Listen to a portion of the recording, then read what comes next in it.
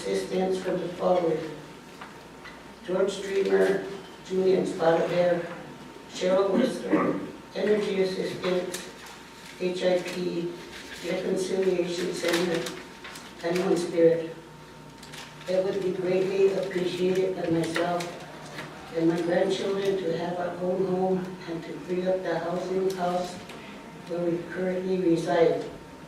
I have never asked for assistance from the tribe before, and I feel this is an important request. If granted, would make me and my grandchildren very happy.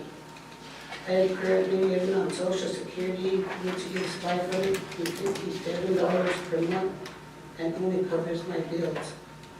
Your assistance in this very important matter is very much appreciated. Thank you. And I would like to add that I was at Sherry Combs' office this morning, and she is going to be working with Jay from NPPD to try to lower this amount, but she's currently working with him, so she will get back to me on that amount. And I did meet with the superintendent yesterday, and I met with Sherry and also Mike Solomon. And Mike Solomon was saying that his system isn't updated, or the tribe system isn't updated and doesn't work with his system. So the superintendent and also Sherry said that they will teach how to do the current system, and that Sherry said that she will be doing that for him if he doesn't know how to do it. So this morning I met with Sherry, and she said that he's currently working on my contract to approve my lot. So that's as far as that goes. Thank you. I'd like to just give an update before I call on you, Jackie. So Arlene did reach out to us. We referred her to Energy Office. There was some concern with the Energy Office that they would like to be here for what happened down there, and also this was discussed in land in regards to placing the trailer where it's at without going through the proper protocols. And then I did help several times with electricity. That was within my realm. I cannot do 13,000. Go ahead, Jackie. So is there a lease right now, a current lease? Yes, I had my lease signed by all of the programs and also the president's office. And right now it's with Michael Solomon, so he's the one that's Wouldn't that have to be the contract. ready yet? I mean, in hand, because the light company has to have a lease before you can do anything. Sherry worked with Jay on that part. And who was you saying was looking into it to get it lowered, to try to get it lowered? Sherry? Yeah. So I think we're going to have to wait to hear the outcome of that to see what we come up with. That's the first time I'm hearing something so high. It's 13,000. Yeah, that's probably why everybody's can't. Yeah. Okay. So where she's at is where the land that I have, that trailer on top of the hill. Where I'm at, it would have cost 8,000. So I believe they're probably trying to add another pole to reach her. So that's why it may be 13,000. But I have Norman, then Sonia. This isn't a lease that the trailer was put on the wrong site? Yeah. It is? Yeah. So she's on someone's allotted land. No, this is different. This is different? This Okay. is different? Okay, it's the one on the hill. Yeah, at least the Norman's talking about number of hectares. Oh, okay. Okay. So on the hill. Like going home. Go ahead, Sonia. So there's a Mazascar trailer sitting way on top of the hill up there. Yes. Is that yours? Yes. The way on top? Yes. There's an RV beside it? Yes. But that's you, huh? Yes. Okay, I remember signing with that lease, I think, for that area. So is she in the wrong lease, or is that someone else that Tony's talking about? It didn't come through line. Okay, But where she's at, it hasn't come through No. line yet? I think it has, I'm sure, maybe. I signed it, it went back to the process, and so that's why I assumed everything was in place up there. Because that's in our district, Wakpami. And she's just right, the trailer, the big mobile home. Yeah, well, whenever they took me up there from the land office, the OST land office, they took me up there to look at the site, and the guy from the land office, he said it was Heritage Village District. No, no, that's Pine Ridge, I mean, that's Wakpami. Oh, starting this side of Cohen Home, all the way north is Calico. Because he told me that where the tree line is, he said that part was not Romney, and he said High Ridge and North Romney are always fighting over this. Oh, my brother just lives right below you, and he's in Wakpami, Calico. Yeah, so right there, going that way, so we had to tell Julianne that too, because she was gonna move into Wakpami district. And so we told her, because she was also told the same thing, but that's Wakpami. So we just need to make that clear and clarify that, because all those people living that way are Wakpami district members. I don't know about your sister, if she still lives in Pine Ridge, but she lives right below there. So again, the ones under there, they all vote in Wakpami. The Rollins and the Ren Counter and all of them, they're all in that in Wakpami. So just need to keep clarifying that, because people are moving into our district, not only here, but out west. So we always got to make sure when we're signing those leases now anymore, we have to give it to the district, because they want to make sure they sign off first and make sure we're putting people in the right area. So that is in Wakpami. So I did sign your lease, and that was in Wakpami. I asked them whereabouts are we moving, and they told me we're on top. So That's what the guy from the land office well, said. we'll get that straight with the land office, because sometimes they give misinterpretations of our land leases. So we'll get that correct. But yeah, but I remember signing the lease, and I guess my question is, the reason why I think they're really probably, why, I don't know if they could just hook her electricity. You got people living right below you that I think NPPD could probably hook you up, but I'm wondering if they're trying to charge you the light poles going up to your place. I think that's what he said was the light poles and the wires, he said they're expensive. Yeah, it has to be that, that's probably why they're charging so much, but I think that needs to be looked into, because I had a next door neighbor that needed electricity, but they got our permission to hook up to our light pole. So we gave them that, okay, and that was NPPD. So if there's somebody below that trailer home that ain't so far away, it seems like they can just hook you up to maybe, I don't know, but I think that's where Sherry needs to look into. Yeah, that's what she's currently doing now, because I was over at the office this morning, Yeah, and she called Jay, he wasn't answering. And he was telling her that there was a lease yeah. that was gonna be moved in there, close to my dock, and he said he had to hook up his line to her place. So he said it might lower my cost if he hooks up to her. Yeah. So that's what she's working with. Yeah. Well, we should kind of see what Sherry finds out about the cost. That's quite a bit of money that NPPD is charging, her. But I think that needs to be looked into, but she does probably need her electricity up there, because there's no electricity, so I was kind of worried, because for a while I see nobody up there, but I was thinking, oh, hopefully nobody breaks in or anything. No, it was the guy that started a fire up there close to my house, and was kind of worried about that day. Oh, The fire department and the cops were going to get arrested. okay, well, I don't know if Sherry could be, maybe ask, but we probably could find out about that, but that's a lot, I think NPPD is charging. I don't know where we could get that kind of money to pay that. Right. So that's just my comments on it. That's why I transferred the land over to Jen. Did you have your hand up, David? I'm not gonna talk about district boundary lines. Last land meeting, BIA said they wasn't gonna sign any more leases till they got some kind of computer system. So, and then Michael said that he's not gonna sign them, so she has a committee action approval, but she doesn't have the signature in here, so I don't know how we can prove without a valid lease. That's why we're held up Yeah. then.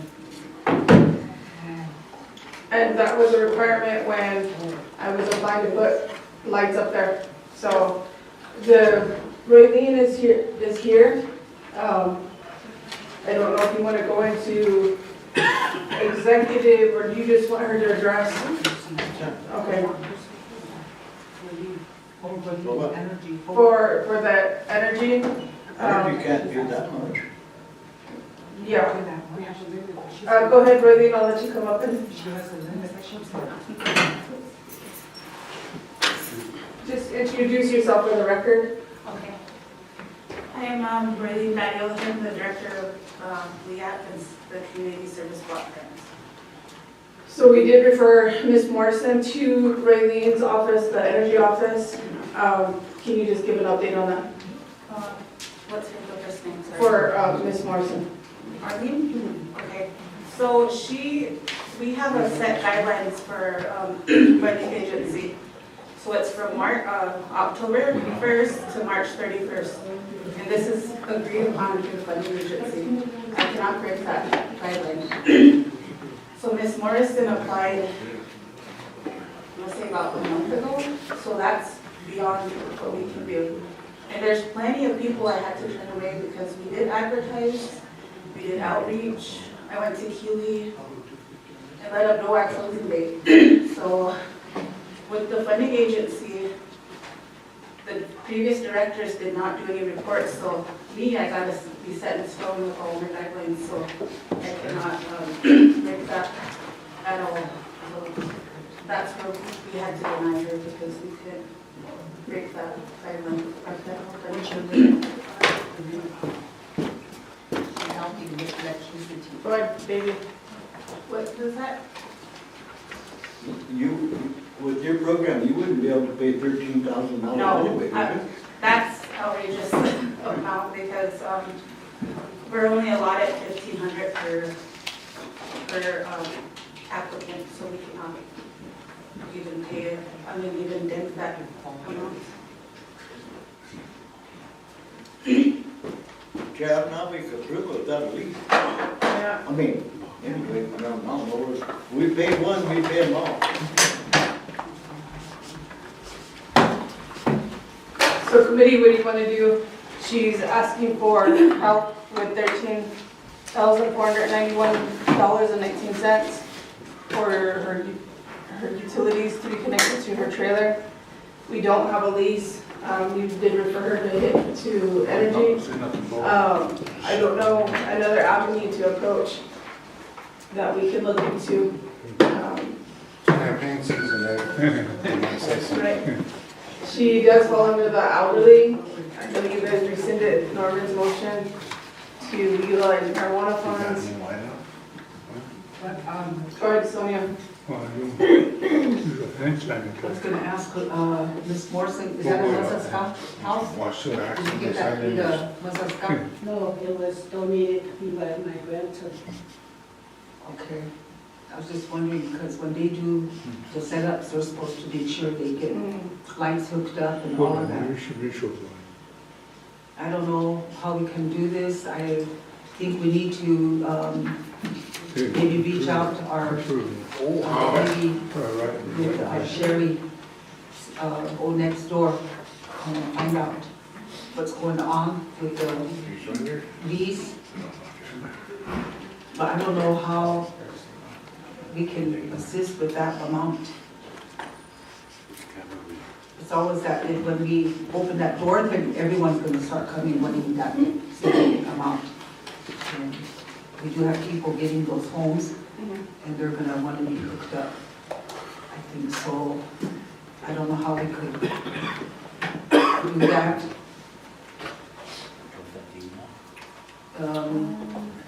but we should wait so we get a hold of Sherry, so, to find out. When was it you said you talked to Sherry this morning? So maybe you might need to reach out to her, Sherry. There's some discussion, I was hoping we would have land this week, because there's some issue in the realty office, in that office as well, that leases are being pushed to the side, or that basically there's some personal actions going on.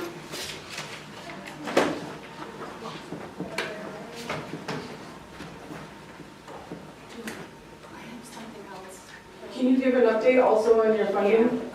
Because I know there's constituents that are living off reservation as well, looking for assistance. So, we do have money for our off-reservation. We've got a lot of calls, so we are regularly helping with the off-reservation rentals. Just to let you know, we don't do off-reservation electricity, because LEAC has their own state. LEAC, for the South Dakota, so we're only doing off-reservation rentals. Our medicals, if they get denied through the treasurer's office, they refer them to us, and that's how we help them with medicals. We are doing some education, and then, and then this was for that, I got a memo about the run that they're doing. Okay, and then, we can help some youth with that Sacred Heart, run, so I brought some applications they want to distribute. How much can you help with, really? Usually youth, they'll get 600, but we are income-based, just to let you know, so we can help with that. I did get the memo for that, so I'll leave these apps with someone. And we do have some money left over for LEAC. I'm doing elderlies right now, so hopefully next week I'll open it up for their households. So, question. Go ahead, Sonia. So with that being said, are you able to maybe assist her with a certain amount towards that light bill? Once they bring back the... Well, that will be back in October. Oh, so Because our window has It's cut off now. Yeah. Oh, okay. So we're only helping the people that did apply for it. Oh, okay, so you have a list already, huh? Yeah, I have Okay. running coffee account and everything for that. Oh, okay, all right. Go ahead, Davey. What age group, what do you call elderly? Elderly, I know that you guys suggested 55, but I've been doing 60 for my program because it is in my model plan, so I can't change that. So it is The reason I ask every program, I think we need to come up with an ordinance on elderly, because different programs are using different age groups, so we need to get that straightened out. Davey, there is an ordinance, I believe I had it sent out to everyone, and I want to say it was 55. Something like, she's counting 60, see? Well, that would be because it's set in my model plan, so that was approved by the funding agency. So I can change it next year, but then that would, Yeah. I have to finish out my whole fiscal year. Yeah, I understand that, because I think Millsford Elderly's got a different age group too, so that's what I'm saying, different programs have different age groups. Committee, so do we, the treasurer's not here at the moment. I don't have, the budget in front of me. I don't know where we want to help from, if we can help. Say it again, Who we have, who? Her. Ms. Morrison. Why don't have a lease? How can we How are these? Go wait till they, at least is approved. Okay. So, Ms. Morrison, until we have a lease on hand, we have to wait until PIA provides documents. Well, I talked to Sherry this morning, and she said that she's having Michael work on it right now. Okay, so until we receive that, then we can revisit this item again. If he's working on it right now, they should be contacting you to give you the signing these documents. So I would just follow up. Do you have someone that's assisting you to follow up and make these visits, so you're not having to do it on your own?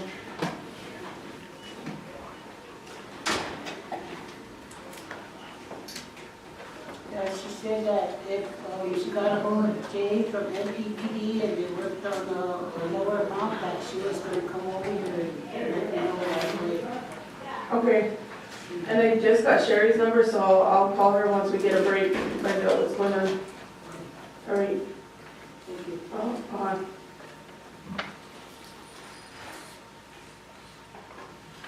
Go ahead, Ryan. Oh, is that all you have? Yes, that's all I. Okay. So as of right now, there's no energy assistance until October. No, we're doing energy assistance just for the people that applied for a program. Okay. Yeah, we just, those are applications that are set in certain dates, so. Okay, thank you. And we are helping with weatherization also. Weatherization? That's like, we have laugh and screen, and I hate to say, but, you know, the day laborers that did work, they would come in and do the screens for the elderly and stuff, so they probably have to do it themselves at this point. But we do have little things like that. We ordered doors for like maybe some trailers that are in disrepair and Oh, little small okay. things like that, so they can call the office, and we've been helping with hot water heaters with Okay. elderlies. Yeah. For elderly specific. Yeah, so I think we have like 4 elderlies with hot water heaters so far, so, yeah, we're getting in there, hanging in there. Okay, And then I did get an email that, they're gonna be giving me my 27 money. So I just have to do my model plan and stuff, but, Yeah, I mean, that's a good thing to do. yeah, and that's good news. thank you, Ray. Okay, moving on. Marijuana tax revenue budget and cannabis office budget. This was forwarded from last. I don't know if you want to keep this on if the meeting is Saturday with marijuana. They canceled that. Or did they cancel it? Yeah, for sometimes in July, Okay, but the So- EBD is still meeting Saturday, yes. And oral. Yeah. and the, and the marijuana commission are not able to attend today as well. Do you want to revert or push it on to, It's gotta go to the next meeting. yep, It's got to go to PPD. it was the funding that they wanted to discuss. So we'll move it on to the next meeting. District allocations, discussion. I'm not sure where the treasurer is, I haven't spoken with her this morning. She's had a dinner. Okay. She had a death in the family. Oh, okay. So, I don't know how you wanna go about that, Motion table. so we can move that to the next meeting, okay? Next item, district, what? Quick question. Go ahead, Dave. Normally, what do we get for an allocation? 100,000, 110? 129. The bigger districts get the. 17 and 13. Yeah. You got to get 13. Just a suggestion. You know, we pay a fuels tax, and we're not really getting a good service out of that. Couldn't we use a portion of that money, because they're sitting still over $2 million, to at least make one allocation? Just a thought. Fuel tax. We can have Bob come down and give us an update on that. Okay. Yeah, you call him down, we'll get him down here.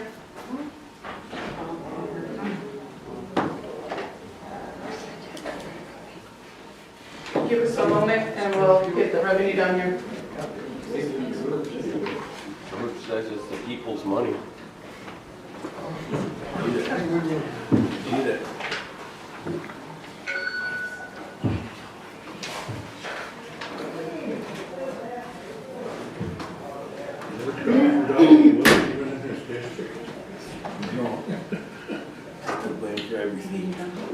Bob.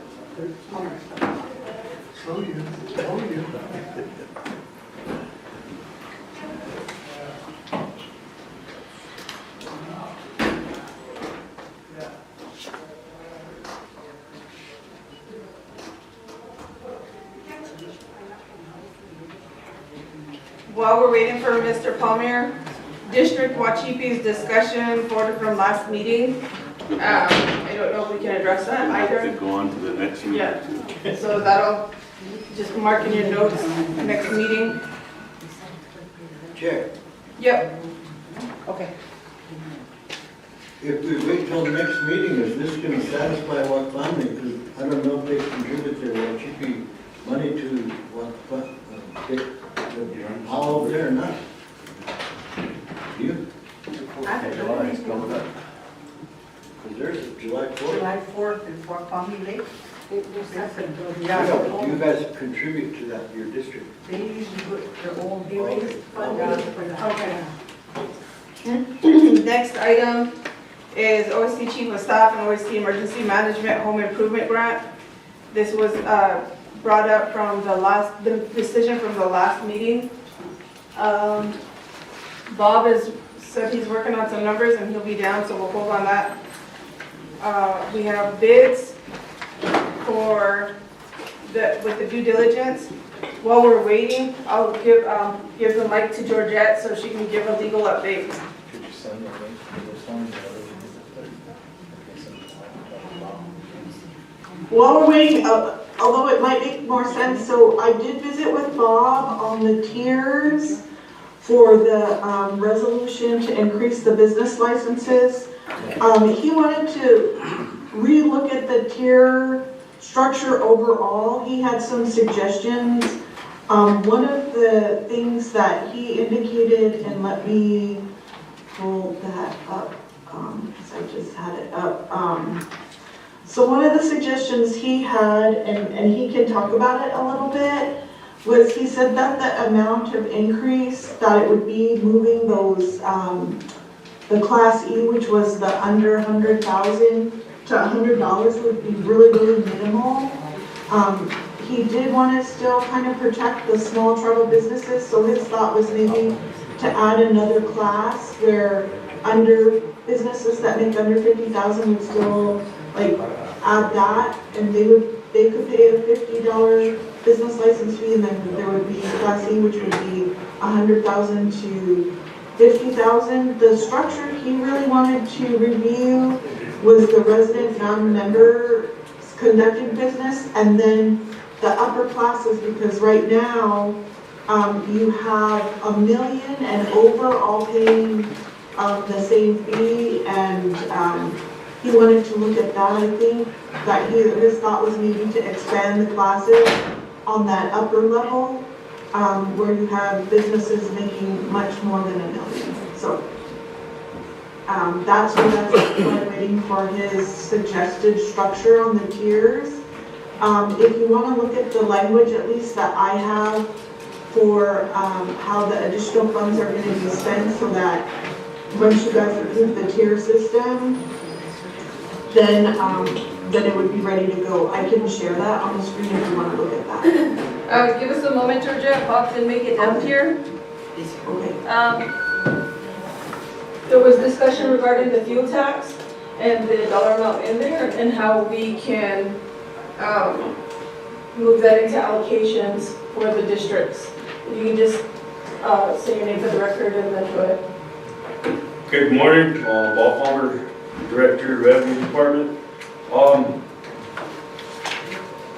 I got numbers from January 1st till June. We get a once a month payment from the state of South Dakota based on number of gallons sold here. It's about 106,000 a month. And we total, as of today, is 641,000. Now currently, gas. Yep. Currently, that money goes to the motor fuels department, is what I know. Go ahead, Dave. Yeah, no, you know, if we look at our last budget from the last month's council meeting, they're sitting well over $2 million. And, you know, we always say it's the people's tax, it's the people's money. And most of the requests I know that we get in our district are transportation related to a medical, somewhere like that. So It's just, I'm throwing it out there to see if, what you guys wanna do. It's an option, I'm just saying, thank you. We do have the chief of staff here as well, and we're discussing motor fuels department's budget and possibly utilizing that for allocations. Go ahead, Bob. So earlier this year, couple months back, maybe not even that, but because of the high cost of fuel, the President of the United States came up with this idea that we are going to forego the federal tax. Just an idea, throwing it out there. Some of our state senators here in South Dakota had the same idea. And I brought that up to the department, the motor fuels department here, and their comment to me is we should be okay if they were to forego this 26 cents per gallon that generates this money. So just to add on to what Dave was saying. You know, I keep track of what's going on out there, and from my understanding, the strait is open again. You know, an agreement has been made, and nationally, because Ford and everything else is coming up, you know, we're supposed to drop 10 cents off our fuel here shortly. And it's gonna be dropping back down to where it's an affordable level, so I'm just saying, you know, it's an option. If you guys wanna do it, you do it. You don't let the district suffer is all I'm saying, so thank you. Before I call on you, Sonia, the reason why I have brought up the chief of staff is because I'd like to ensure that from my standpoint, if we're gonna utilize programs fundings, that they're involved in these decision makings and we don't just pull from them, make those motions. So go ahead, Sonia.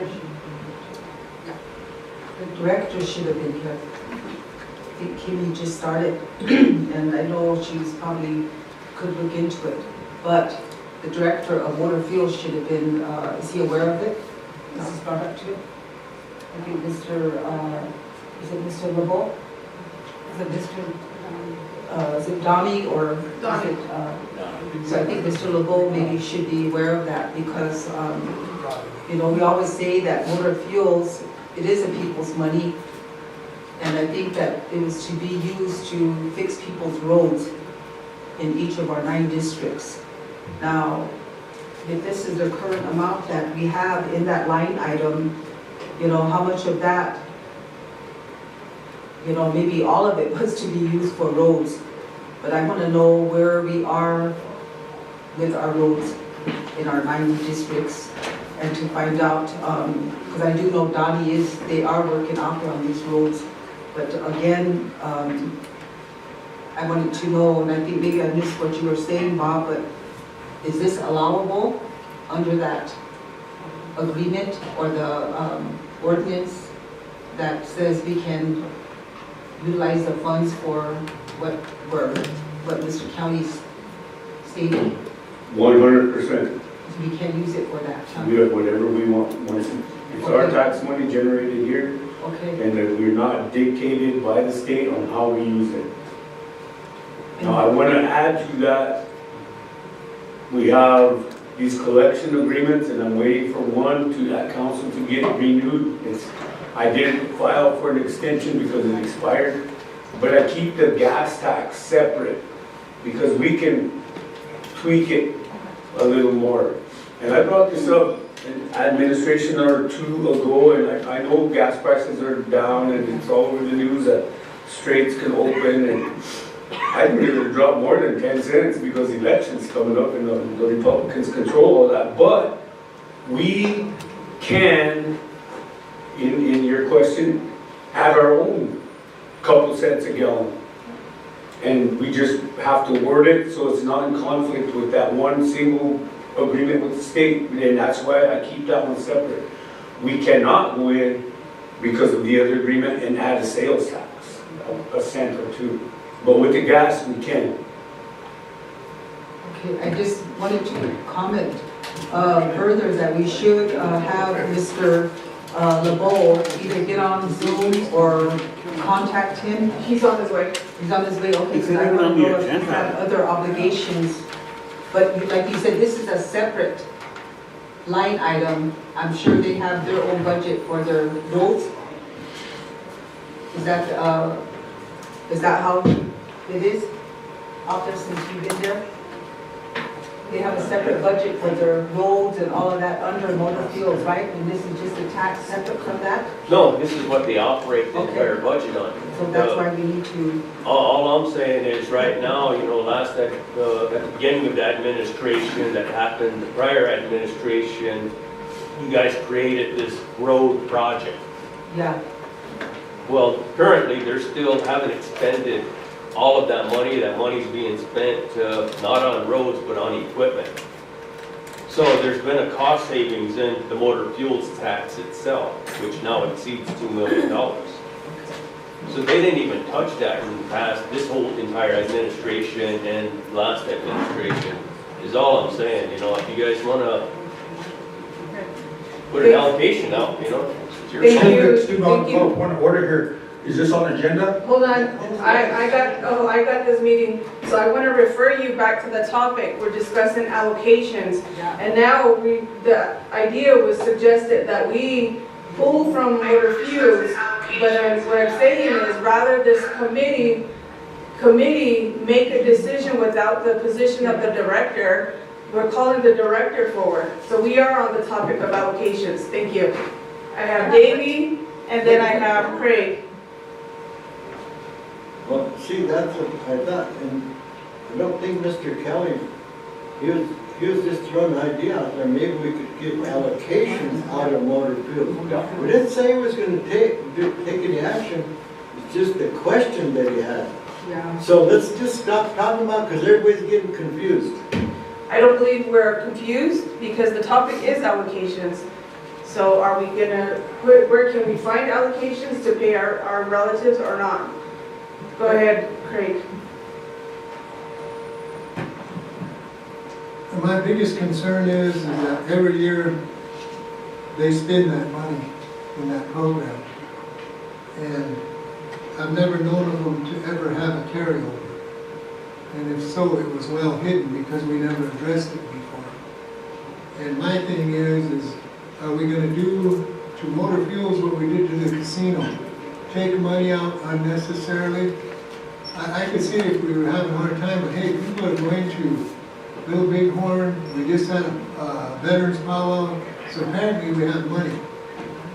And my concern is that we're going to kill our motor fuels program again. So we got to be cautious in what we do, and I think we need Cora here. We need everybody at the table before we make any decisions in addressing this. I like the idea, but again, I'm cautioned that we don't want to kill the program again because we need to campaign. That's what I see it as. So. Should I like to make a comment real quick here? No, I have an order. I have the floor, don't I? Right. I'd like to just finish. No, I'm going to ask the Sergeant at Arms not to interrupt the council representative as he's speaking. And I also have an order of speaking. I have Norman and then B. No, that's my thing. My biggest thing is we're reacting in a hastily mood again. Let's wait until the right people are here to ask the right questions to see how much money is up there. Have somebody go up and bring the figure down, how much money is in that account before we throw the baby out with the washing. Thank you. Norman, then B. I would just like to make a suggestion to not waste a lot of time. Put the director under the chief of staff, who is now on board, and Bob in the same room and ask these questions amongst yourselves and then come back with the logical solution to this. And that would be more effective than us sitting here, question and answer session. If that would work for you guys, I think that would be more beneficial to everybody. I have no problem with that. Are you done, Norman? Yes. Go ahead, Dave. Yeah, I like the idea of what Dave is saying, and then we also I guess we're going down this journey here. We also have a lot of programs that do this. They carry over a lot of money in other departments, and then they don't help people. They don't do things for people. And we got some more, and it's the finance is getting so, people are bringing all kinds of paperwork here to make our address and have us guys pay for that. And you got some work coming on there, that shouldn't be on here, so we gotta review these things. And I would support Dave's suggestion right now. So the motion would be for motor fuels, chief of staff, treasurer, and tax revenue to come together, meet, and how on the spending allocation. Identify that money that we can budget over for allocation. Okay. Is there a motion? Go ahead, Jackie. I think we also need to just consider other resources, not just the motor fuels. Right. And to include other resources. And Bob can identify them tax dollars. Is there a second? Second. Second by Ms. Tony. Just a quick comment. That you're the one brought that up about we need to not take from a program when that person that was not aware. Yeah. That's the whole reason why the discussion came about. Right. So, but I'm glad he's here and they can work that out together and then maybe like Norman said, bring a plan back. Thank you. I believe that it's also just a respect thing if you're going to discuss a program. Go ahead, grab the motion. Dave Kelly? Yes. Willard Whiteman? Craig Dillon? Yes. George Streamer? Yes. Thurman Simon Soldier? Yes. Jackie Sears? Oh, no. Dave Queer? Yes. Linda Thunder? Good. Brian Jumping? Yes. Sonny Little Weston? Beach Randall? Yep.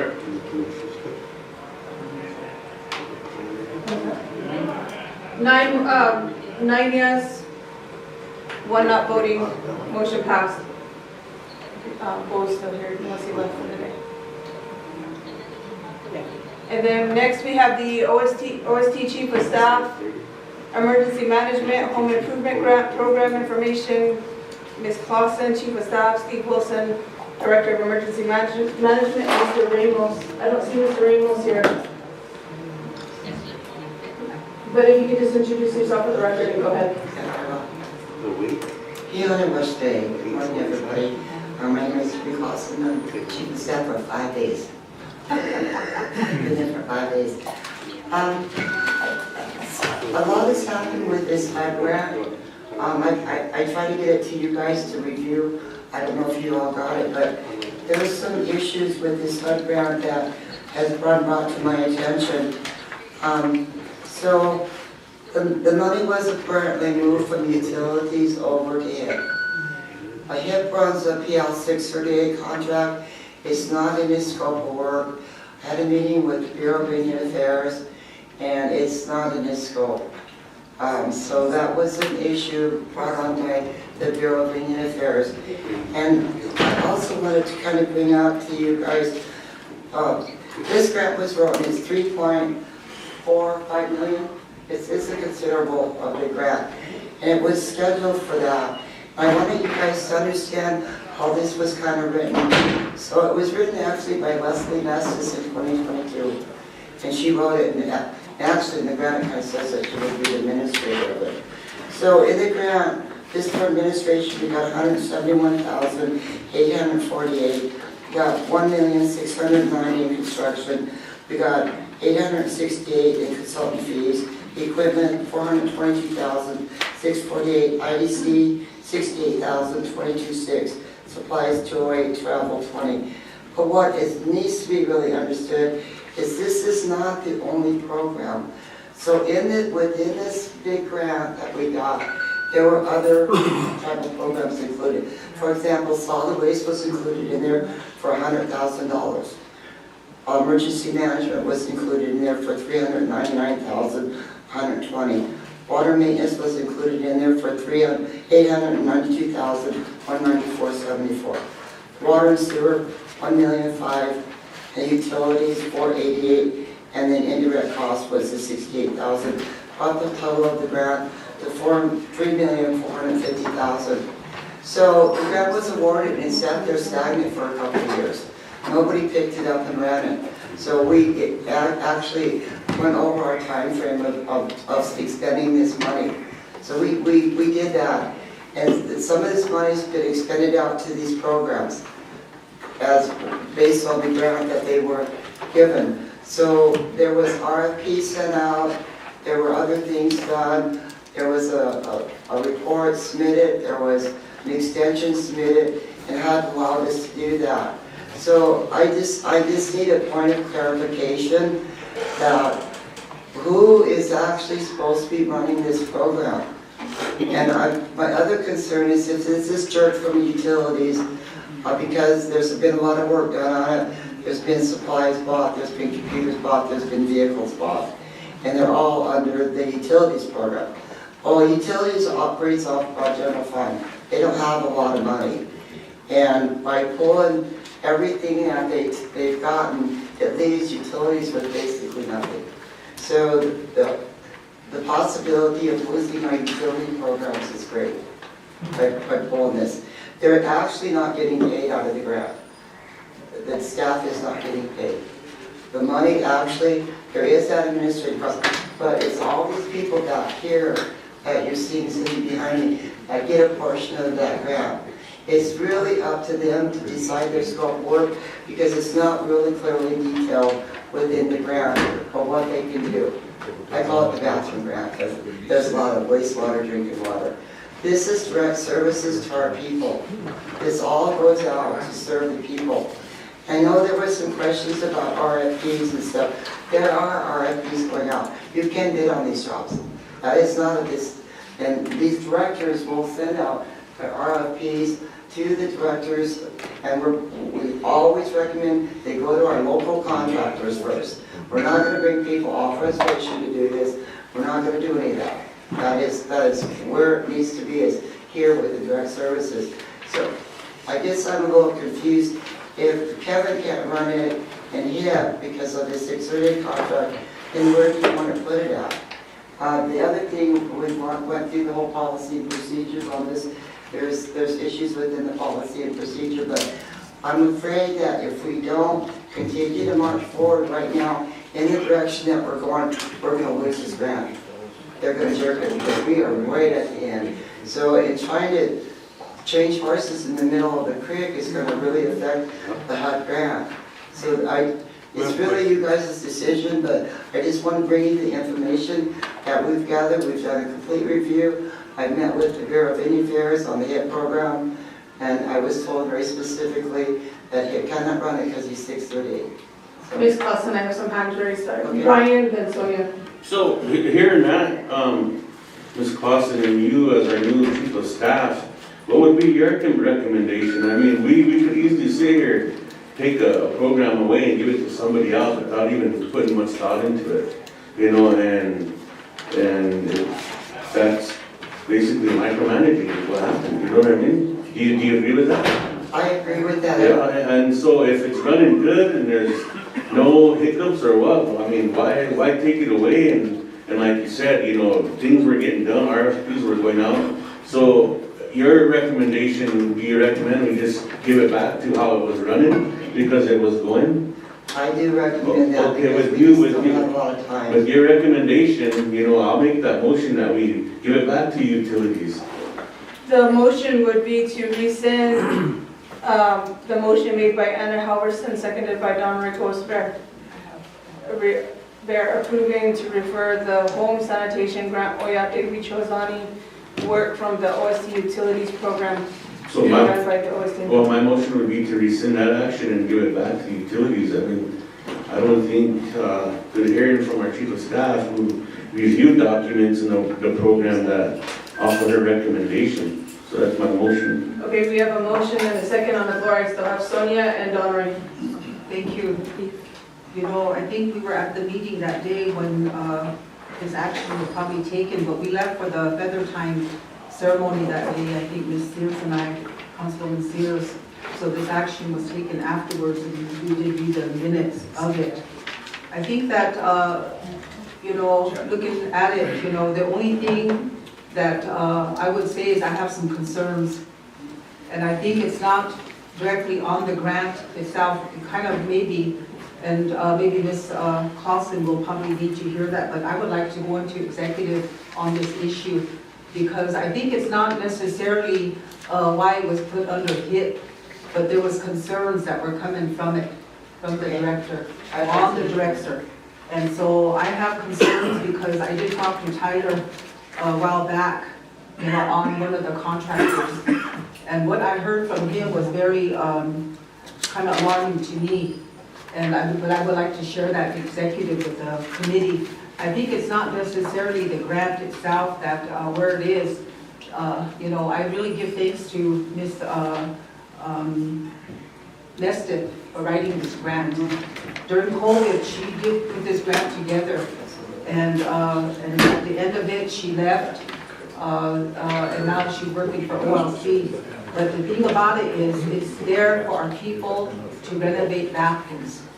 And to me, I have concerns, you know, as we can say, well, it's not in the scope of work, you know, and now we're just really barely working with utilities right now. Utilities, like you said, we don't have very much funds to operate on, but there's a lot more things they can be doing rather than doing bathroom renovations. You know, that's kind of what I see. But I'd like to see, Madam Chair, once you run this motion, I'd like to go into executive with this issue with Ms.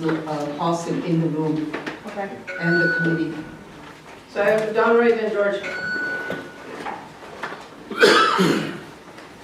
Are we going to go executive or? First, I think we should go in first.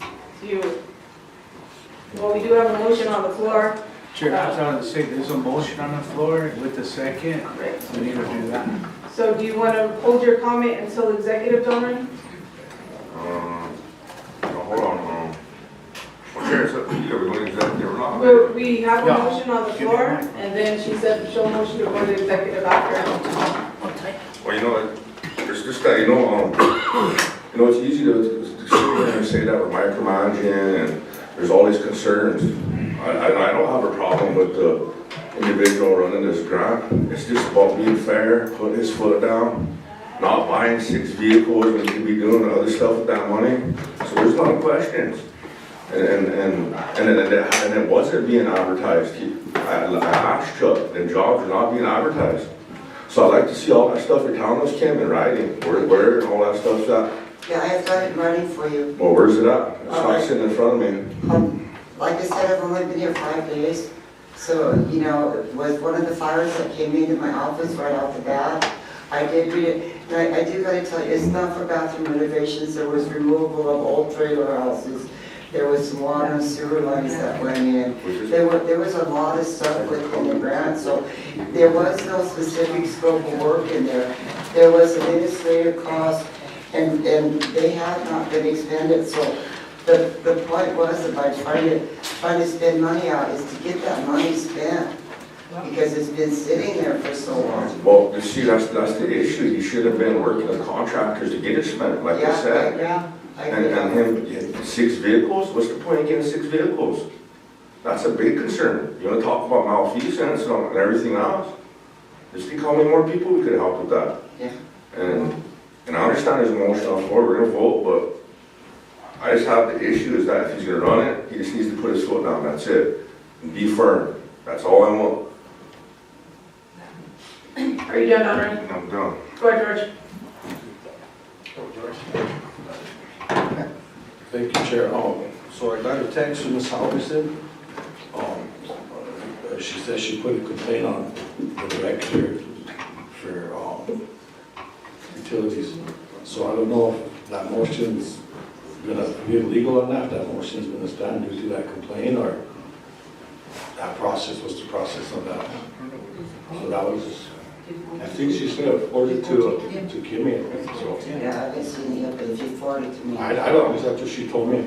She said she might have, she's gonna email it to you or something, so she probably can get in touch with you. I just recently got my email set up. Okay. So we have a motion, we'll run the motion, and we probably need to go into executive. Can I see that where it's advertised that, girl?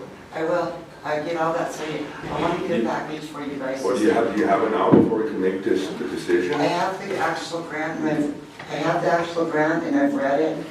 And so, again, these people back here that was part of that are doing the RFPs. That's not really coming out of administration. Their scope of work is coming from the individuals that were working it.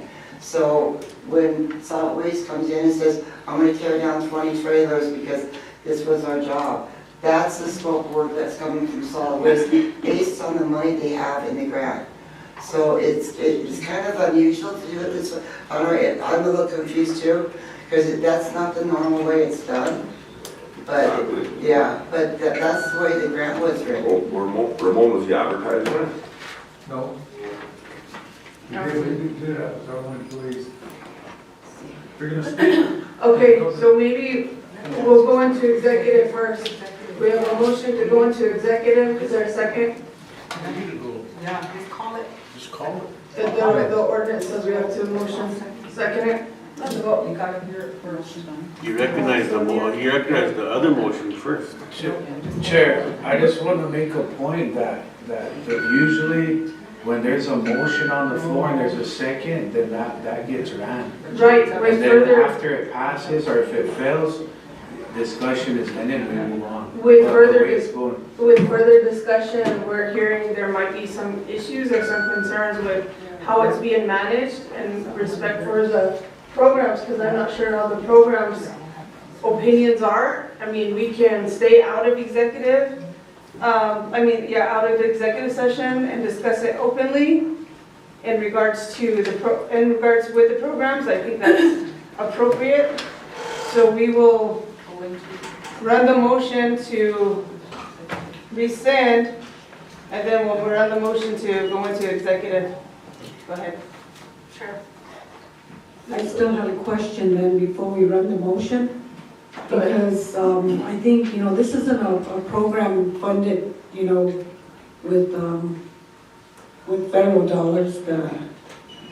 So it should be open anyway, discuss things out in the open. And I know it has to be coming back from HIP anyway, so that action will, probably support that, because it does have to be taken away. But I do also want to ensure that we have a new chief of staff in, that we go by what it was written for, and make sure that it benefits all what was involved in this grant. Because to me, it sounds like it's just going for one particular area. I'm not sure, but that's the way it sounds like. But we want to make sure that all the entities that it was written for are getting fair health services out there to the people. Okay, I got you, Donna. Okay, and the programs are all here. If you'd like for them to speak on it. Just run the motion. Yeah, that's what we're trying to do, but everyone's hands are being raised. I was wondering if we could hear from HIT first, before all this. Yeah. Could we hear from HIT first? Well, let's run this motion. If the issue is the director, but the programs have been running. You all heard the reports on land. We've heard it in ED&D on how they're utilizing the funding. And I didn't know their funding was tied to this. We chose Omni grant as well. So run the first motion and then we'll run the second motion. What's the first motion? Motion to rescind the June 11th motion regarding utilities. And that was motion made by Anna Halverson, second by Don Rick-Goisper, to revert the home sanitation grant work from the utilities program to be ran by the OSD Home Improvement Program now. Go ahead. Chair, could we hear from these directors first? Okay, I got Don Ray, then Ryan. You just said we were gonna run a motion.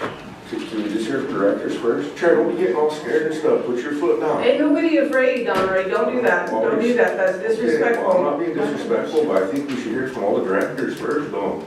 Because I can say a lot right now. Let's not do that. Let's be respectful. I can say a lot too. Exactly. Go ahead, Ryan.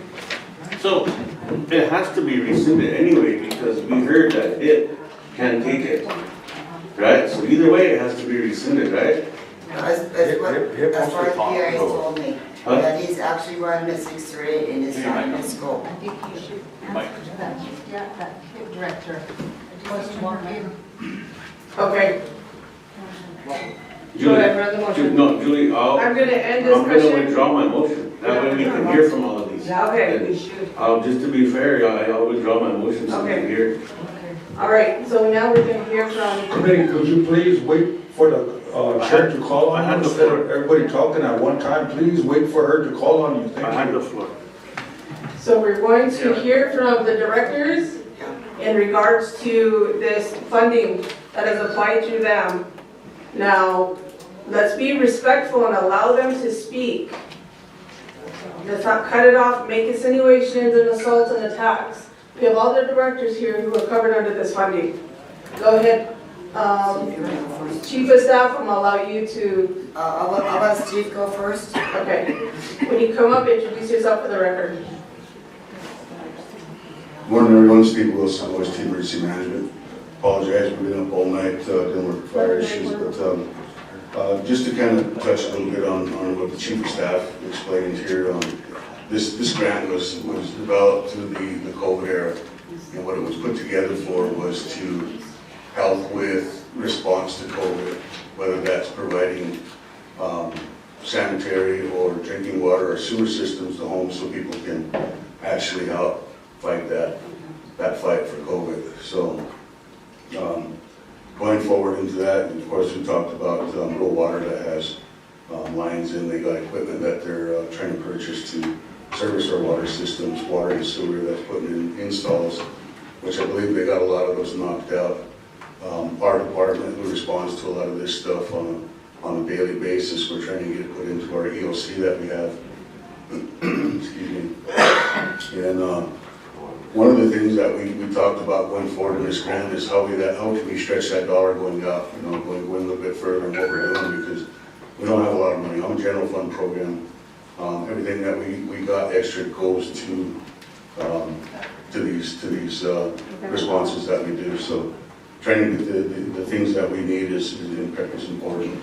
The theory behind purchasing the equipment is that it goes to programs once this grant is completed, so they don't have to find money to try and purchase other vehicles or new equipment to replace the old stuff. So those contracts that need to go out are contracted out. They are advertised through like the Lakota Times or some of the other outlets, Keeley, things like that. So for our department, we're right in the middle of what we're doing for the construction, trying to get the EOC completed, trying to get everything moved in, water and sewer installed. So you got to understand all these programs have a lot of moving parts to it right now.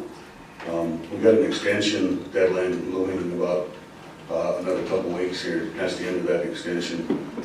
So we got to get ready to get all of our stuff together, get that in, so we can hopefully get another year to finish out all of these projects. There's just a lot of time that takes to get these things executed, and to change the horse right now. I believe that would probably fail. Even with somebody that's experienced, they're going to have to hustle. They're going to have to come up to speed on this. They're going to have to figure out the budgets, all of the narrative that goes with this.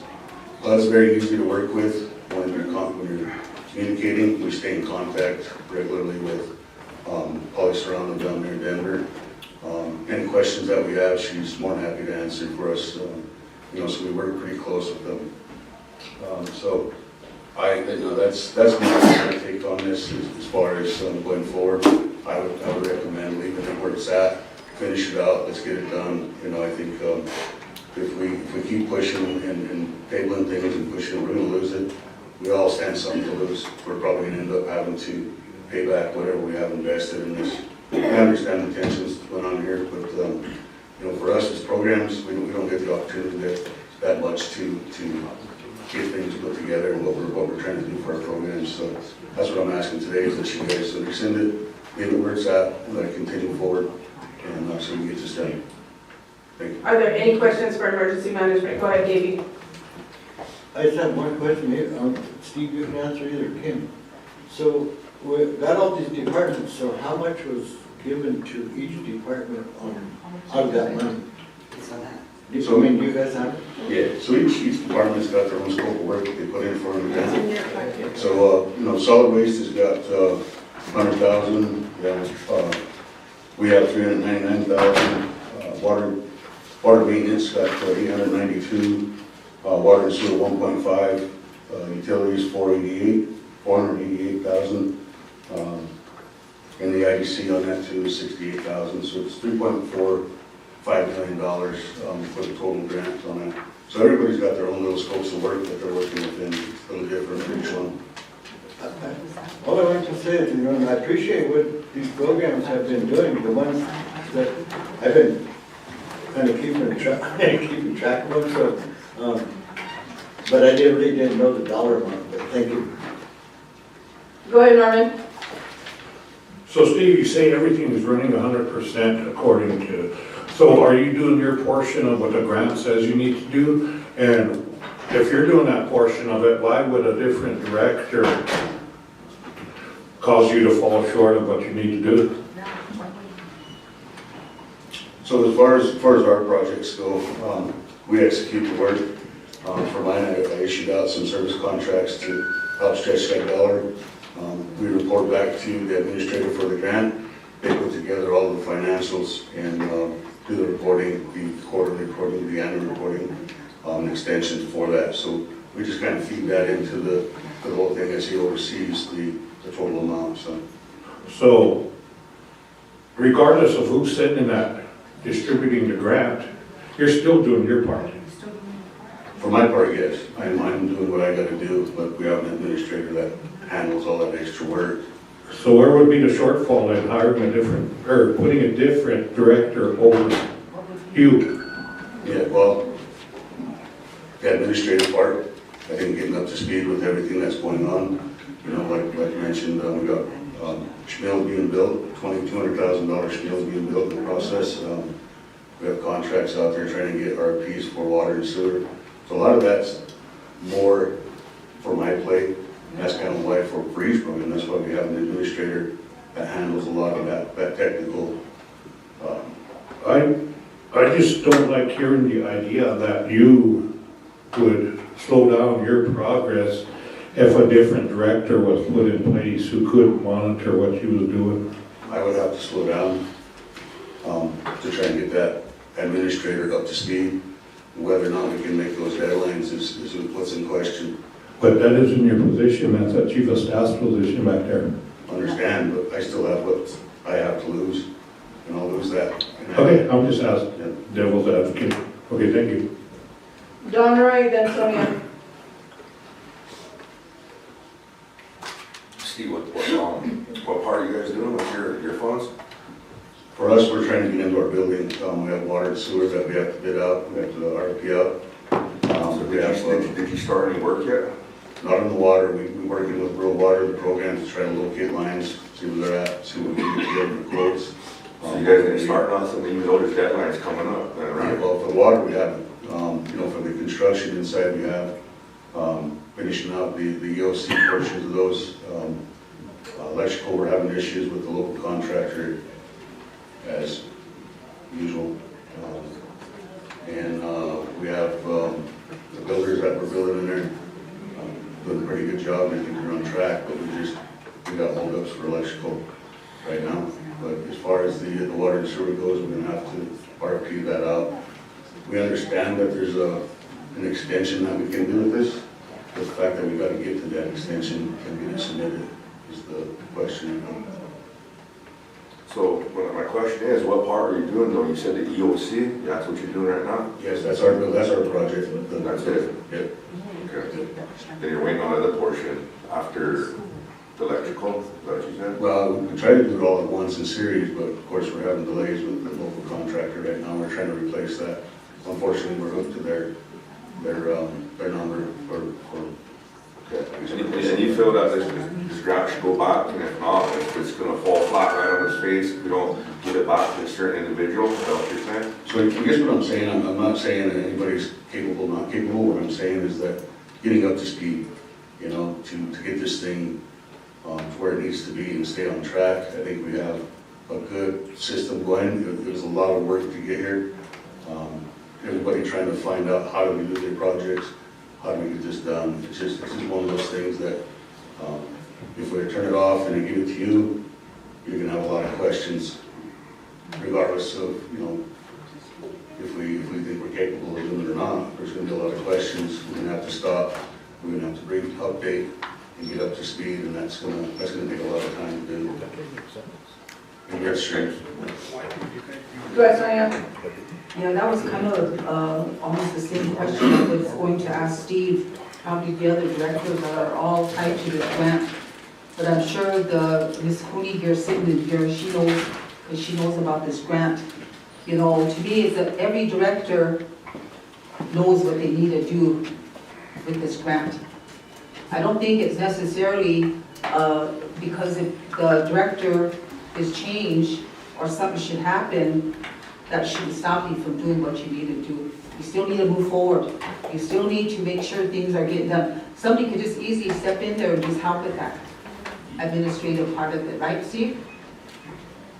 But that's just like he's saying, Correct, on any program. yeah, director, any program. any kind of plan, you should have some succession plans to it, but, put a road stop or a road bump right in the middle of it right now is just extra damage that we got to try to recover from. Okay, so I guess my question, same as Norman, is if something should happen to the director, say something, he's gone tomorrow, say he went to another job, is that gonna stop you guys from doing what you need to do with the grant? And that's where that administrator comes into play. He knows what I know. If I was to decide to quit 5 minutes from now and go home, that director up there right now, utility, knows exactly what I'm doing to get it finished. Okay, so I'm hoping that director, every director should have a backup plan. And so when something like this happens, somebody could step in and say, okay, well, this is what we did, and this is how we're doing it, and move it forward. You know, I'm hoping that that would happen with all the programs, so that we don't run into this. Because it seems like when we're dealing with one director, it's like we can't do it without him. That's kind of what I'm getting from it. So I'm hoping it's not that way. I'm hoping that we do have somebody that can easily step in and say, well, we can move forward, we'll continue to work with all these directors that are under this grant. That's kind of what I'm seeing, because I was a director too at one time. So I do know that how things should run in those programs. The thing about it is, we can easily probably have that done. But I just had to ask that question of Steve, of that. And I guess every director is going to have to answer what they feel too about how their piece is out of this grant. How is it running so far? Right, and I think that's why it's so important to have a chief of staff in place. Yeah. That, like I said, that succession plan has got to be in place for everybody. Yeah. If I was to step out or somebody else here, how we want to continue forward without starting over. Yeah, and I'm glad, Ms. Clausen is here because she's had work for the tribe before. She's been a director, so she knows exactly how it should be. And so, things could fall back on the chief of staff for that reason. But I'm just saying, let's not use that excuse that I can't do my job and continue to go forward because that person is no longer there. I mean, we can't think like that. We got to start thinking that, we have to move forward, but we got to find ways of getting through it and getting the help that we need so that nothing slows down, continues. But we got to have people in backup positions.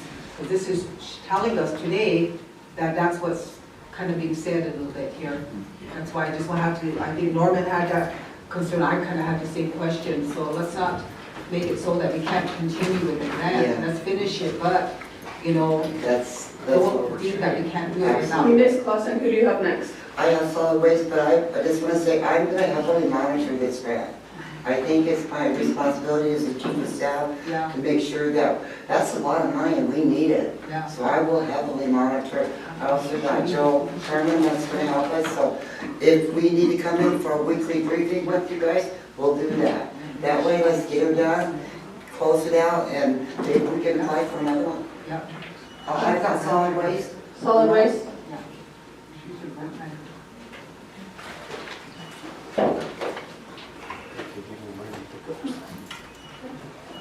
Good morning. I'm Ramon Bearliner, Director of Solid Waste Program. I just want to give you a little short background on what I know about this Shozani grant. Susan Schrader wrote this grant, and just before she was to begin the grant, she got a job with housing, and so she moved to housing. And so at that point in time, it was the responsibility of administrating the grant was given to Leslie. And she did all of the amendment, modification to the grant, and so it's at where it's at right now.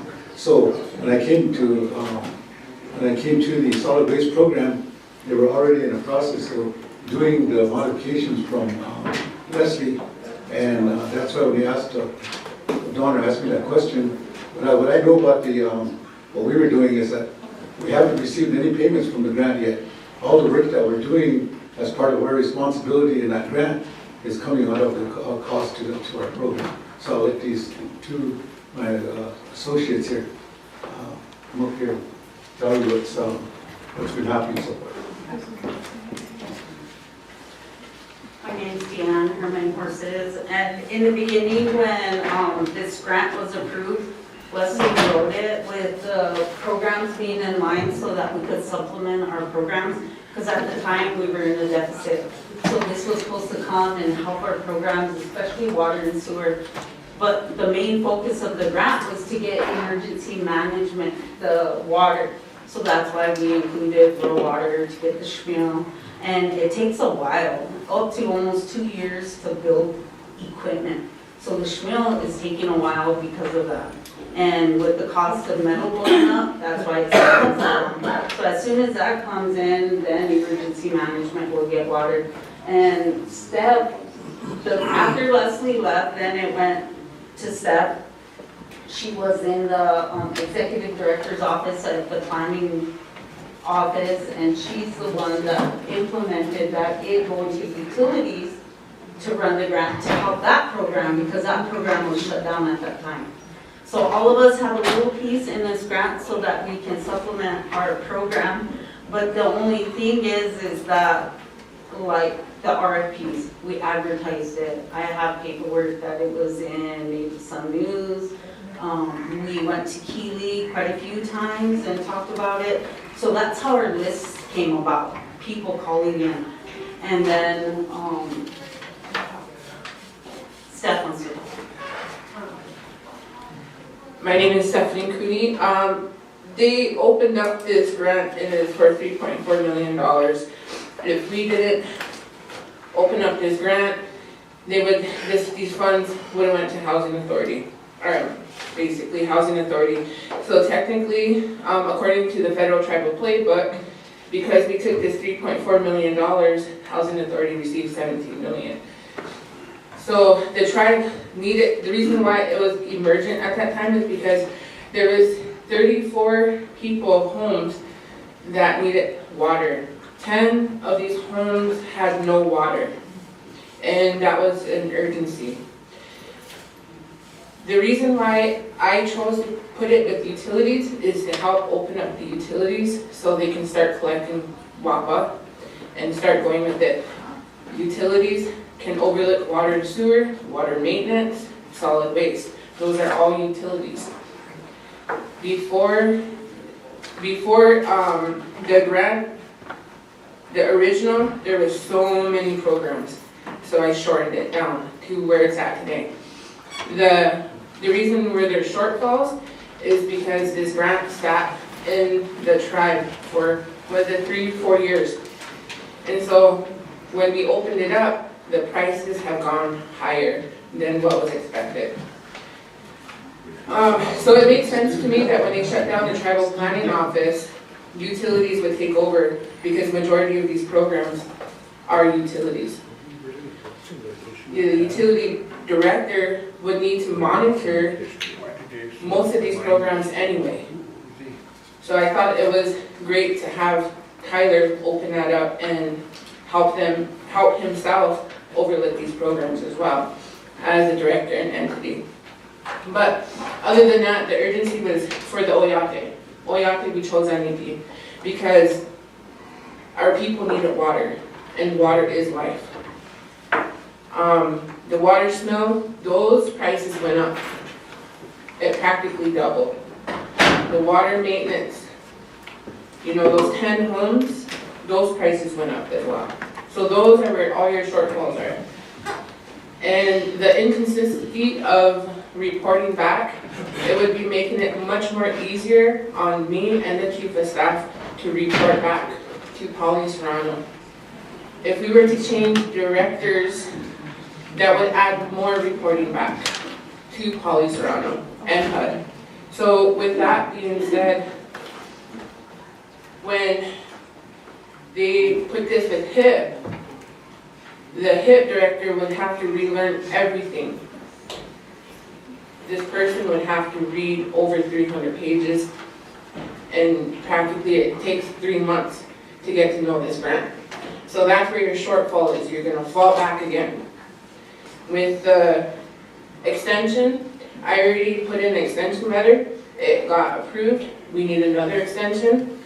And it's because of the prices, the inflation with Trump's prices as well. But I just wanted to come down and put my words out there because I have to report back on this with the chief of staff.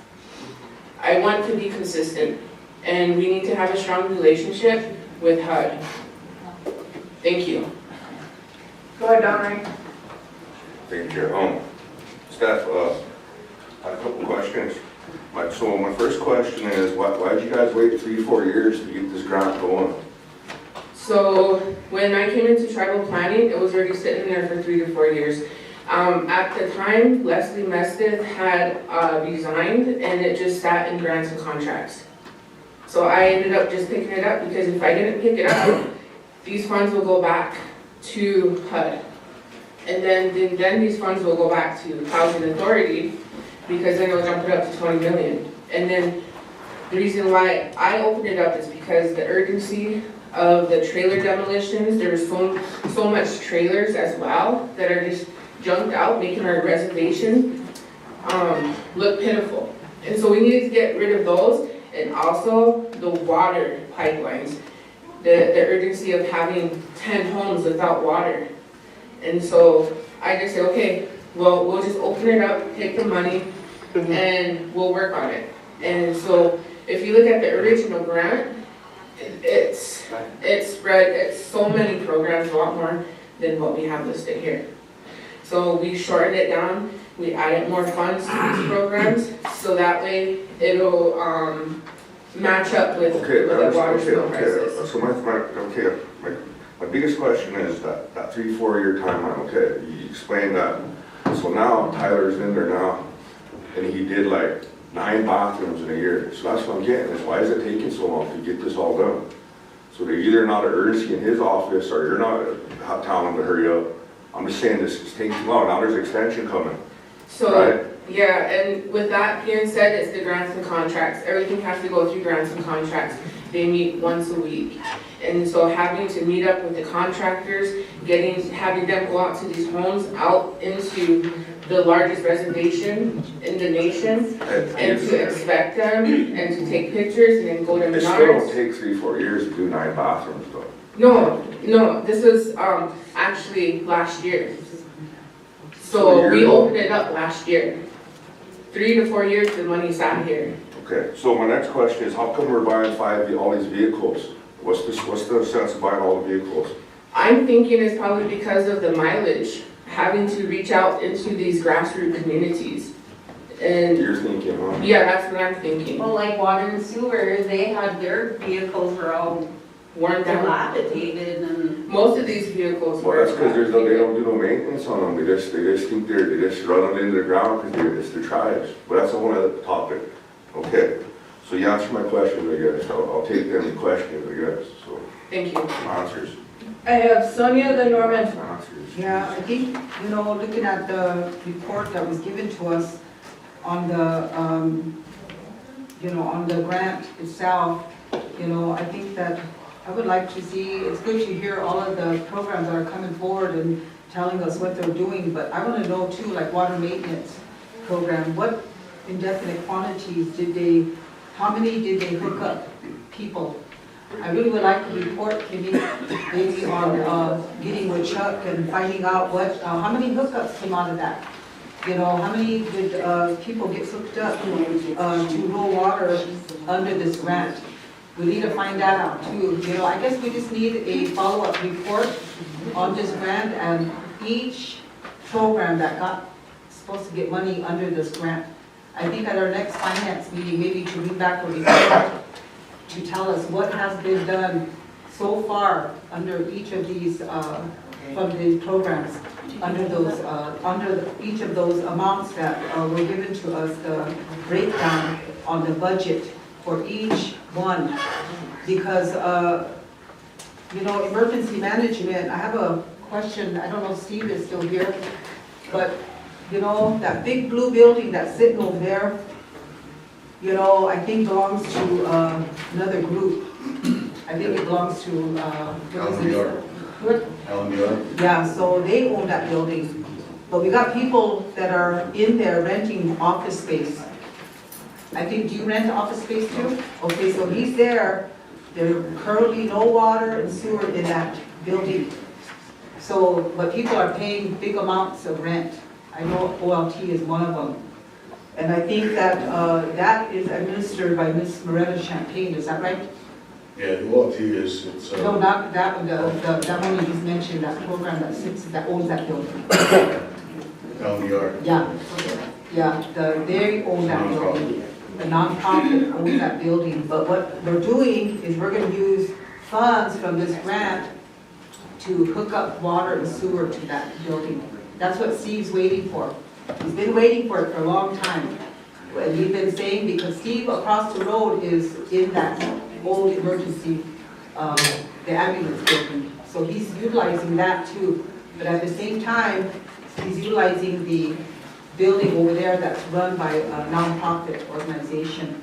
And they are paying rent to be in that building. And I think that the thing about it is there's no water, no sewer in that building. That's what he's trying to get hooked up for that nonprofit building. He wants it to be hooked up so that they can have water and sewer.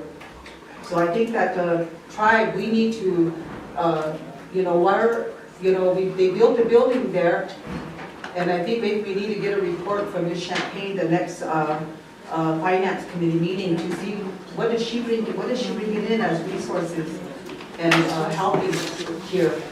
Because I think, Steve, you're in that building also, and I think that, you know, we're using grant funds to hook up water and sewer, which we know we need over there, but that's a nonprofit organization that owns that building. Or do we own it? Does that? So there's stipulations in there, if they decided to solve that, they would switch over to us. You know, there's an agreement that we have together for that. We don't pay rent, and then we take care of the building, we operate out of it. When I started here, you know, the administration that was here was, you know, there's a couple of FEMA trailers out back at DPS or AOF over, you can use those. That's unacceptable. You know, we get in the way of ourselves here, you guys. Everything we try to do in progress, we get in the way of ourselves. This is what's happening right now. And I'm just asking if we just move forward and keep this on track, keep moving. Yeah. You know, we'll do what we gotta do, you guys, and we'll make sure that it's fair, we'll make sure that it's accurate. Yeah, well, that's just my comments on that. But those are what I would like Kim to do, is to bring us back a report on each of these entities, where we're at under this grant, and what's the funding left on it for each of them, what's left on it. I can do that. To do that. I've also got water and sewer. We have water and sewer next, but I have Norman as well. Okay. This is on the last program, solid waste. Again, just a suggestion, you know, you got all these programs sitting around here, Kim. And I applaud you for taking this position, but can we better serve our time by you having a meeting with all these programs and bring us back the answer to what is going on, rather than sit here and field 5,000 questions? Yeah, I so agree with you, Norman, that we're gonna have meetings now. Like I said, I've been here for 5 days. So this was a fire that was burning, and I did not want to withhold information from you guys, and then all of a sudden come in here and say, oh, by the way, we lost that grant. So I wanted to bring you kind of a briefing so you guys can roll this over in your mind, kind of know what's going on. So what I'm doing is just, I'm giving you the information that you can make a decision on, and we will meet. We've talked about that. Joe Herman, my assistant, I don't even got staff on yet. So we're gonna be working this, we've been working it hard for 3 or 4 days here. I just don't, it's 3.4 million, it's a lot of money, I don't want to lose it. That is direct services, so.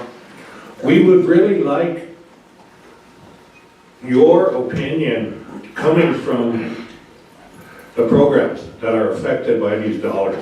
We want an educated direction on what you're gonna tell us. Because Chief of Staff carries a lot of clout and will listen to you. You are what we've been waiting on. Yeah. So let's take these guys, have a good meeting with them and find out where we're at and where our shortfalls are and Absolutely. make some recommendations to us. Absolutely. Thank you. Absolutely. We've got 2 more programs and then we can move on. I'm sorry to take this long. Go ahead, Lawrence. Good afternoon, Mr. Hernandez, OST Water and Sewer Director. This grant was brought to our attention last year. We did not have a director in place at the time.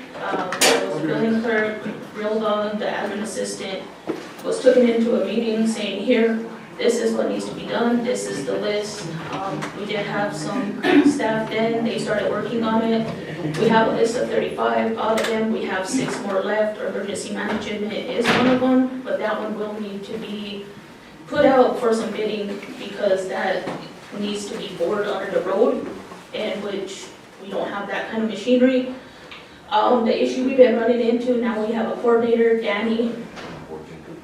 She's not here anymore, but she's been checking into everything. As there was one done, you guys bring up the issue with the one done on Mission Flat. We gotta go tear out 2,800 feet of pipe because it was done illegally through land that did not get the okay, the signatures, so that's gonna be in process. We got 3 on the list, but they do not have current leases, so we cannot move forward with them. We've been trying to get in contact with them to have them get the leases before we can proceed. If not, they're going to be on the wait listed part of it, and then we'll get more put on there. Are there any questions for water and sewer? That's where we do that. Okay. If no questions, go ahead, George. Thank you, Chair. I know our new director here for the water and sewer. I know she's been lacking on, I mean, they don't have no equipment over there, right? They hardly got on our GPS mapping for all our water pipes there, or on Pine Ridge. And that's what they need. You know, they're low on funding, but they need help. They had to, that last water break, I was there, I was with them for about an hour or so. They've been got down there tying some bolts for our people, but yeah, they had to scrounge parts from other yards.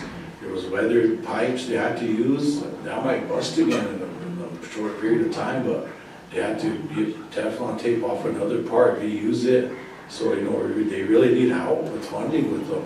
This is our water. That's water is life. That's our reservation need. And so, you know, this program really needs more funding, a lot of funding, because they're short-staffed too. And they don't have all the proper equipment. They have to run hours away to get a piece of a part, and we should have it on the trailer on the site. So, you know, there's our plotter for the hard work she does, what she has. But this is one program we need the Chief of Staff to look into and see if we can get more funding for Ms. Clausen. This program right here needs to really be looked into for help with funding, because they really need it for a dire need of it big time. Waters are one of our main programs, so I just want to thank you for that. Ms. Hernandez, did any of the funding for the 1.5 million be moved from your account? Because you have the largest portion here for the funding. That is used for the supplies. They have 3 trucks, as we only have 2 trucks, and that they have to stay with the water and sewer side of it. So they have 3 trucks, they have a trailer, they have their own backhoe, their own little mini Eds, and then all of the stuff that they needed to buy, which was $56,000. But I will touch base with Kim on that more. when we have our discussion. So we've been buying stuff as we've been going. We need to do some reporting back so we can get reimbursed because the water and sewer program been footing the bill for this. And we haven't got reimbursed for our diesel yet and what parts that we needed to buy that was done for some of these jobs. Okay, so, do you have anyone else? Yeah, I've got one other person, we've got, the head of the utilities. The utility has a commission, utilities has a commission, so this is the chairman of the utilities commission, so Tyler works underneath him and then his staff, so I want him to come forward. Okay, just introduce yourself for the record. Veterwashte Chicha. Name's Chief Henry Redlog, and I chair the commission today. We had 2 meetings thus far, and there's a whole lot that we need to be doing out there as a tribe to bring in revenue. And so, it was an honor for me to take that role on and learning about this grant that one came in and been sitting there dormant for many years till the utility office opened again. I was always stressing that to some of you council members over the years, let's get that up and running so we can start bringing in funding into our tribe, and that there's a lot of stuff that needs to be attended to through the utility office. So I encourage one and all, let's come past this and let's move forward. We're all here for the Oyate, for the betterment, the quality of life in that. So let's move on and move forward. Thank you. I think that's everyone. Go ahead, George. Let's hear from him. We didn't hear from him. Okay. Kevin?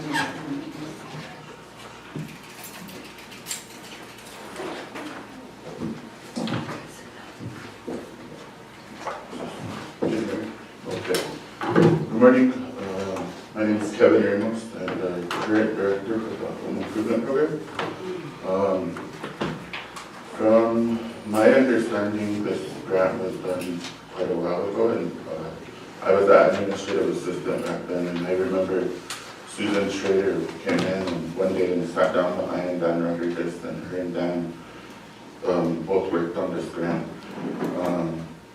Sometime down the way, I was understanding it was going to come to him after Susan left. Dan ended up leaving sometime after. Last year I was under the impression it was going to come to him. It got changed. We're here today, and last week I got directed on taking over on the grant, or oversight, I guess. And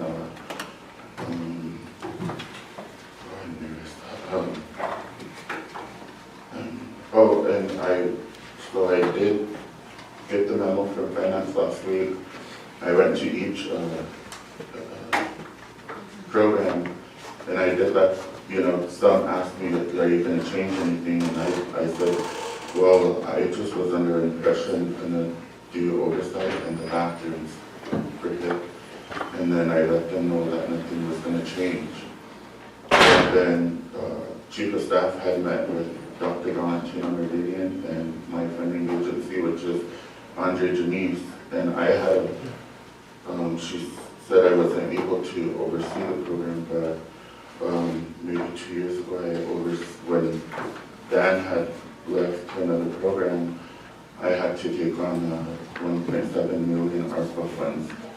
And that didn't, affect anything to help HIP. That was their concern. Was Andre said he was okay with this grant being under HIP. He said that it's no issue to him. I heard that back from, yesterday I heard back from Chief of Staff. She said that day said you were not able to. You're 638, so I reached out to Andre's supervisor, the deputy director out of Aberdeen, because under OMB I was reading I can oversee a separate grant as long as it didn't intermingle with my current funding. So I asked for that in black and white email from the deputy director at Aberdeen. He didn't respond to my email yet. I asked for an update this morning. Andre, I do have text, and then I was there with him for about an hour last night on it. So I guess that's just where I stand on everything. Norman, then George. I guess the question that needs to be asked, are you capable of taking on this additional duty?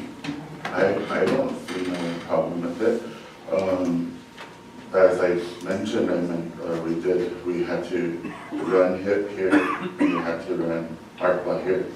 And ARPA was 1,000 recipients. Where HIP, I'm only doing like 5 at a time. And another thing I wanted to mention was under the... You have an inspector in place, you have yes, the bid process, everything you're aware of? Yes, I did. As soon as I got that memo, I met with like 5 contractors. I understand that they're only currently using 3.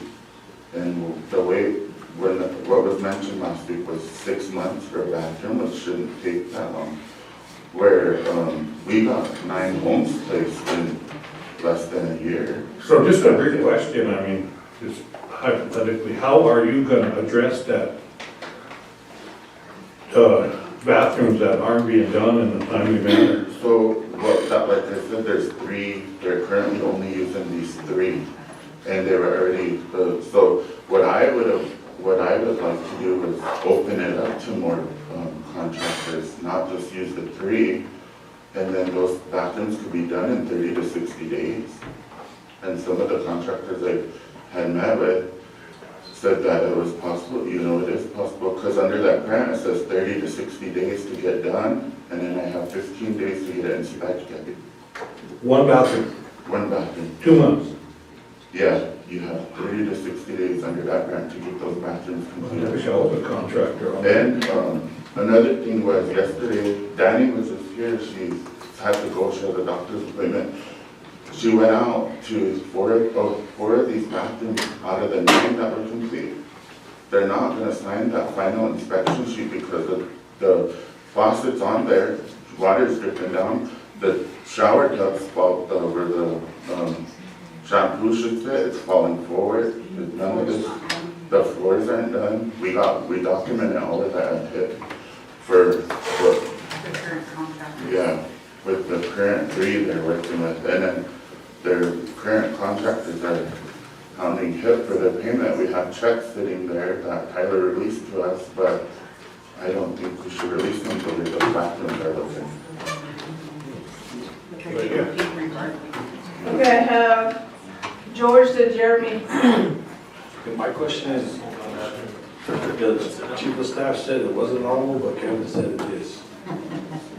Yeah, he called me too. She wanted me to meet with them after, and I did, yeah.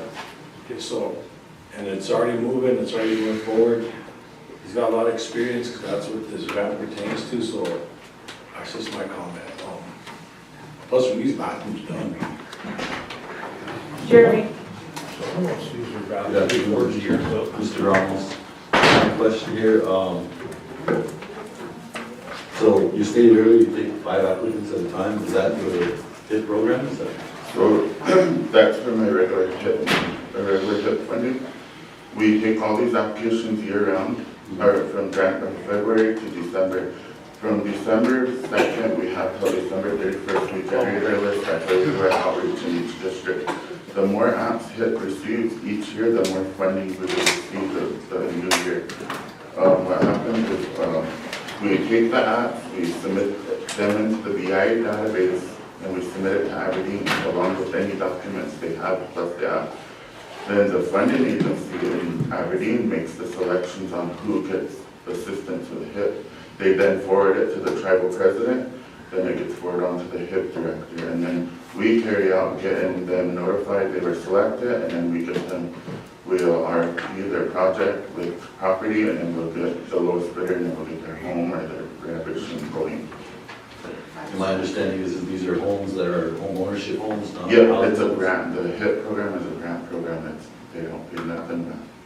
Is there any kind of, and no, it's probably not, you receive, was there any kind of bias toward who gets those at all? Because I sent 5 applicants to HIP, and every single one of those applicants told me. It is a point system, whether you're veteran, homeless, elderly, those all take preference. Once you enter everything, then it sorts itself as a priority list, and whoever reaches the top of that list is majority of the time they get the assistance.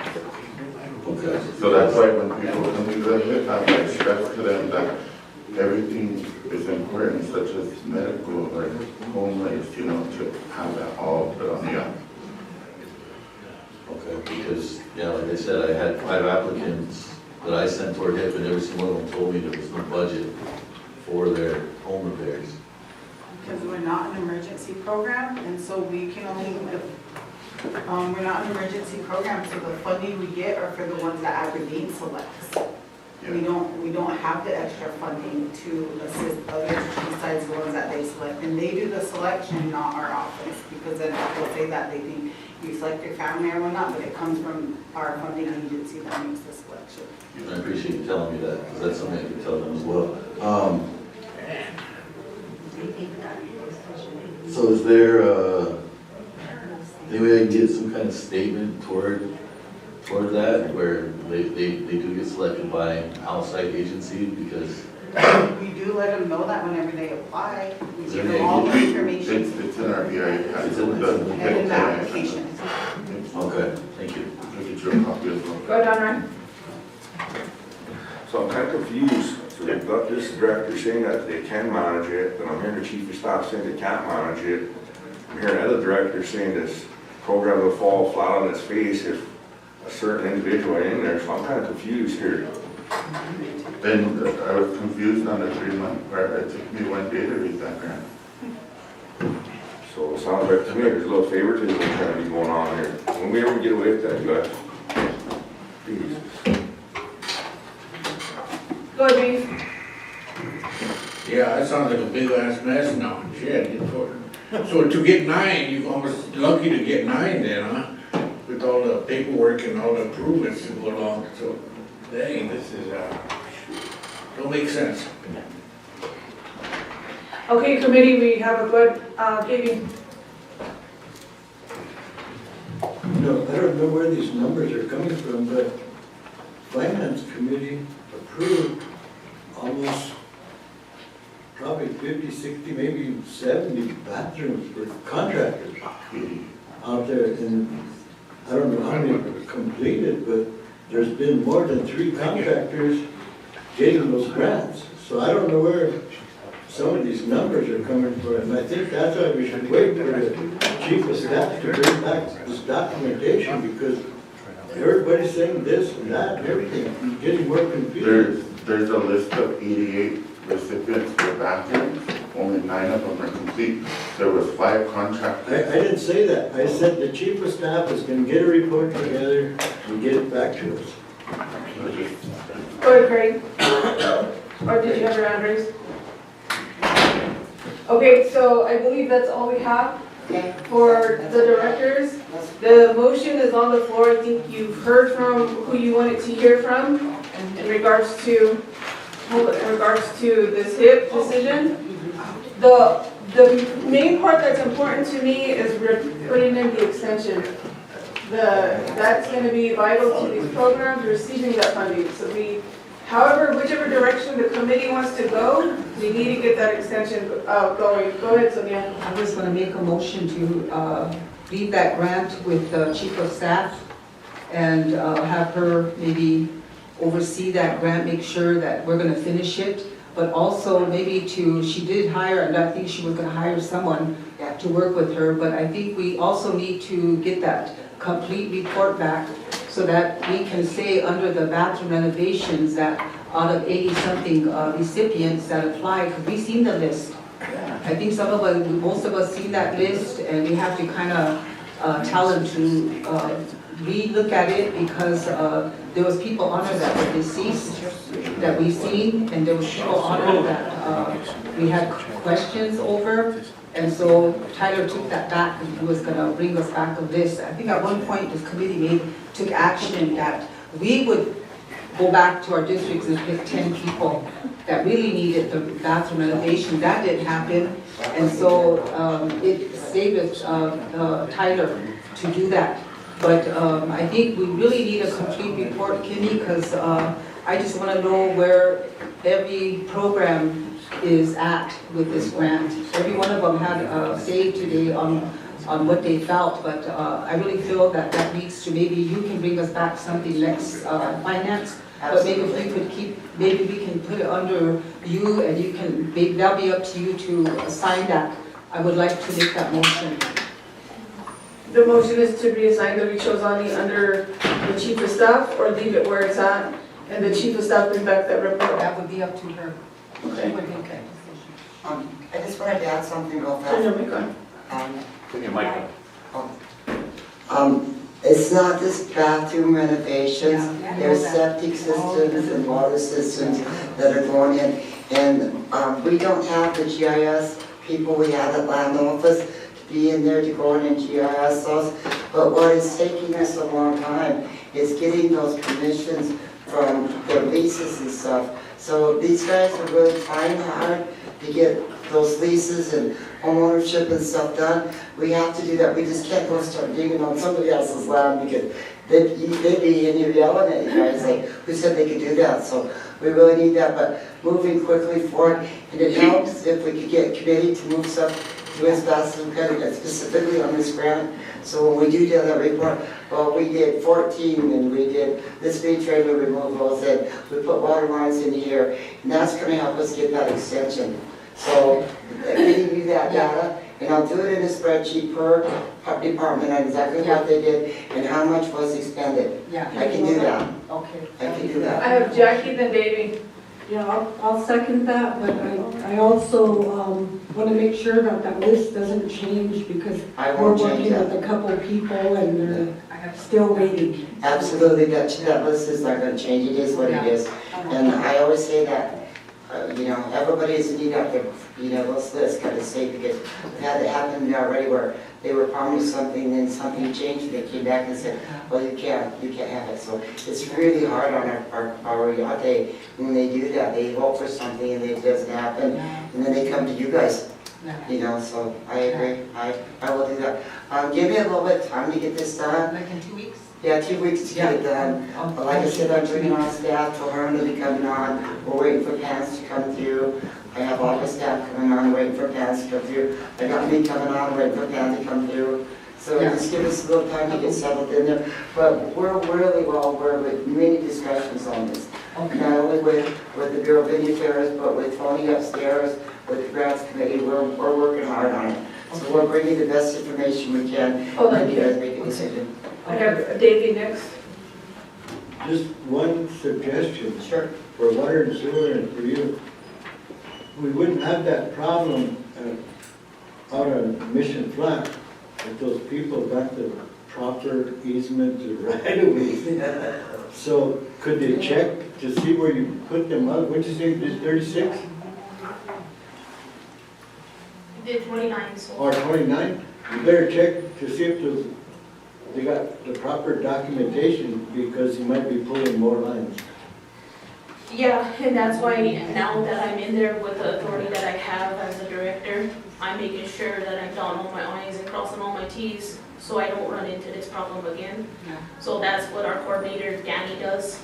And so that's what's taking it a little bit longer. Okay, so we do have a motion and a second, double check the second. So, everybody, right? Yep. He rescinded his motion.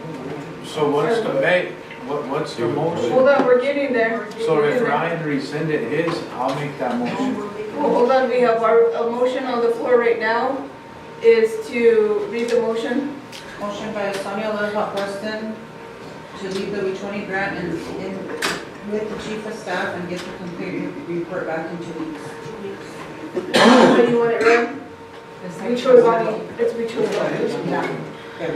Rescind it? No, Ryan. No, Ryan, we do his motion. Ryan was now his motion, on the motion. You've done my motion first. No, you make yours before we. Oh, Dave, David Kelly and Dave, you listen to her. She's always right. Whether she's right or wrong, she's right. I'm really confused.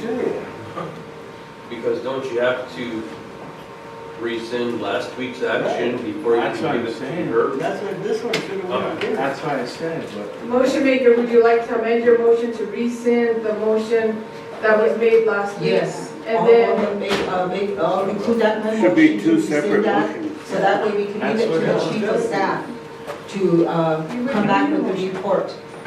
So Ryan withdrew his motion, so I'll just add it into mine. okay. Oh, you should do two separate, No, it could be two together. separate motions because This is that's. on it.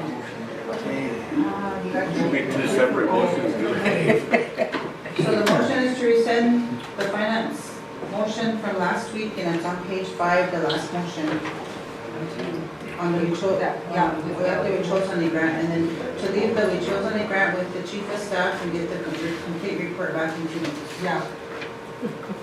We're gonna run this motion. No, we just have a question. Go ahead. On this motion, it should be two separate motions because what if we agree with one and don't agree with the other? Yeah. Well, that's what I'm saying. So it should be two separate motions. The first motion. I don't think it's fair that Sonia's talking all the Well, the motions. bills are right today. I'll just, yeah. Okay, so your first motion is to I'll rescind. motion- Yes, I'll Okay, motion we'll go with to that one. rescind it. Okay, let's stop right there. We'll run this motion To first. rescind the finance committee action last week. Okay. David Kelly, Yes. Paul Little Whiteman, Yes. Craig Dillon, Yes. George Jimmer, Yes. Herman Sunny Soldier, Yes. Jeremy Rosales, That's Steve. Jackie Sears, David Clear, Yes. Henry Bosberg, No. Tyler Lindemann, Yes. Billy Little Thunder, Yeah. Brian Jumping No, voted. Josh, yes. Yes. Sonny Little Hawk Weston, Beef Randall.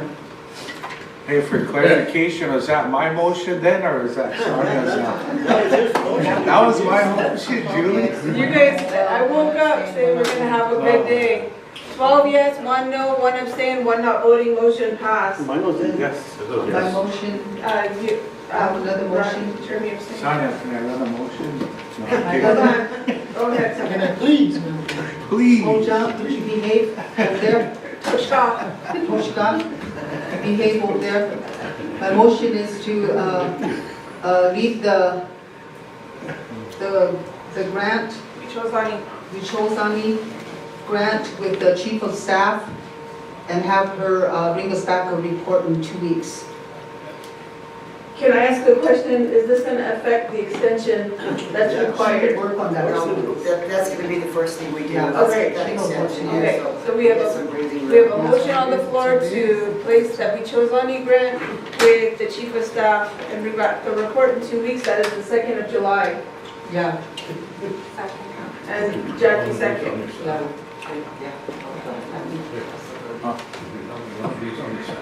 Dave Kelly, Yes. Golden Whiteman, You had one of these on your saddle, but it wasn't a horse, it was a camel. Craig Dillon, No. George Jimmer, No. Herman Sunny Soldier, At least that. Yes. Jeremy Rosales, That's Steve. Jackie Sears, David Clear, No. Tyler Lindemann, No. Henry Bosberg, Yes. Billy Little Thunder, Yes. Brian Jumping No. Sonny Little Hawk Weston, Beef Randall. No.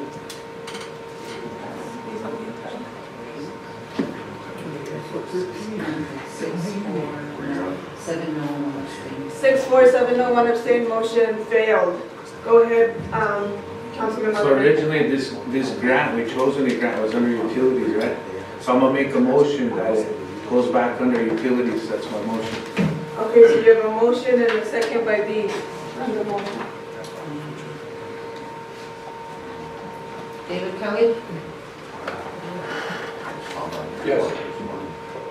Oglala Whiteman, Yes. Craig Dillon, Yes. George Schumer, No. Norman Sunny Soldier, Yes. Jeremy Rosales. Abstain. Hey, not voting. Rebecca Sears, Yeah. David Queer, Yes. Pedro Linderman, Yes. Henry Bostard, Sorry, what was the motion?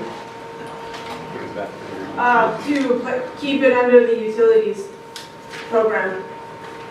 No. Blaine Mills Thunder, Yes. Brad Jumping Yes. Shelley Little House Weston, Yeah. Keith Randall. Yes.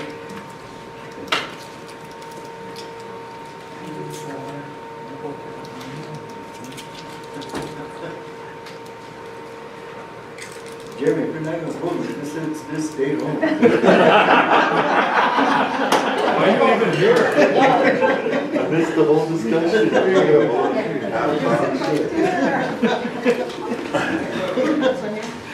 Two abstains and one no voting. Don't vote blindly.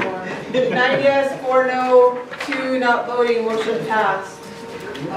Okay, I would just encourage, the biggest part is this extension that's required because that funding provides it for all of these and ensuring that they get their cost reimbursement back for the programs that have not received any of their funding that are spending outside of their program.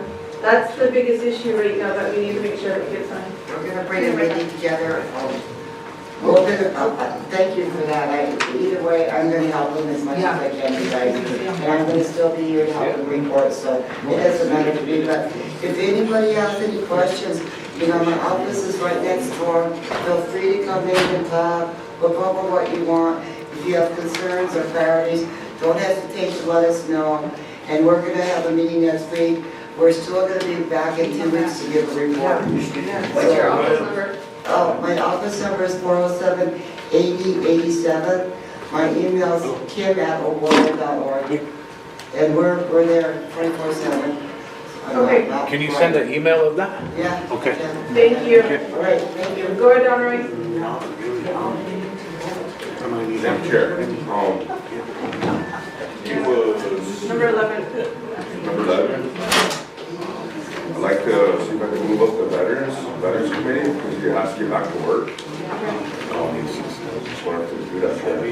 Okay. Okay. So we're gonna move number 11 up because he is here with his paperwork, and I believe did you give out hard copies? Yes. You all have hard copies of the paperwork. This will go, you don't have to read it, the motion is for the tax revenue, the treasurer, and the chief of staff to work with you on your funding for allocations.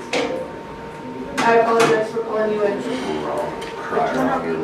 We're going to number 11, the Veterans Committee regarding the food truck. So just come to the mic, introduce yourself, and go ahead. Why is it here? Good morning, my name is Josie Eagle. I'm the chair for the Oglala Veterans Committee.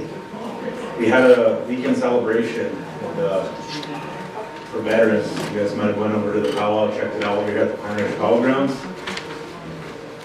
I think everybody has their document in front of them about the incident that happened with the food truck and electrical damage that took place on a small business owner's electric.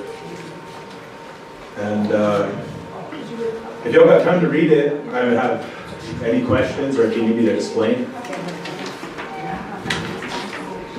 Norman, the beef. Just briefly, why is this coming in front of us? Yeah. You, as the Veterans Committee, in good faith, rented a spot to a vendor. The vendor plugged in, damaged their equipment, and that's in your arena, not the Finance Committee. I mean, we're not taking responsibility for the Veterans Committee. That's you. The Veterans Committee did not set up that electric down there at that powwow grounds.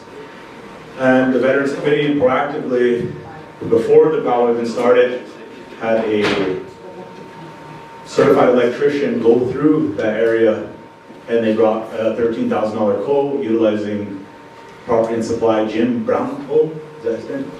Chuck. Jimmy Littlebull. Jimmy Littlebull, excuse me. Sorry about that, Jim, if you're listening.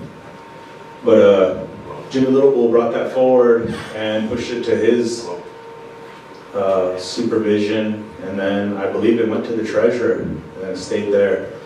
So there was a problem with it, and as far as the veterans, the Lower Dakota Veterans Committee taking ownership of that weekend for the whole weekend celebration, we absolutely did. But as far as the the structures of itself there, that's why I'm here, is just to see, is To this, take it back and put it in Jimmy Littlebull's lap where it belongs and start the investigation there. Was it faulty wiring? Did they plug into the wrong outlet? Was it their responsibility? Because I don't think it was really ours. so Jim was there, and he was supposed to be here today with me, but I don't think he can make it because he's busy. But the electrical panels aren't labeled. I know some of the people here can tell me that that's the truth. They could be witness to that. That the 120, the 240, or 220 isn't labeled on those panels, and a lot of it is miswired. So we,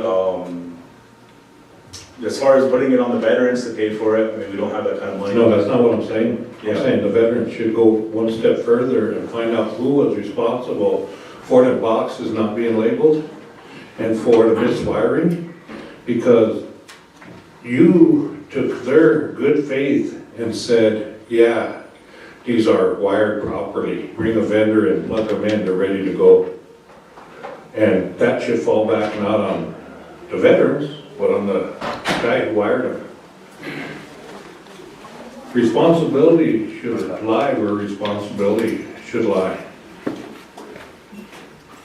Thank you. And I just believe that, from my understanding with the history of it, which was Jim, that there is a lot of hands that were in that.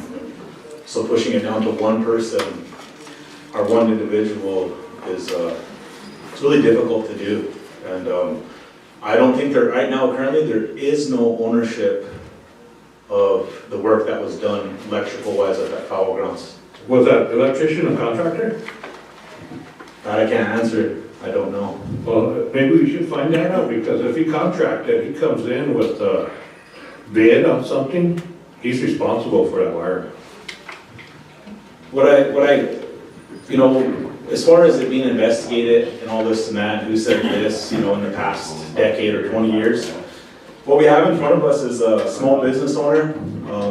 Her name is Deidre Handboy, and her husband both took the opportunity to make a go of it in this business, and they have a family. They're young, and right now they can't pay their payment. They have a $12,000 bill sitting in front of them. They are covered by their own insurance, and they probably could take care of it, right?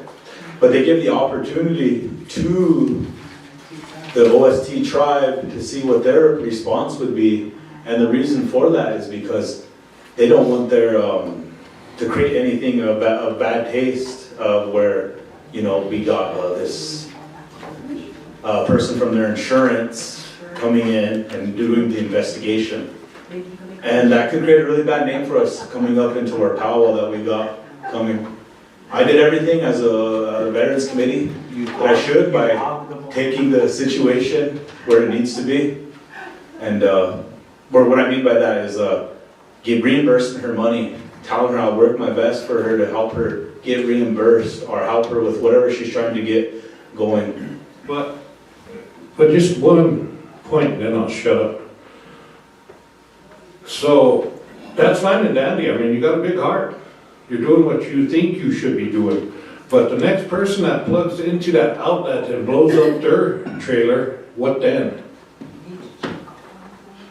I guess the next celebration, or the next, maybe I think the Oglala Nation, it's in the hands of that.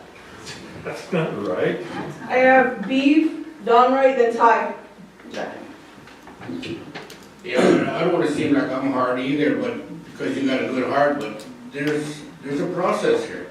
It's not here, the finance committee don't have those answers. I mean, you have an insurance, that's where you gotta start. Or if you're looking for a blame, then that's up to you, you know, but we thought it was right and it was done. So the next step is their insurance. That's all there is to it. We can't take blame for anything. Did you want to respond? I understand that, that's why in the piece I had talks a little bit about the insurance, if they would, if you kind of see what I'm saying is that it's gonna bring more light and attention to our powwow grounds here. And as far as us utilizing that, it's a big issue. I mean, it's a problem down there that is gonna continue to affect people if it's not dealt with. And I guess my job as a Veterans Committee is I'm bringing this light to you guys all. I know all of you don't just serve this board, you serve the whole council and look out for the best interests of this tribe. So this is a big problem. We're literally causing small businesses to fail because of lack of ownership throughout the past, 20 years, or 10 different people in their hands on those electric boxes. This is, I think it's right where it needs to be. I have Don Roy, Ty, Jackie.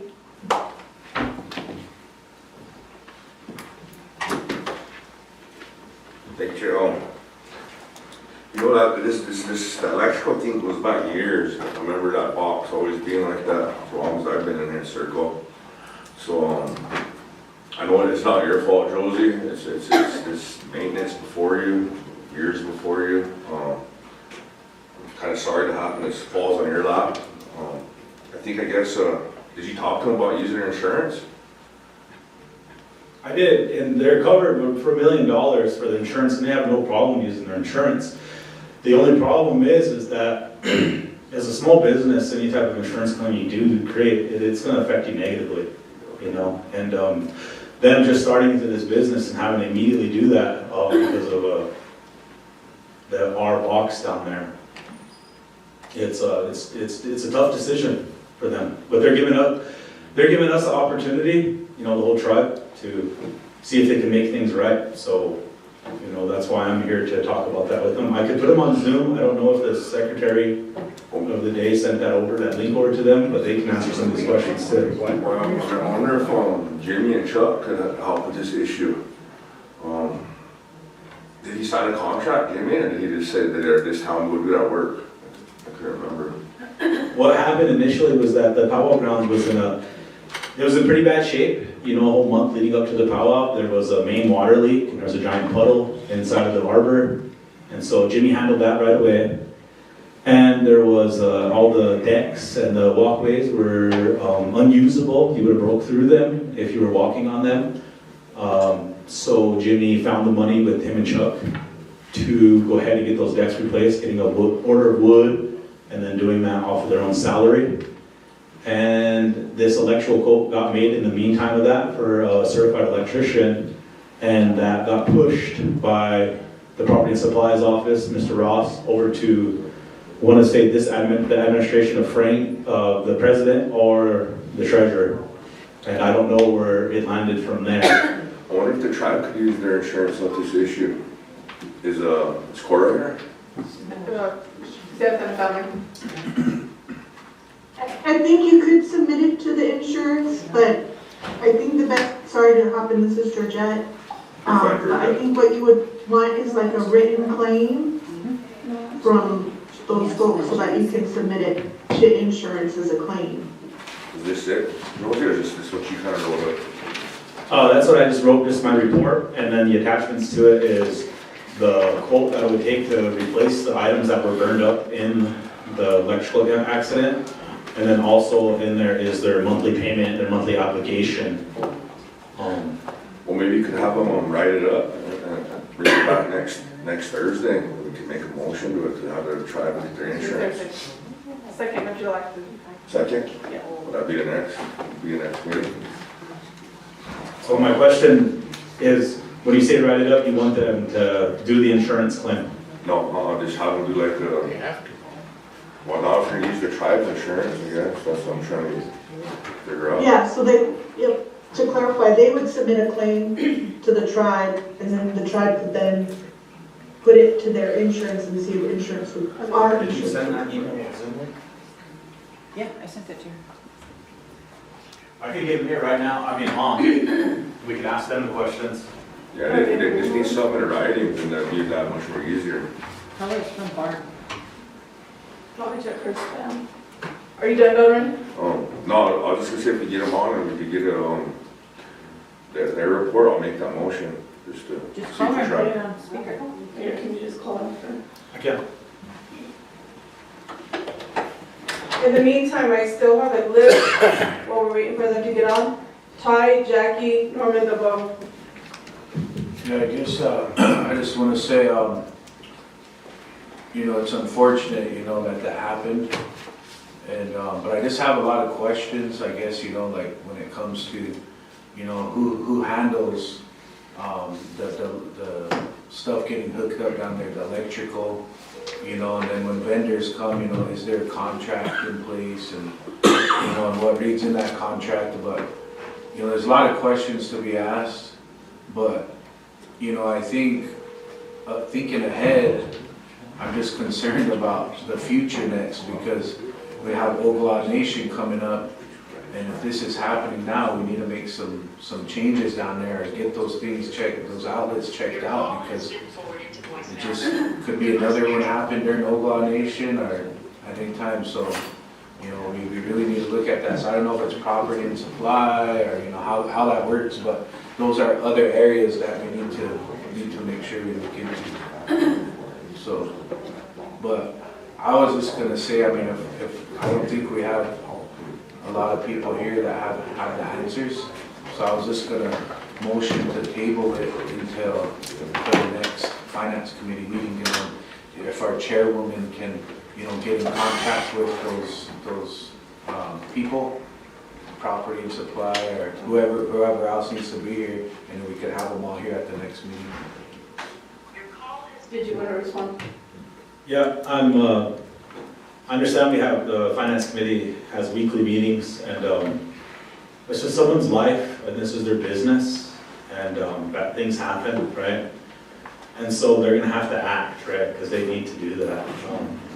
So the longer we take and hold it up, could prevent some of their business, and that's why I like to get her on the line to see what her action plan is, you know, to have her answer, because maybe she could afford to take a $12,000 loss.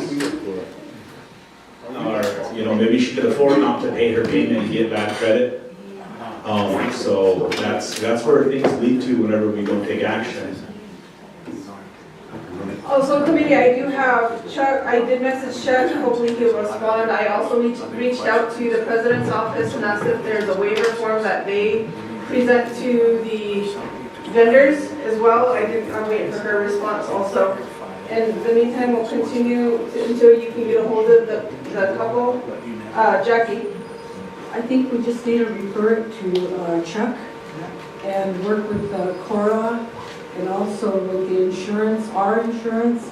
And I do see the quote here, and you know, we have to look out for the tribe too. So I think we need to look at to see if these are actually all burnt out. It says everything. So we need to look at those too. We need our insurance to look at the property. So, you know, I would say that. This is not dragging on. Jim did look at the trailer and, you know, we deemed it to be that it was lack of labeling and that those appliances are burnt out. Who looked at it? Jim is the maintenance. If that's the case, we need him to document that, you know what I mean, and then bring it. You know, that's verification or justification, but we need that. That's why I said we could table it and then have them get all that stuff together, and then the next finance in July 2nd, then we should have all that and we could probably make the decisions. And I'm not sitting here advocating that we're not doing a good process and stuff, but we want to put this family under the impression that we're trying to help them, right? Yeah. Because ultimately they can access social media. and they can get themselves talking to other trucks, why would anybody want to come to this place to set up a food stand? Why would they want to come and do that? Their stuff's going to get burned up. So it makes it really difficult going forward, right? It's something that has to be resolved, and it's sensitive. And I'm going to continue to try to work with them, and that's why I say, you know, they don't have all their documentation. That's probably my next excuse to this family, is saying, we don't have everything they need in order for them to make a decision. Does that sound right to you guys? Okay, then. So I have Norman, Bo, Don Ray, then Ty. First thing is Georgette. Georgette, Yep, yep. can you write a disclaimer that anybody using the powwow grounds does so on their own risk because of our wiring down there?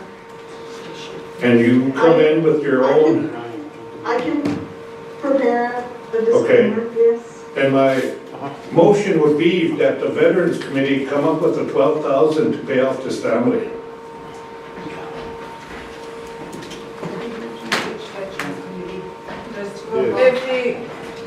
For them to pay off, do you still want to work Well, with the that's insurance? what he's advocating for.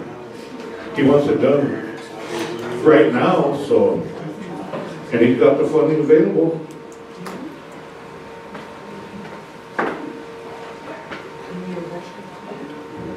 They're the charter. It's the president. We have a majority of our money earmarked for community outreach and bringing veterans together and helping veterans here serve our people here. So for us to, something will fall short, we can rob Peter to pay Paul with our own budget and make it happen. You're also a charter. We granted you that charter. So I think you need to jump back at the beginning of this and find out where the problem lies. Who is responsible for this $12,000 mistake? Did they plug into the wrong outlet? Because that's what happened. They plugged a 110 into a 240 and burnt everything up. So a 110 and 240 definitely look too similar, and it wasn't marked properly, labeled properly. Okay, so who didn't label it? I don't know. So, I just have a quick question. Hold on, we're gonna stay in order. Bo? You know, everything's been said over and over and over and over and over and over and over. So, like what Sonia said, like what Karen said, like what Dave said. I was gonna solve the problem, make a motion, but Sonia hops along. But, you know, it was the waiver thing, you know, everything that comes up, you know, because this is the first time a trailer has been burned up. In all the years. In all the years, this is the first time a trailer has been burned up. And then so what happens when they sign the waiver and then they burn it? Are we gonna pay for that one too? You know what I mean? But, you know, that was the whole thing. Is the powwow grounds condemned? You know, because if the wiring's bad, if the water's bad, it just sounds like that whole area is bad. What about that trailer could be bad? Committee, I just want you to know that the lady is online, and I apologize, can you repeat her name? Deidre Hanboy. Deidre Hanboy is online. Before I call on you, Deidre, I still have Don Roy, Ty, Craig, and Sonia. You know, committee, it shouldn't even be that we have that waiver, that should be fixed. Property supply needs to go down there and fix it once and for all. Because this has been dragging on for years, all that stuff down there. How many years did the powwow go on, and all the money we spent down there? We need to do some upgrades down there. And Josie, I'm sorry you like this, but this is just how they treat veterans in a circle. Sometimes people don't agree with veterans. So, just gotta take it on the chin and roll with it, alright? Shit, for the record, I don't got nothing against Veterans Club. Ty, you were Ty, then Sonia. Yes, to the family that's here on Zoom, I just want to say apologize, or it's unfortunate that, you know, what happened, and we do want to help, but we have some questions that need to be answered, and we don't have, I think, all the entities here currently, so we're just trying to work through the process and trying to get that completed. But again, you know, like I said, we want to help, but I think that we need to figure out if it's property and supply, like I said, that goes down there and handles that. They need to go down there and do an assessment and bring that back in writing. We need to have that documentation. And then not only that, whatever repairs or replacements need to be made, they need to be made because Oglala Nation is coming up and we don't want this to happen again. So we need those things in place. And that's all it is. It's not that I have anything against veterans. You know, I have a heart for everybody that comes to the table and wants help. So I don't appreciate that comment. Thank you. I'm going to ask committee that we remain respectful of each other. Opinions are that, and we, unless it's a solution, don't say it. I do have Sonia, and then I have Davey, and then we'll allow Miss, the lady to speak. First of all, I just want to thank Mr. Eaglebowl and the powwow committee. I think they did a great job this weekend, attended the Veterans Powwow, and I was really satisfied with the way they ran it. And so I just want to give thanks to them because it is a lot of work. I imagine that a lot of things they have to do, so I just want to give them thanks first of all for that. This issue with the electrical, right now, I think that's our powwow grounds over there. That's the tribal powwow grounds. Got to keep that in mind. And we have the property and supply that should go over there and check out that whole electrical issue. And I think that if there's some things that need to be fixed, they need to bring it to the attention, not only to the Veterans Committee, but we have a powwow committee coming up too. Oglala Nation is coming up, and they're gonna, I would hate for that to, anyone else to run into that. So they need to go over there and check everything. Check everything, make sure everything is working right. Okay, so that comes back on us as a tribe. We can say this and we can say that and, you know, all of that, but ultimately, that's our power grounds, Oglala Sioux tribe. So I think we need to just take ownership of that today, and we need to allow for Mr. Ross to go down there, Chuck, and to review everything there. Just because the veterans have the powwow doesn't mean it's their responsibility. No, that's the Oglala Sioux tribe's powwow grounds. So we got to take ownership of that and allow for them to go over there and take a look at everything and make sure everything is working right. So that's my comment right now. Keep it positive, but I just want to give thanks to them. They did a good job this weekend running that powwow. Thank you. Go ahead, David. Chair, you know, I got nothing against vets. I got vets and don't have nothing against anybody come in here, but my understanding is that the electrical was contracted out. It wasn't property and supply because I don't think they have a licensed electrician.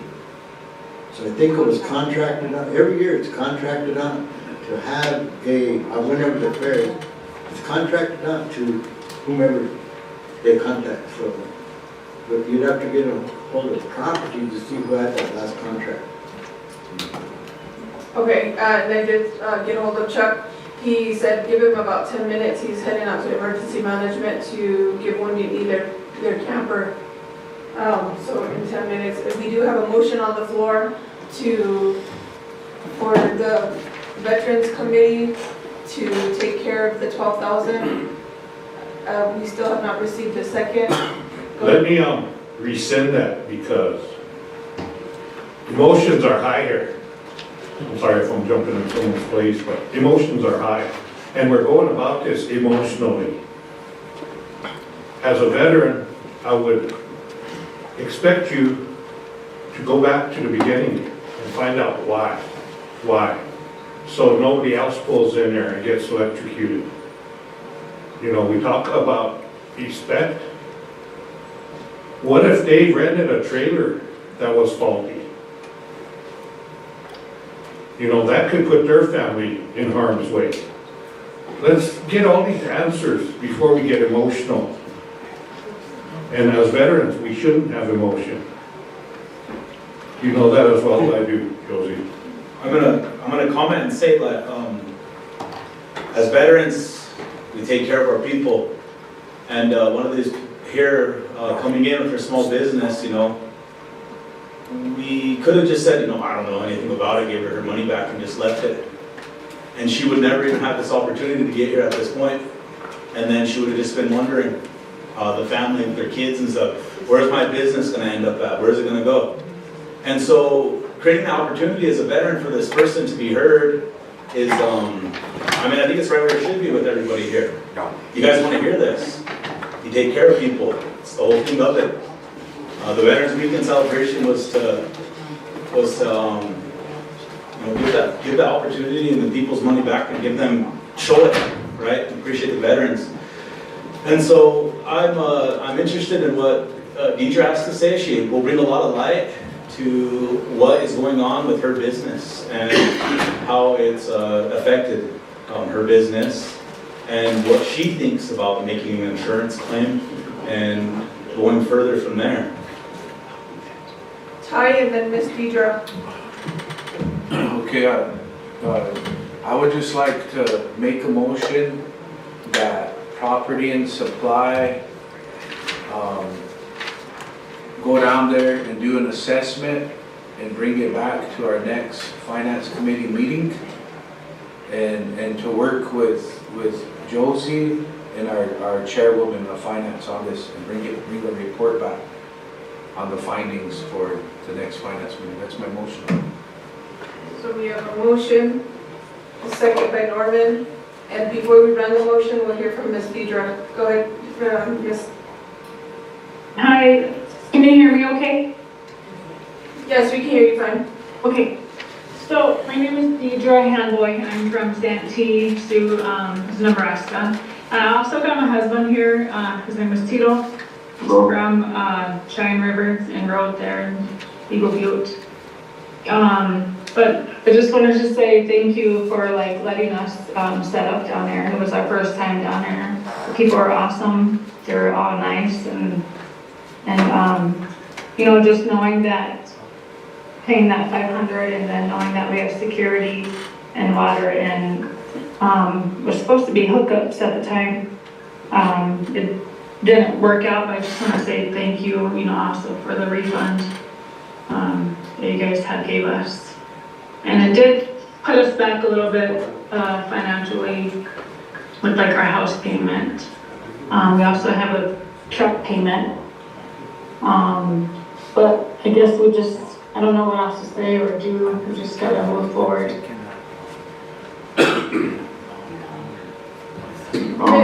I apologize that I'm not called to speak here, especially in front of my elders and our veterans. I apologize about that. I just my wife's a real humble person, you know, for 12 years she stayed home and raised our kids, and I went to work. It's what I see my dad do. And 12 years go by and I was missing it all, so my wife asked if I could make a change and come home and work, find something to do as a family. So we started this food truck and we kind of went all in. We don't really have a backup plan because, you know, that's what they say, sometimes you gotta jump if you wanna take a chance. And so before all those years, we had money in the bank, our bills were paid. Where we went to this business, we've been check to check, and I know that's not the safest way to do it, but, you know, without the truck, we have to probably find an alternate way to generate some income. And I just would like to second what my wife said. We're just very grateful to have a beautiful life and a beautiful family, and it's unfortunate that sometimes these things happen, and we're actually very proud of Josie and the veterans and the committee and everybody down there that we're just two people, not even from down there, and it feels really good in our hearts that we're even being able to sit here and speak with you guys. Our biggest fear, I think, is if we go through with the insurance claim, it's kind of uncharted territory. We don't know how that works. You know, we have $1 million liability policy that allows us to kind of protect other people should we damage them. And then we have a policy that could protect us, but we just don't know what that entails, you know, so we didn't want to jump and then all of a sudden create a big issue and all of a sudden be out here, you know, raising Cain and, you know, stirring up stuff. We're just gonna sit back and pray and be humble, and whatever happens, happens. we trust it, we'll just leave it in your guys' hands, and one way or another, we're not blamers, you know, we learned that a long time ago. We gotta look at ourselves when things go wrong first and foremost, you know, should we had a better backup plan, should we done this, but you know, for us, family's important, you know, and we didn't want to miss no more, so being able to travel to powwows and do this, and it's a big deal for us, and my wife's a woman of few words, just like, I'm proud to have been with her for 25 years, you know, she just puts her head down, takes care of my family and me, and now it's kind of her time to get in front and lead, and I've been trying to empower her, and you know, she's got this, so this is just a bump in the road, and again, I apologize for jumping in and speaking ahead of my elders, but just wanted to kind of help my wife a little bit, because I know she's a woman of few words, so I hope I'll got this. Thank you for that. Can I ask Tito a question? Go ahead. Tito, just for the record, what did you do for work before getting into the food truck business? So I'm a School of Mines graduate here in Rapid City, and for the first 6 years after I graduated, I went and worked for Green Constructors as a project manager for a power line company, and we did a lot of cool projects and built a lot of big power lines, but again, the same story. I was 6 years on the road. I was down in Florida at a hurricane, and I called my wife before the power went out in Columbia, South Carolina, and I said, shit, babe, I don't know, I think this is going to be it for me, man. I can't be away from you guys like this. So I made a jump to go to Black Hills Harley, and I was their sales manager there up until last May. And that's when my wife initially applied for the Abundance Fund through the Indian Collective, but I'm assuming because I had income at the time working that they denied her. So she was pretty brokenhearted last winter, and that was when we just doubled down, and I just picked up the phone and called the food trailer company down in Texas, and you know, we just got the ball rolling, got a loan. That's what I told her. I said, baby, you know, we can do this on our own. We just have to, you know, believe in it and do it together. And so that's what we done. So I stepped away from a career, but this is just as important. Tito, I hate to interrupt you, but the relevance to it, asking you where you're from, where you come from, is that you have a background of electric, right? You have that background of doing that, so you definitely understand the difference between 120 and 220, 240 habit. So, you know, that's where the blame could be shifted, is that you don't understand what you plugged yourself into. Elaborate on it. Sure, yeah. So initially we were plugged into our generator, and we were running, but just noise pollution and being respectful in power grounds like that, if we were going to run our generator, so we had the option to plug into the panel. At the time, there wasn't a plug there, so we had a plug put in, and then we went and plugged into it. But as far as you know, the 240 and the 120, I'd never.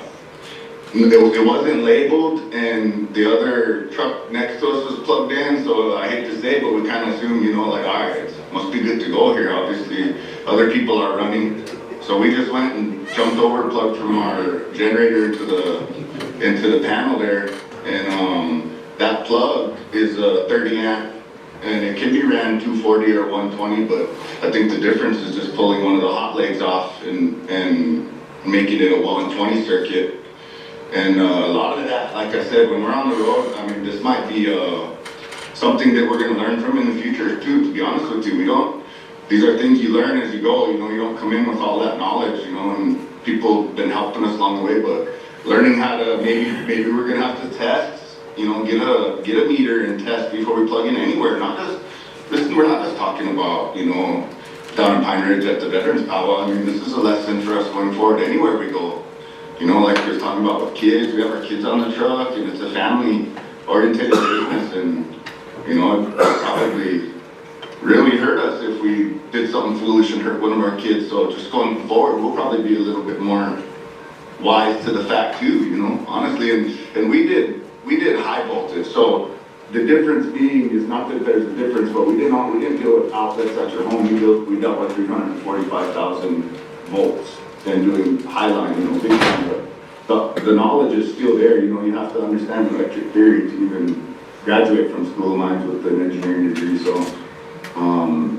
that part I sit back and think about a lot, you know, how people say, oh, maybe you should put a surge protector and this, but we had breakers, so we just we thought we had it right. I think what happened is when you have a 30 amp breaker like that, 240 can sneak through as long as the amps don't exceed, right? So I think that just can happen. And but anyway, I hope I didn't ramble and not answer the question. Thank you. Go ahead, George. Thank you, Chair.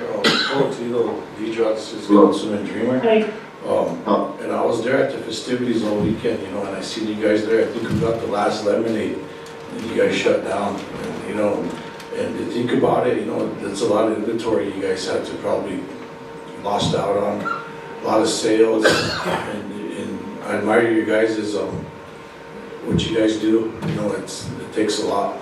Traveling, you know, that's expenses are high nowadays. And you know, I think there's we rescinded that action from the marijuana tax money. I think the veterans had an account with that. Why can't we pull from that and help out? Because we're supposed to be good people, we're supposed to be leaders here, and we got some people right here, and we got to be good people to them and show them that, you know, this happens, but we're gonna have you covered. They came all the way here, and they're non-members, but still, we got to be good people, relatives to other members from other tribes. But they just stated, well, let's be good people here and help them out.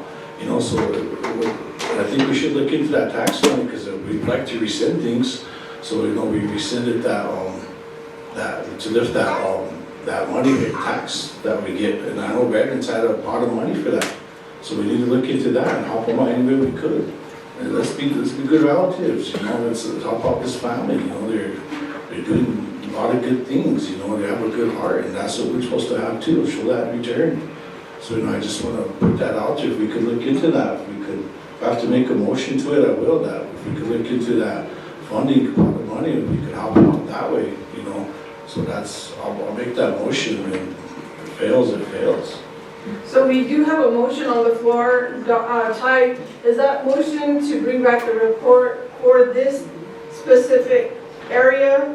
And does that include with the funding, where we can find funding for it, or is it just a report on this? Yeah, so if you could add all that in for this one issue here, bring a report back, and then also, I'll amend it if George wants. Yes. You could put it in there where if there is funding available for this. And identify funding. Identify it, yeah. Okay. Wait, 1 second. So we have a motion and a second. I've got the floor. We have a motion and a second. Norman did have his hand raised, and then you can go, Joseph. Just a question, you know, to speed up the process, have the the veterans, go ahead and pay them off, and then the veterans could come revisit us later if they have a shortfall somewhere down the road, because that's what Josie was saying. He's robbing Peter to pay Paul, but it would be up to him if he wants to pay them and then you come back to the tribe later on down the road if you need money to make up for. I like that thinking. That means that Peter's good for it, so we'll come back and we'll recuperate the $14,000 or whatever we spend. I like that language, Norman. I like what you're saying, and so we have. Hold on, we have a motion on the floor. It was amended. Is there a second to his motion? Second by George. And the part of that identification will be funding as well. So with that being said, we'll run the motion. And identify funding to pay the family. Before, it's not specifically from yours, it can be anywhere, from marijuana. But we'll get reimbursed. Is this money from Peter or Paul? David Kelly? Old Little White Man? Either Paul, Dane, Jim, everybody. Craig Dillon? Yeah. George Dreamer? Yes. Norman Sanders Soldier? Jeremy? Yes. Jeremy? Jeremy Rosales? Yes.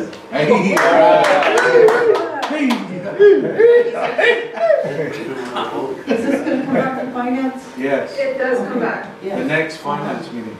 David Clear? Guy Lindemann, Yes. Don Gosper, Yes. Blaine Little Thunder. What's the motion? The motion for property and supply, go down there and do assessment and bring back to next finance committee meeting. And you work with Josie and the finance chair, also amend it if there's funding available and identify funding. The veterans will pay them off and come back when they have a shortfall later. No, that part of Norman's isn't in there. Yeah, this is to identify where the funding would come from. Chuck is here as well, and you And when you say bring it back, that's a report, make sure you're reporting that. right, but we are in the middle of a motion. He just asked for the clarification on the motion. We voted yes. Yes, Brian Pepenigo, Yes. Sonia Little Hawk Weston, B. Frando. If he was here, he would say yes. 10 yes. 1 not voting, 2 not voting. Motion passed. Can you For clarify that Josie motion and again? then- Huh? Can we clarify that motion? Yeah, because I know I said not to put it back in.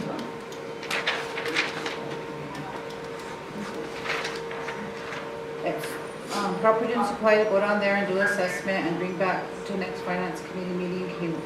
He worked with Josie and the finance committee chair.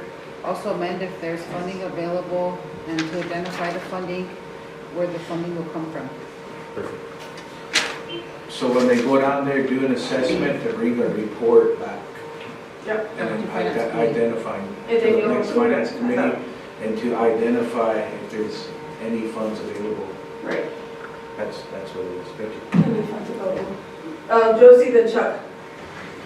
Just real quick, so the Veterans Committee don't have to write a blank check, and I'd like for it to happen right here. Tito and Deidre, I want you to think long and hard about what exactly are you looking for to be paid, so then whenever I take this back to them to be reimbursed, they have a pretty clear idea of what we had for a conversation. It wanted to happen here. What? I apologize, go ahead, Josie, I didn't mean to. No, I just want you to kind of give us an idea. So you got your estimate of what is burned up in your trailer. You said you have a payment that's due for, so if you could just elaborate on that stuff. And I'd just like to look around here in the room and see who agrees with that kind of stuff or who doesn't, because I don't want it to be disagreed when I come back asking to be reimbursed. You bet. You wanna go ahead and speak, Ben? Okay, you can speak. So I just tell you what was all burnt. Is that? Yeah, so here I'll help a little bit and then you can jump in. So we Just had a quote is fine. Just a quote is fine, yeah. Yep, we had an electrician go in and verify the good news and the bad news. The good news is the trailer is not burnt up, right? No fires, no wires, but what happened was anything that had that compressor motor or fan motor or that was in action at the time when that surge came, it burned them out. So it would be our heater AC unit.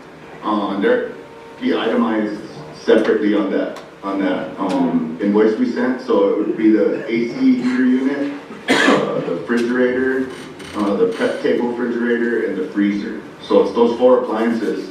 Our snow cone machine, our hot dog roller, all of our, all the rest of the appliances we have running on the trailer are all checked out because they weren't drawing at the time, as my understanding is. So it ended up being those 4.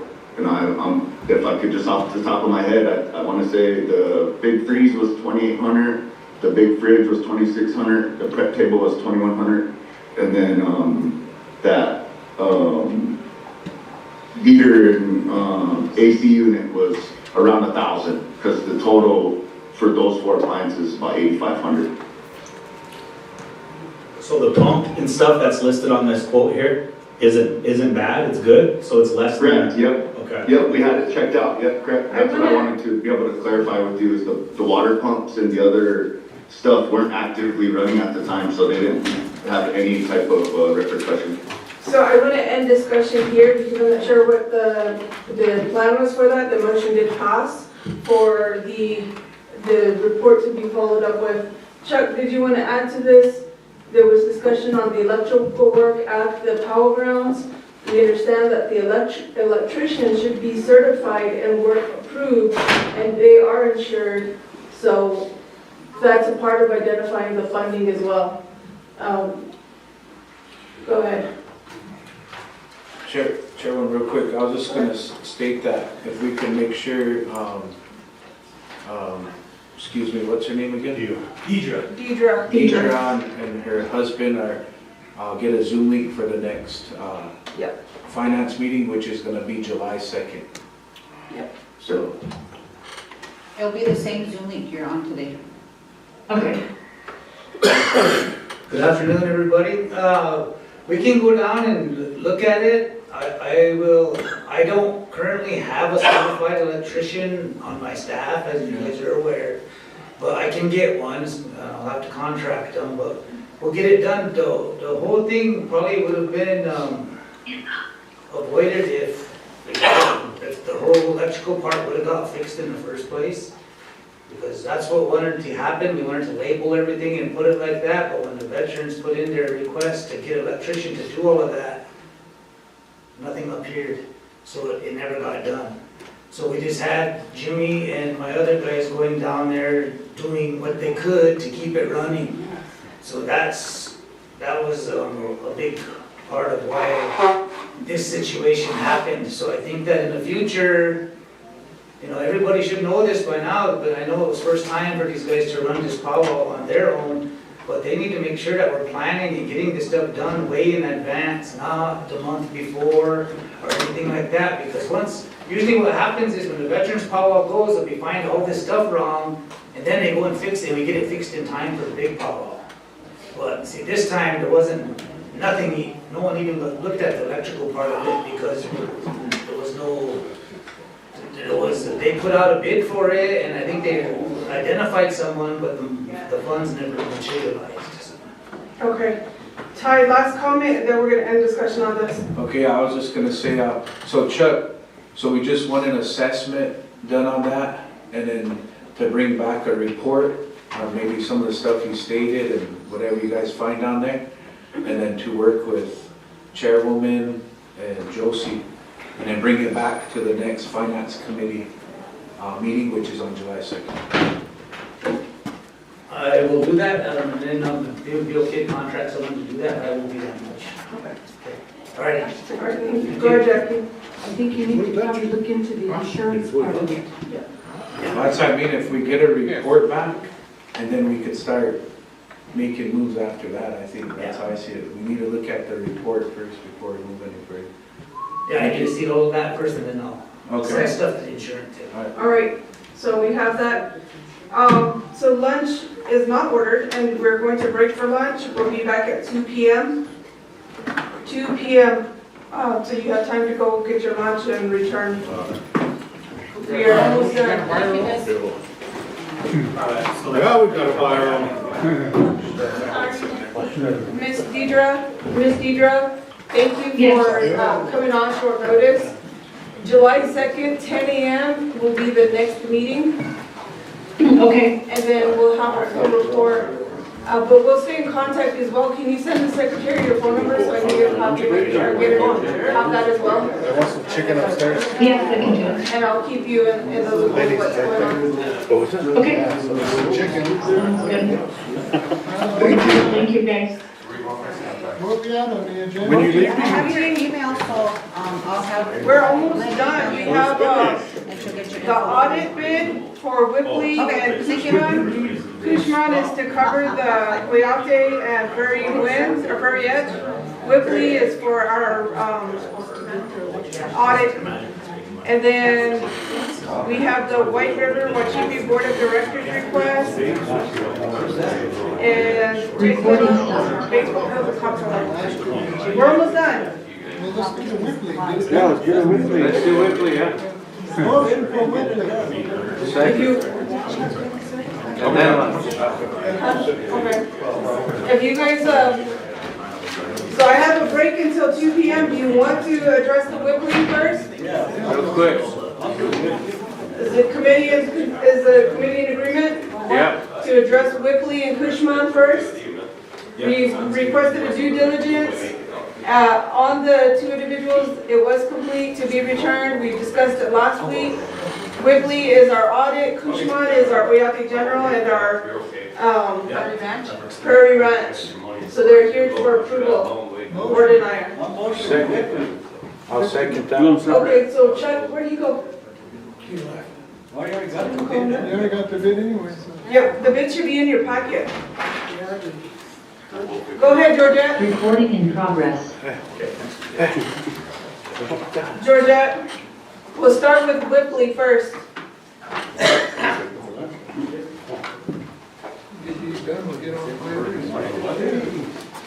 Hold on, Connor.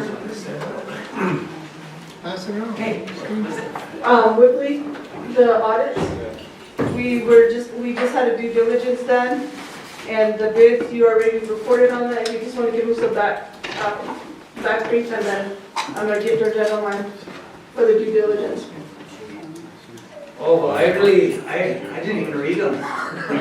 They were opened here and stayed here. I don't know, I didn't read the whole thing. I tried to read over some of what they sent out this morning, but they both seem to be like they'll be able to do what we need them to do. It's just up to you guys to decide which one you want to go with. You know, and I know we had concerns with Berkeley or whatever, but they're one of the only ones that bid. There's only 2 bidders, so can't be. Yeah, we can't force people to come work for us.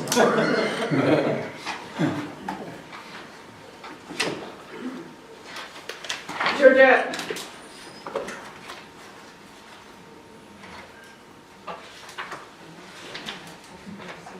She might have stepped away when she heard the So Whibley is, you did ask for her report, so she was ready to provide that. I'm trying to call her right now. Give me a moment.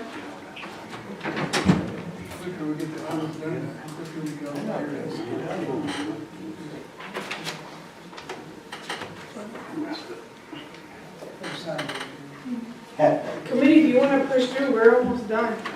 Yeah, let's go. Let's move. Yeah, let's push through.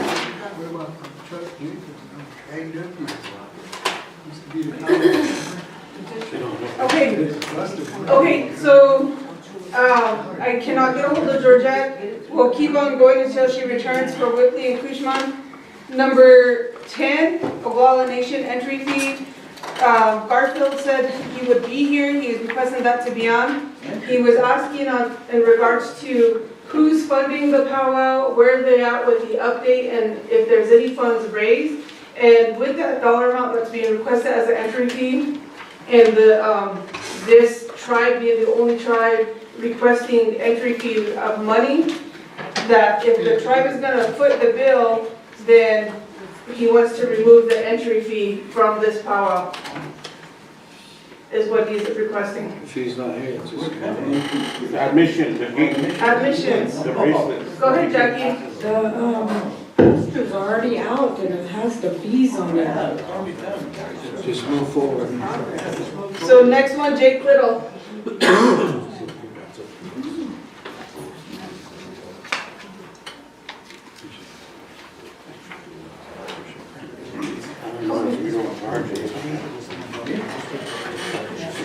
Go ahead, Jake, just introduce yourself for the record and.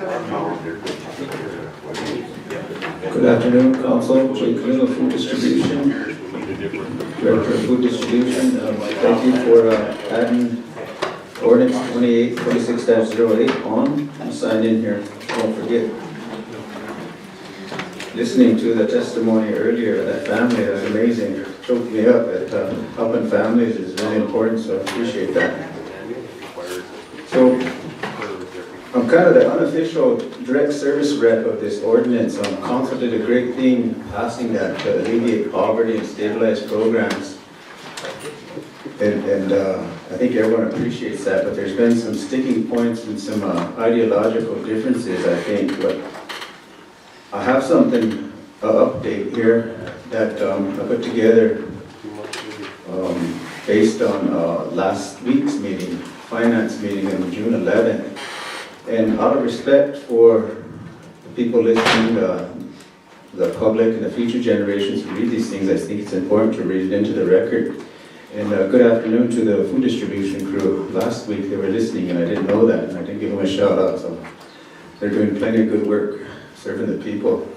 So I'll get started. It's been passed on, it's been sent, copies been sent to everyone's email. I'm assuming Finance and HHS Secretary got it. Finance Committee from J. Little 6/18/26 regarding conflict between ordinance number 26-08, lawful committee actions and continued administrative non-implementation memorandum to Finance Committee post June 11, 2026 developments. Number 1, Finance Committee action must be recognized and enforced, and I've attached that. On June 11, 2026, the Finance Committee formally voted 6-4-0 against, 1 not voting. This vote constitutes formal committee support to implement Ordinance 26-08 enacted by Tribal Council on April 1, 2026. The Tribal Council is the governing body of the Oglala Sioux Tribe and holds legislative authority to enact binding law governing tribal affairs. Accordingly, both the ordinance and the Finance Committee's recorded action are controlling and must be given effect. Number 2, required actions were completed at multiple levels, January through April 2026. The record establishes that all required review, approval, and validation steps were completed prior to the current refusal to implement. Letter A, January 2026, Grants Committee review and acceptance of award letter attached. Award grants packet. In January 2026, the Grants Committee reviewed and approved the award contract approval form and associated funding documentation, which included a total award amount of $3,361,896, the budgeted salary and wage amounts contained within the award, and indirect cost recovery in the amount of $899,426, as recognized by the funding agency. By approving the award package and accepting the funding agency's award letter, the Grants Committee formally acknowledged and accepted the full funding structure, including the salary and wage levels that are now at issue. This action constitutes prior acceptance of the same funded compensation structure currently being withheld. Letter B, April 21, 2026. HHS Committee review, approval, and certification attached. On April 21, 2026, the HHS Committee reviewed the submission under Ordinance 26-08, determined that all required documentation was present and compliant, voted to adjust wages to the full funded levels, and had its chair execute a wage adjustment certification confirming that the file was complete. Under Ordinance number 26-08, Program Committee shall authorize and require wage adjustments when required documentation is complete. This requirement was satisfied in full as of April 21, 2026. Letter C, legal effect of completed actions. The completed record establishes January 2026, Grants Committee acceptance of the funded budget and compensation structure. April 21, 26, HHS Committee verification of completeness and certification. June 11, 2026, Finance Committee vote to implement 6-0-1. These actions satisfy all conditions required under Ordinance number 26-08, and no additional discretionary approval is required. Ordinance 26-08 is binding law and operational policy. Ordinance 26-08 is binding tribal law. Once enacted by the Tribal Council, it governs administrative actions and functions as controlling policy for implementation. Administrative frameworks, including personnel policies and procedure manuals, derive authority from council enactments and remain subordinate to them. No administrative body has authority to delay or deny implementation of enacted law. Number 4, continued Grants Committee refusal exceeds assigned authority. Despite prior acceptance, certification, and Finance Committee action, the Grants Committee has refused to move implementation forward. This exceeds its authority because the ordinance does not assign the Grants Committee a substantive approval role. The directive is mandatory. Shall is not discretionary. The funded salary and wage structure was already accepted in January 2026. The Grants Committee's role in this matter is administrative and ministerial only, limited to processing and execution, not policy determination or denial. Number 5, administrative non-implementation and inconsistency. The present situation reflects clear administrative inconsistency. The same administrative structure that accepted the funding and compensation levels in January 2026 and later confirmed completeness through HHS Committee certification is now refusing to implement those same approved and validated amounts. This represents inconsistent treatment of the same record without a lawful basis under the ordinance. Under Ordinance 2608, once documentation is complete and committee action is taken, implementation is required. Further, the use of post-enactment legal review to delay implementation is procedurally improper. Once law is enacted, it must be implemented. Any concerns must be addressed and returned to committee or council, not administrative delay. Salary structure concerns, number 6, do not justify non-implementation. Differences in wages do not provide a lawful basis for refusal. The tribe's salary system recognizes differences based on experience, education, tenure, and classification as established in the tribal salary scale. Ordinance number 2608 requires payment at funded levels within that structure, not uniform wages. Number 7, required action. To restore compliance and proper governance alignment, the following actions are requested. Number 1, reaffirm the June 11, 2026 Finance Committee vote 6-0 to 1, one not voted. Recognize that ordinance number 2608 requirements were satisfied as of April 21, 2026. Acknowledge the January 2026 acceptance of funded salary and wage levels by the Grants Committee. Affirm that Ordinance 2608 required immediate implementation, and clarify that moving forward, the Grants Committee's role in this matter is strictly ministerial and limited to administrative execution, with no authority to deny or reinterpret the implementation of enacted law. Conclusion. The record establishes January 2026. Funding levels were accepted and the salary and wage levels contained within the award were acknowledged and approved. April 21, 26. Compliance was verified and formally certified. June 11, 2026. Implementation was supported by Finance Committee vote. Continued refusal to implement under these conditions constitutes a direct conflict with enacted law, committee action, and the tribe's governance framework. Immediate corrective action, corrective alignment is required. I've applied, okay. Mr. Little is here because we approved and supported his request. However, he's still being halted. And am I correct? And so what action are you asking for today?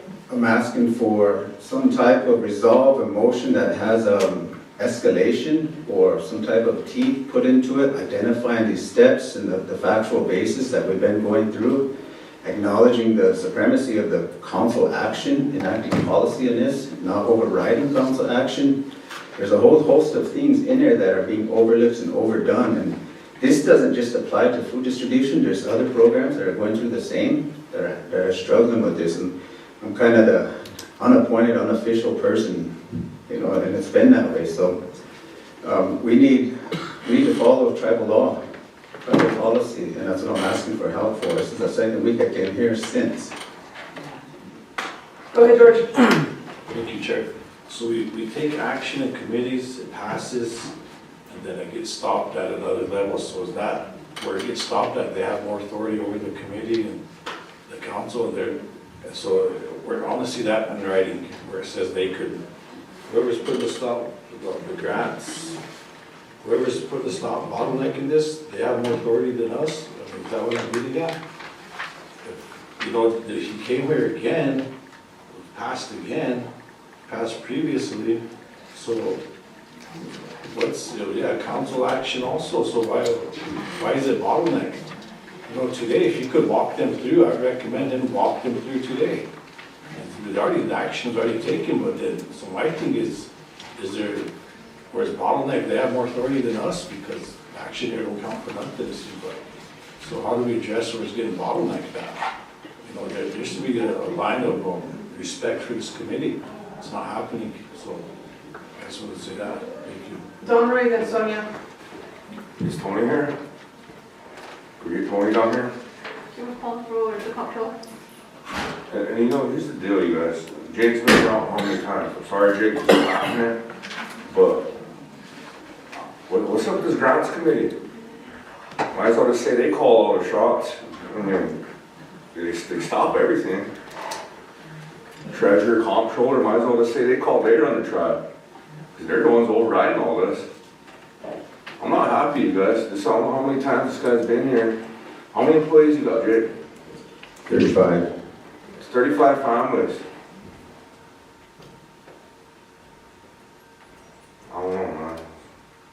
I'd like to see why and who is stopping this. So I think if Tony could come down here, that'd be real helpful. Thank you. So she is being called down as Sonia the baby. You know, just want to say that, like Jake said, there's other programs going through the same thing. And I did address an issue a while back with health admin. These are all programs under HHS committee. And one of the things that came to me one day was that Tony called me, and when she comes down, I can say the same thing again. She called me and she wanted to know about a committee action that came from HHS committee on one of the programs that they had approved for the salary increases. And she said, so what do we do with it? You know, it came to grants committee and we don't know what we need to do with it. It's been approved by HHS committee, motion made by Norman Standing Soldier, second by Julianne Spotted Bear. So what do we do with it? I said, well, what do you guys do with it?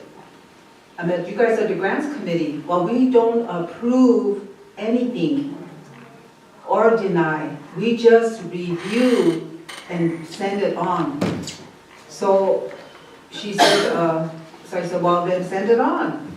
And she said, well, could we get that writing? Can I get that writing from you? So I said, no, you're not going to get nothing in writing from me. I said, that's the HHS committee action, and that's come to you. So you guys need to address it. So I did bring that to one of the committee meetings, I think, Madam Chair, I think I did address that issue, and I think Cora was here when we brought that up.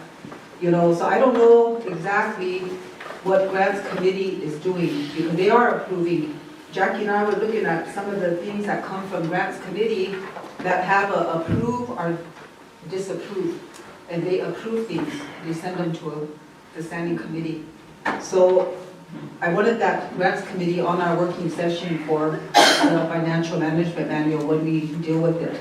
So that's on the agenda.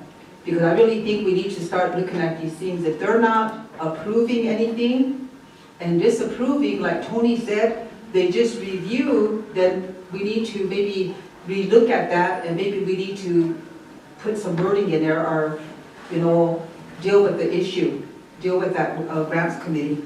Because it is affecting a lot of the programs. Like Jake was saying, they run these through their standing committee, they're following the process, and yet it continually gets kicked back. So, you know what really concerns me is that when they wanted the reimbursement on the indirect cost table, boy, that came here, got tabled, and the next time we were all gone, came back through and everybody approved it. Just like that. Why is that? You know, why is it like some things like that can just go through the process like nothing? But yet, when we have program directors, programs trying to take care of their employees, it seems like we give a lot of red tape. We don't never support anything for them. But yet they give indirect costs. Look at what Jake's program gives to the tribe. You know, look at how much indirect cost he's giving to the tribe. So I'm really concerned with it too, because it keeps coming, he keeps coming back, and he's not the only program, there's others, and coming from other committees. So those are concerning today. So we need to get it once and for all clarified and find out why it keeps getting stopped. Because it doesn't say that in that ordinance. Thank you. Go ahead, David. So what's the purpose of committee actions and private ordinance? I mean, it don't make sense to me. If somebody's going to stop it, then it doesn't make sense to me. If somebody could just come and stop the ordinance, well, what's the use of even having council meeting? What's the use? What's us? What are we doing here today? I have to agree with you, Dave, because what I don't appreciate, and this is for a discussion that was had before you got here, is when we take action in committee and we get the support and it's approved, that we go around and we ask for confirmation from council representatives, and that was a statement that was made, Ms. Montalvo, regarding a motion that was made, and you said, no, or you questioned it with another council representative, I believe we're seeking legal opinion before we make these decisions and making sure that we are staying within the guidelines in support of our employees, but also of the tribe. So when it's questioned after it's passed, that's the hardship I have with that, is because you're challenging my decision making as well. And that was brought up in the circle. So I have Beef, and then we'll call on Tony. Well, maybe it's because we take action one time and we rescind it and we give out money, and then next, only 3 people rescind what action was taken by some other people, and so maybe we're the example they're following, so.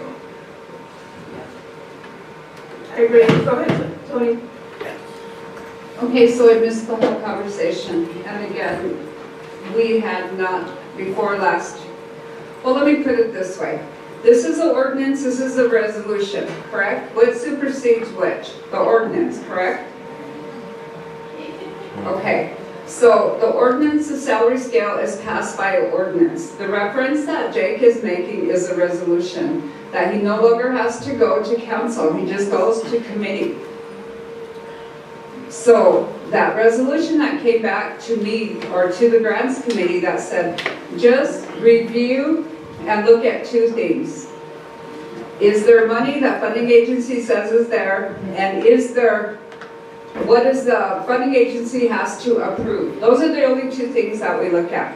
Ordinance, resolution, and that resolution gives me direction. I'm your bodyguard. You guys tell us what to do. We got it, we looked at it, and the funding agency said, as long as you're following local law. Local law is ordinance. Or maybe I'm understanding it wrong, but I always thought the ordinance superseded a resolution. We didn't know, it was already sent back on the last Wednesday, a week ago yesterday. Steph Starr asked that 2 of them be sent for legal opinion. So there it went to legal opinion, and on Thursday, it was brought here. That's it. We didn't say yes or no, we asked for a legal opinion as well. That's all, that's as far. So nothing was made, no approval, denial, just give us an opinion. Any questions?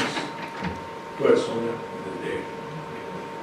You know, Tony, you told me that grants committee does not approve or disapprove. You guys just review it, okay?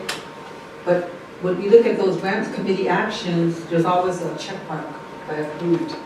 You guys approve something because it comes along to the standing committee. So that's telling me that you guys are approving and you're also disapproving. So you're not just reviewing it. And just to let you know, the ordinance supersedes a resolution. And we have to look at the ordinance. This is the ordinance, 2608. Okay, I think Mr. Little has been referring to ordinance 2608, not a resolution. Okay, so I have to just kind of clarify that with you. And I think that the question you had with me that day is when committee approves these things and they come to you guys as grants committee, what do we do? What are you supposed to do with it? Remember that day you called me? And you told me Norman motioned that, second by Julianne from HHS committee. I told you that I don't sit on HHS committee, but that you probably would need to talk to Ryan or talk to take it back to committee. But the thing about it was passed. And you said, well, what do we do with it? Because it's been passed. And so we don't approve or disapprove it. So from there, I told you maybe you need to talk to the director of that program. And so you said you guys would do that. So that kind of concerned me. Because it seems to me that there's some days you guys approve and some days you disapprove and some days you guys just review. So that's why we're going to take a look at Tony's grants committee. I put it on the financial management manual. I think it needs to just be clarified more because you guys have a duty up there. You guys all meet, you, as the acting comptroller, HR, contracts, the treasurer, and that program director that sits in there, probably the chief of staff now. So you guys are looking at those. And so those are things that are concerning to us. So Mr. Little's issue has gone through that same process like the other one that went through HHS. So what we're saying is, how come is it keep getting kicked back? So why is it? Because when you wanted those reimbursements back from IDC, remember we tabled it? And then you owe the comp time, and then you brought it back later when some of us weren't here, and you guys went by ordinance number. And Norman said, well, it's administrative. Cora could do that, it's administrative. I'm just citing the ordinance, okay? So you guys followed that ordinance, and you guys approved it here, and so you guys got your back pay, your reimbursements back through comp time. That whole list of all those employees. So I'm just gonna use that as an example. Now, why is it that it's so hard for a program with all the documentation getting through that process? Why does it get kicked back when it gets to grant committee? Why? Okay, do I respond or is the next person? No. Are we going to respond? Okay, so that says two things. Their funding agency has said, do what's in the local law. What's our local law? That's the salary scale, I believe, right? So that's what we didn't approve or disapprove. And the program that I called you about from HHS, that was a BIA program. And they haven't given us the money, so. I have Dave, Jackie, and Beef. And then Jake. Which Dave? He just put Dave. I think it was me. Okay. I think the ordinance that we're referring to, I mean, Jake's referring to is 2608, and it lays out what's supposed to happen, so I guess I'm confused how it gets stopped.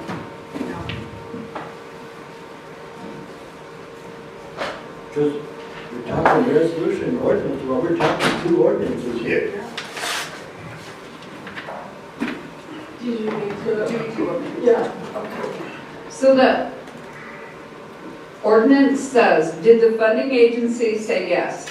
So the funding agency responded by saying follow local law. The funding agency didn't say yes or no.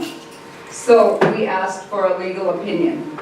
And Michelle, I don't know if she CC'd anyone, she doesn't sit on the grants committee. She asked, we sent it to Lisa, I don't know who it gets forwarded to, but we're waiting for a legal interpretation. That's local law. Maybe someone can tell us what local law is. That's what the funding agency said. We didn't. That was in the ordinance to follow.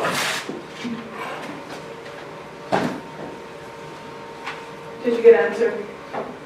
Jackie, Beef, then Jake. Yeah, just, you read the ordinance 2608, the last sentence on page 13, number 4, supersession. This ordinance shall take effect immediately upon approval and shall supersede, repeal, and replace all prior inconsistent laws of the laws and tribes. That covers everything that he's doing. And he got his done, bypassing, I don't think it needs to go to grants committee. They're out of the picture, but somehow it ended up there. But it's already stated in there. It superseded everything prior. So I don't even know why we keep coming back with this. But it should have been already a process that's done now. They should have got their increase or whatever they're doing. I see it, I highlighted it as well.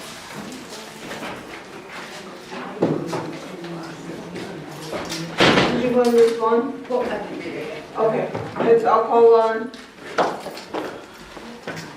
B. So what ordinance then would Norman have to meet now?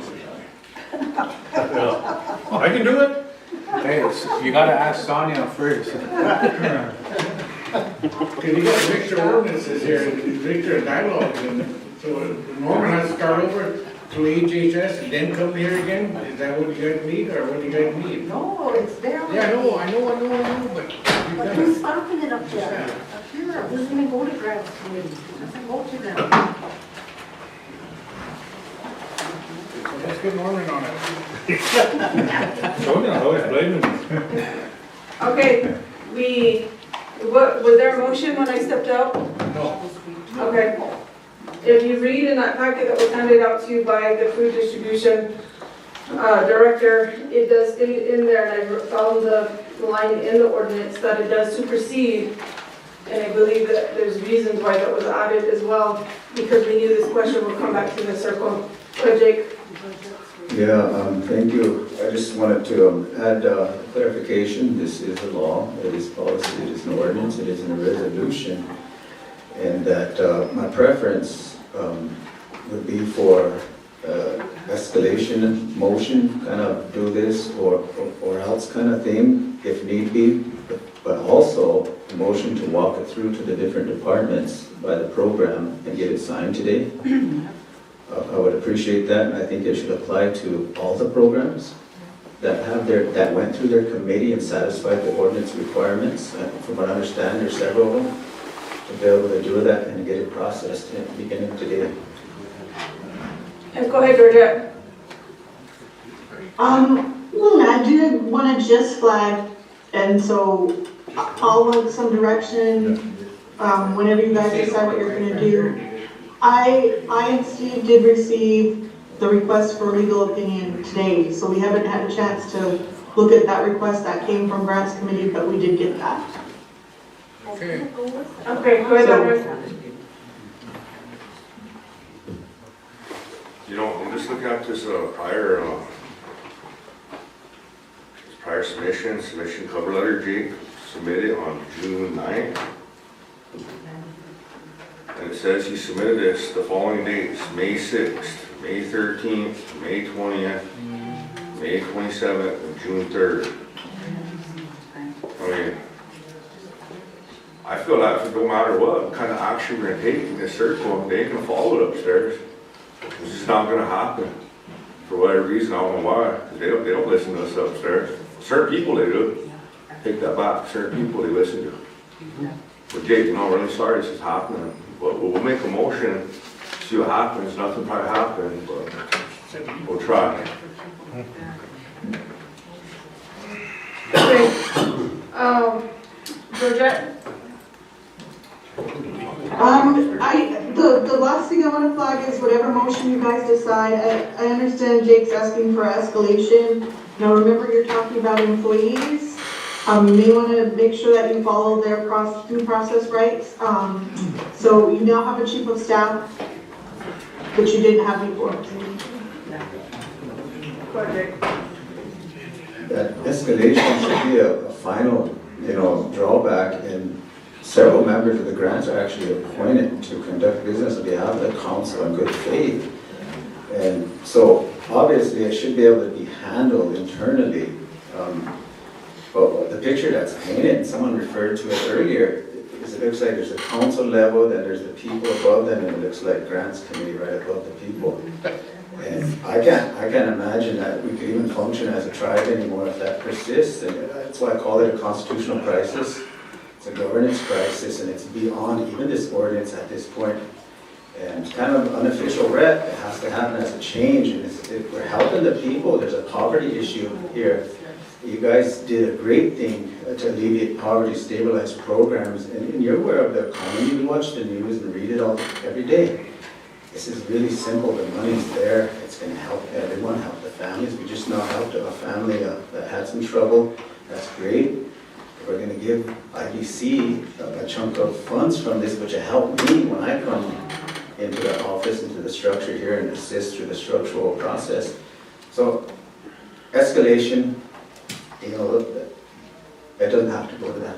Let's just say, hey, motion second, walk it through, get it all signed today, follow what's on that plan, honor HHS's and whatever committee followed 2608, and get it done today. That's what would be my preference. Go ahead, Ryan. You know, and this did come through HHS, and, you know, I have to, you know, honor, in Tony's defense, she's only following what the funding agency said, you know, and I see her point, but I also see Jake's point. And, you know, it's just, I think Tony's job also is just to keep us, like she said, out of trouble. And that's what she's trying to do, but I think, you know, maybe,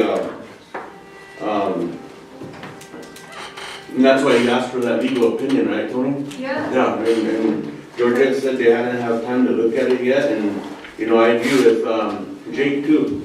You know, paying our employees better if the funds are available. So I just think, you know, I just wanted to make that statement that, you know, for me, I see both sides of this, and however, do we wait for that legal opinion, or do we just move forward with the action? She's waiting for us to make it. Go ahead, George. I'll make a motion that Jake walk through all the patents today and get it done. This is too much games. Games after games are being played, and it's not all right. Put yourself in that position, put yourself in the family's positions. So I'll make that motion. If it fails, but walk the patents through today and get them signed and get them going. So we have a motion and a second to allow Jake Little of the food distribution program to walk through his pans for the payments. Go ahead, Dominic. I just don't know how come Georgia, what's taking so long, that legal opinion? I just got it today on the email. You just got it today? The referral, yes, okay. I thought you said he did it a while ago.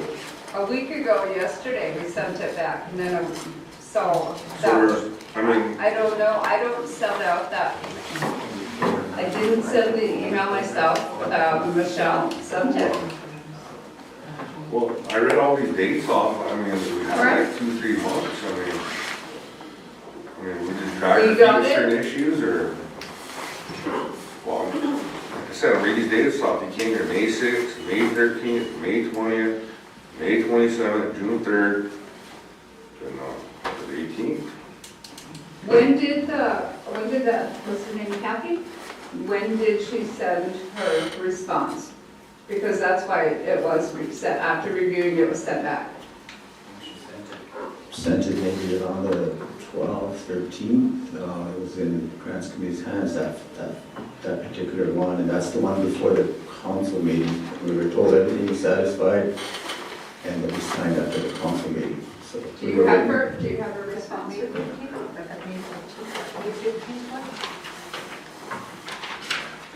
Right here. It was received May 18th. And it's 5:15. So we have a motion and a second on the floor. Chair. Go ahead, George. So amend my motion for all programs. Yep. This not just for all. I agree, I think we need to open that, because it'll prevent from stalling any of the programs that already went through their committees and through here. All of the process. Yep. Can I ask a question? Go ahead. What about those general fund programs and those BIA programs that have no money? The general fund or the revenue accounts, that came to finance with solid waste. I don't know if you're gonna do that, all the general fund, and you know the budget isn't there for general fund. Go ahead, Jackie. I think we already discussed that when we passed this ordinance.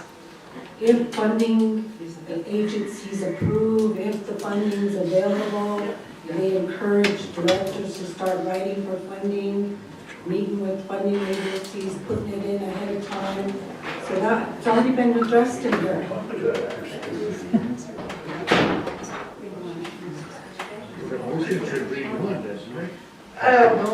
I'm gonna allow Tony to respond, and then we're gonna run this motion And I remember that conversation because that was the topic, well, what if there's no funding? Well, this will motivate the directors to start seeking funding and finding funding and bringing it in. So Tony, and then we're gonna run this motion. Okay, this is what we asked for the legal opinion on, because just what Jackie said, if there's money on the funding agency. And this is from Kathy, I just got this from Jay. And she quotes, "The budget approval letter constitutes approval of all the items in the finally negotiated budget. Additionally, FMS Handbook 501 sections 1221 and 1222 requires that when any part of administrative funds is used for salaries of a program employees, those salary rates must be established under a merit personnel system." And that's the salary scale of the tribe. But it's fine. So we have a motion on the floor, and then we're gonna run it.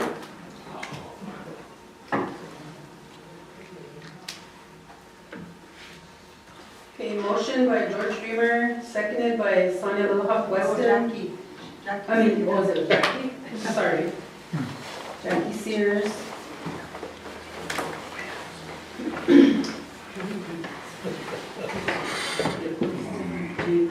Walk pans. Don't look at it. And, for all programs, for, yeah. Okay. Are allowed to walk. What is the correct term? What was that so far? For the pans. All programs to walk through to get pan signatures, the requisite pan signatures. Bypass procedure. To walk through all pans today to, what is, for the pay increases, what's the correct term? That's what we, Salary adjustments per funding agency award. for salary adjustments. For funding. Clarification real quick. So, with this action, like Tony said, we're bypassing policy and procedure on how plans are signed. So does this open the door for it to be this violated every time? I mean, I get it. I mean, maybe we should just go back to following the process and not doing that again, you know what I mean? So, that's just my question. I hear you, and I think the concern brought here is that it keeps getting pushed back, and that's why it's being brought here, because it's been, the back and forth has been up around 3 months now, according to this timeline here. And so, when they got the funding agency approval, when they found the funding available, it's still getting denied. So that's why it's here for that fourth time, I think. Where'd it go? Okay, run the motion. Okay, the motion is to allow all programs to walk through all plans for salary adjustments per funding today, June 18th, 2026, for signatures. Gotta mention the ordinance, right? That's right, per ordinance. Per ordinance. Is that okay? Yeah. No, it's 26. Per ordinance 26. Okay, David Kelly. No. Craig Dillon. No. George Dreamer. Yes. Norman Standing Soldier.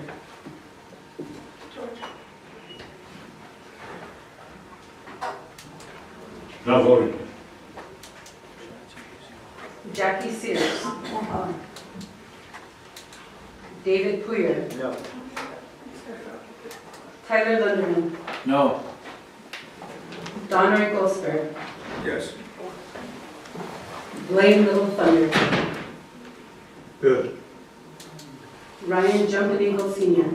No, not voting. Sonia Little Hawk Weston. Beef Randall. No. If you stayed at home, I would have.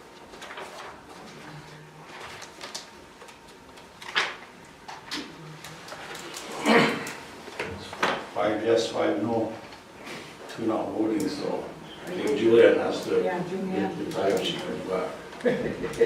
Go Jordan. Vote again. You already voted. Yeah, let's wait till Julianne comes back. Yeah. Could have stayed with one.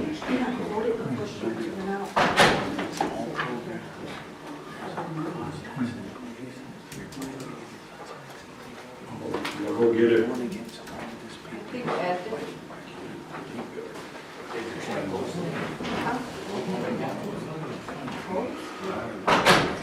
I have a question, a comment, if I could make it. I know the chair has just stepped up, but, so if the vote fails, the policy requires a 5-day, the HR to submit within 5 days, have them hand signed. That's the process, and it's been in violation for about 35 days, right now 30 days. So barring escalation or reason to escalate anything, this is the fallback method. I wanted to make that comment before the vote so we kind of understood where we're at, but the choice is not to do that, so let's get it signed. All right, Julianne. What's going on? I had to break the tie. Who not voted? Ryan and. Ian Ryan. Okay. I'm going to support it because this was something that I established, that I asked for support in the beginning, and that recognizing our directors are the backbone of our tribe, and that we've been far too long in this pay without a pay adjustment, and we need to support them moving forward because they are the backbone. And I hope to work diligently to make sure that we get this upgraded so we don't have to sit in this position any longer. So words like you're going against, you're working against, you're Is this doing the against, yes or no? doing against. So I just want to let you all know that is We don't why, need to justify. because I was not able to provide any discussion on this matter. Thank you. I really voted yes. So I have a closed comment, I guess we're done and it passed, correct? So we'll begin that, we need an action letter, would it be produced quick? Okay. Okay, so thank you guys for council for listening today. Appreciate it, this really helps families, really helps programs, it does the justice to the law. But I wanted to say something. Okay. I have a 1-minute comment, but I'll reserve that for another day. All right, thank you guys. Thank you. So the comptroller does have to leave. We all know it's Sundance season, and in order not to keep her from there, she is on the agenda as item number 14, so I'm asking committee and anyone know that we can bump her up. Go ahead, Sonia. I guess she don't really need to be here. I think it's kind of something that we need to probably discuss in executive, whichever way it's going to go. It's going to probably go to tribal council anyway, so I'd like to ask that we go into executive.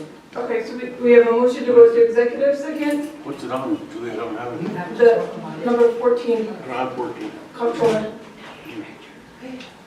Okay, is there a second? Second by Donna.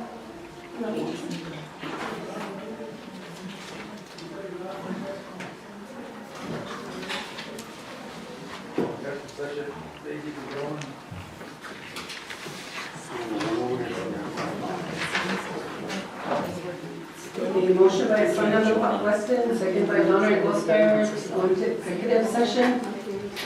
David Kelly. No. Craig Dillon. No. George Dreamer.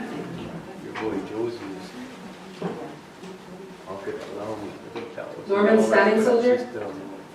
No. Jackie Sears.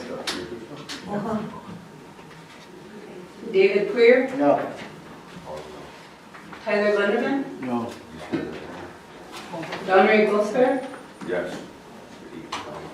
Blaine Little Thunder. Good. Ryan Jumping Senior. No. Sonia Lilpop Weston. Beef Randall. No.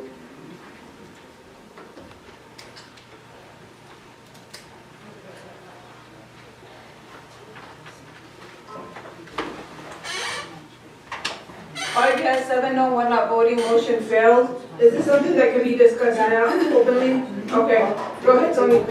Well, we're gonna keep that in order since we are almost there anyway. The next one is baseball fields in Pine Ridge. What about the Whitley? Did we do that? Say it again?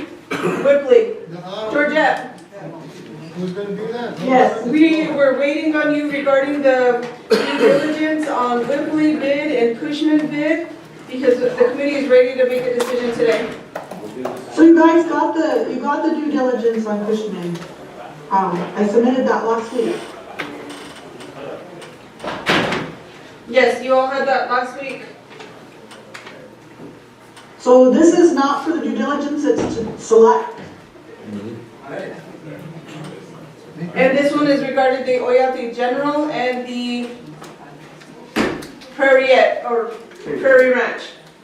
So the USMA was, and just to clarify, my understanding, and I hope I'm saying their name right, USMA was the one I thought did the Prairie Ranch, and Cushman and Whitley were for the audit. Okay, you're correct. Osman, are you still working on the due diligence for them, or did we? You got that last week. Okay, so this one is for our audit, the 2025, correct? Correct. And the RFP should be in there. That's just what the committee wanted for this week, was a chance to look at the RFPs themselves. Can you explain the cost difference?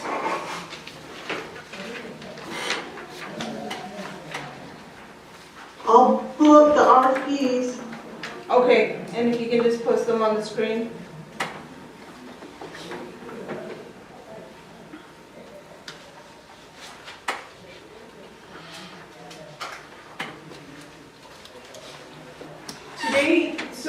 Today committee, you will decide on Whitley or on Cushman.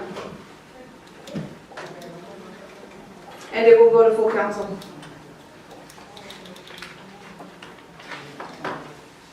Chair, Go ahead, Rick David. I had a motion once to go to Whitley. For Whitley? Okay. So we have a motion for Whitley. Is there a second? Second by Craig and Donry. Oh, go ahead, Donry.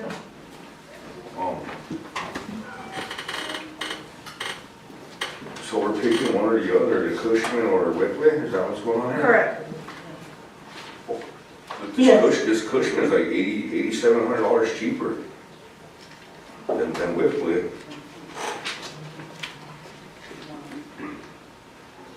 Georgette, is that right? Off the top of my head, I can't remember. I apologize. I thought Lynn had printed those for you, but I'm trying to find my copies of them. Sorry. I'm in Whitley right now.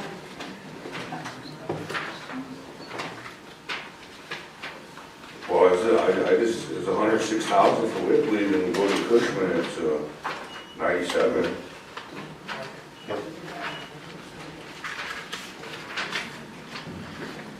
So why wouldn't we be going to Cushman?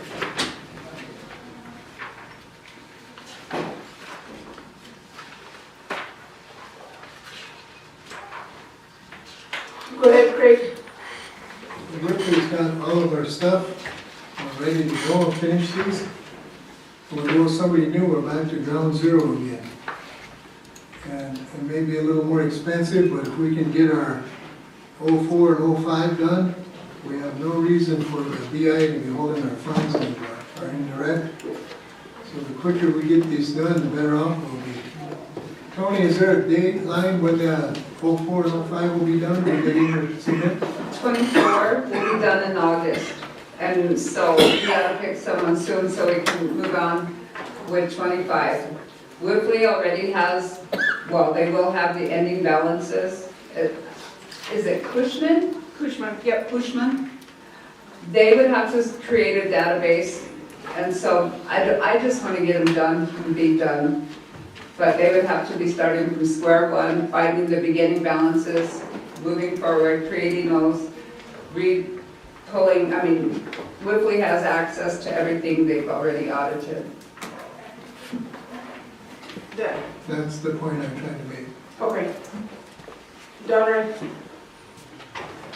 Well, it's, I guess Whitley, we always did go with them, so I guess But you know what, I'm just tired of hearing about these audits, they just didn't get done, Tony. The Thank day I- you. the- Oh my the God.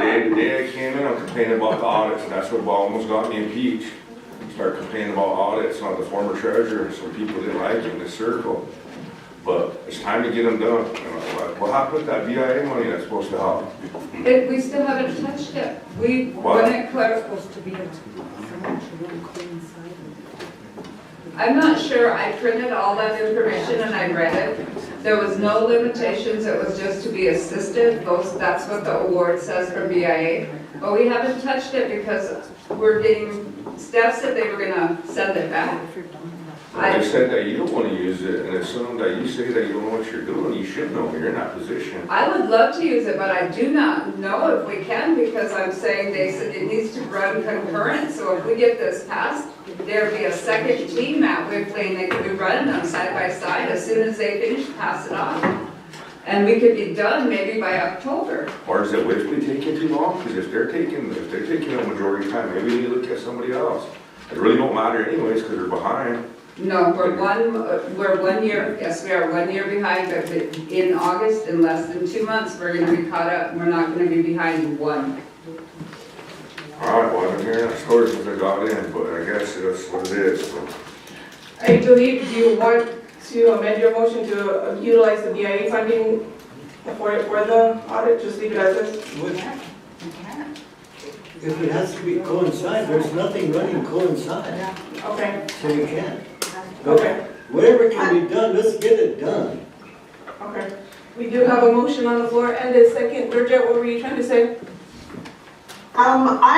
So I can visit with Tony about her concerns, but I believe you can use the BIA funding. Well, of course you can, but let's not be. I guess it's because you guys don't spend a lot of time talking about the language. But I'm familiar with what they will look like. I think you can. As long as the money's green. Okay. It's paid. So we have a motion and a second to go with Whipley, and you'll have the resolution ready for full council. Georgia? Yes. Okay. And then just run the motion.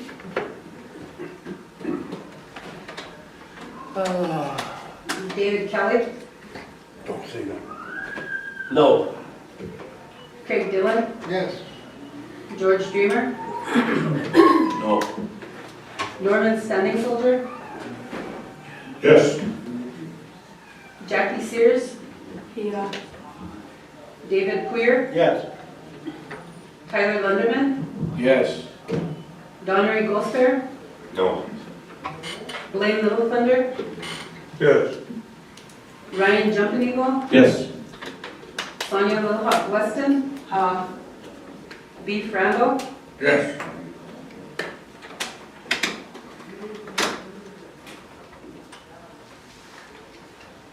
Eight yes, 4 no, motion passed. This will be sent to full council. Go ahead, Sonia.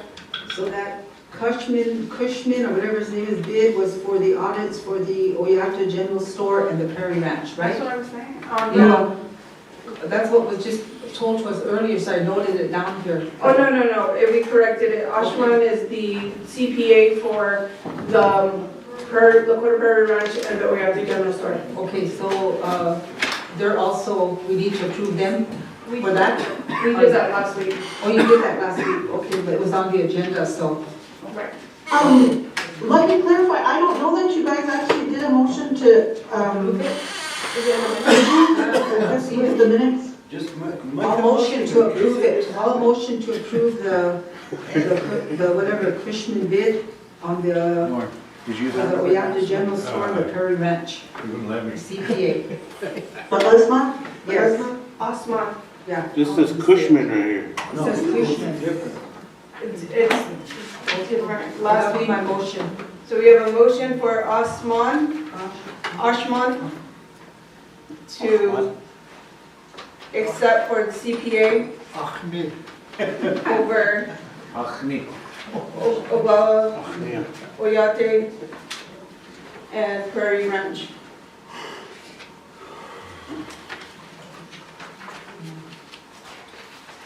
Georgette, can you say that name for clarification, or spell it?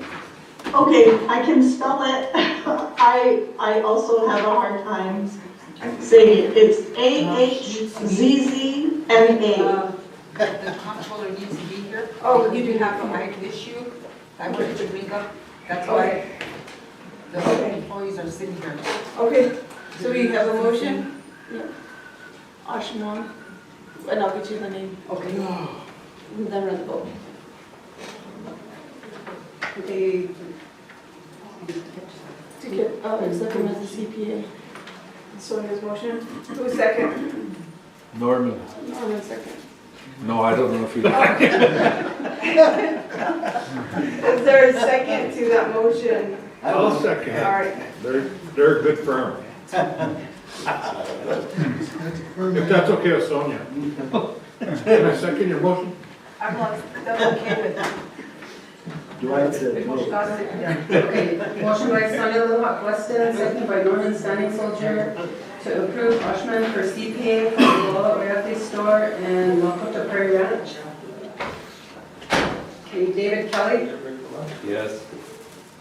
Craig Dillon, Yes. George Dreamer, Yes. Norman Standing Soldier, Yes. Jackie Sears, David Poirier, Yeah. Tyler Linderman, Yes. Don Ray Gosper, This is the store? The store, Yeah. CPA for the stores. Yes. Blaine Little Thunder, Good. Ryan Jumping Eagle, Can you repeat that name again? Yes. Sonia Little Hawk Weston, Beef Randall. Yeah. We'll have a clarify at full council. 12 yes, unanimous, motion passed. And I apologize, I know you guys already did the motion. I don't know, if you wanted, you already voted on it, but then refer for the engagement letter to be negotiated by executive board, or who's gonna negotiate that? I So mean, the it's our- motion is for the motion is for the executive board to negotiate, or to send the engagement letter to Osman, and for the negotiations to be done by executive board, and how many years? What, is there an amount on it? That was last week, Oh, last week. that's why you made that motion. If it's under the 75, Is it under 75? Georgette? otherwise that's go to council.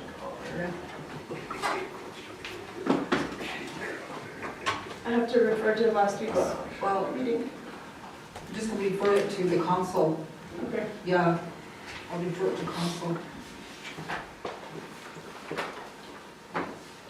All right, moving on. Baseball fields. I believe the question was who did the book baseball, but Tony's here, can we address Tony? You know, Is it a personnel yeah, issue? no, it's not a personnel issue.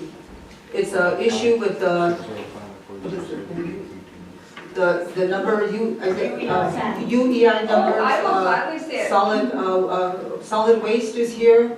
I don't know who else is having trouble with that, but they are having a hard time with Tony not being able to open that up. So just wanted to turn it over to the two programs here, one from water and sewer and solid waste.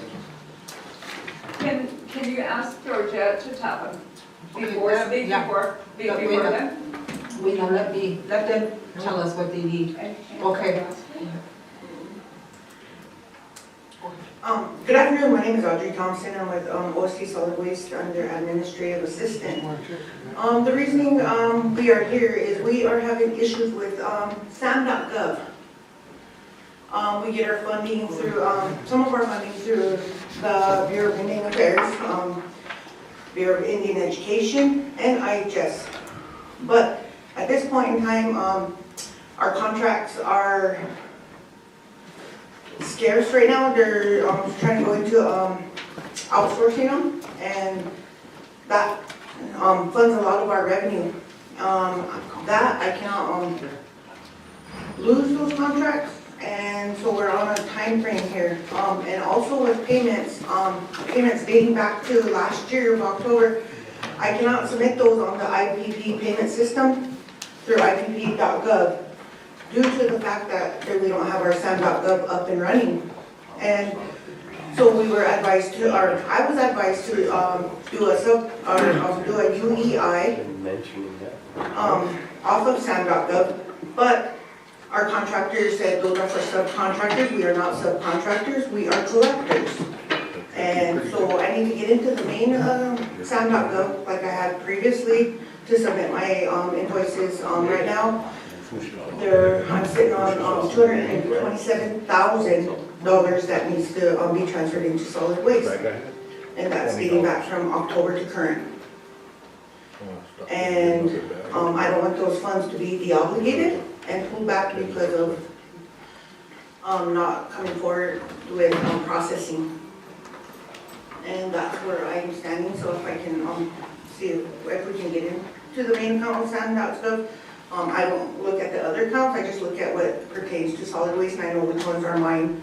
So previously I worked alongside with Dean Patton, the former comptroller, and he would, how that would work is I would get into the main account and he had full access, but he would give me the code for me to get in, and I would only get into my 140 accounts that pertain to solid waste only. I don't get into any of the other ones. And that's how I would go in and do my submission of my IPP accounts. And so that's where I'm at. And Go, David. You know, how many programs are having problems with that, Tony? Everybody that is, to answer your question, David, every program that is receiving awards under the UEI ending in 5, I believe. So that's a good portion, and it's only going to be crisis soon because we submit, we draw down on that. I was up for 40 minutes this morning. Georgette has something to present. This is not, these two are not unique in what they're asking for, and it's going to be more. There was some programs that I've already reached out and worked with myself and Olivia. Bonnie Brown's program.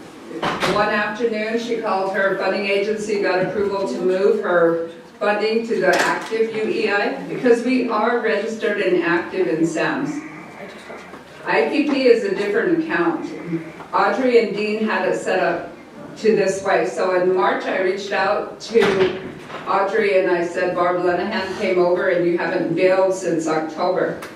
Then it expired in April. But had we not, she wouldn't be so far behind if we acted when I let her know in March. But her and Dean had this system where his phone would get a code and he would share that code with her. That's not something I was in the loop on. Okay, the reason I'm asking, one of the program directors, the one that Young Cloud Girl works with, she's about ready to lose a grant for $500 and some thousand if they don't get into that. And she's broadband, all of these things, it's dire. We have a resolution that Georgia is going to present that we can upload and say this is a council, this is the reason we have 2 UEI numbers. We are unique. We have 1 EIN, which is verified by IRS. We need to reach out, you know, I've asked the president even, can you reach out to the state legislation? And we've got to move, we got to get some pressure. We can reach Treasury, but there's no humans that talk to each other in DC. So, I guess, wait a minute. I don't know, I'm just trying to get our attention. No, I really think this needs to be, in my opinion, prioritized. Right. But I think it's an administrative thing. If we need to pass something, we should have been made aware of it before. Because it could affect a lot of our programs.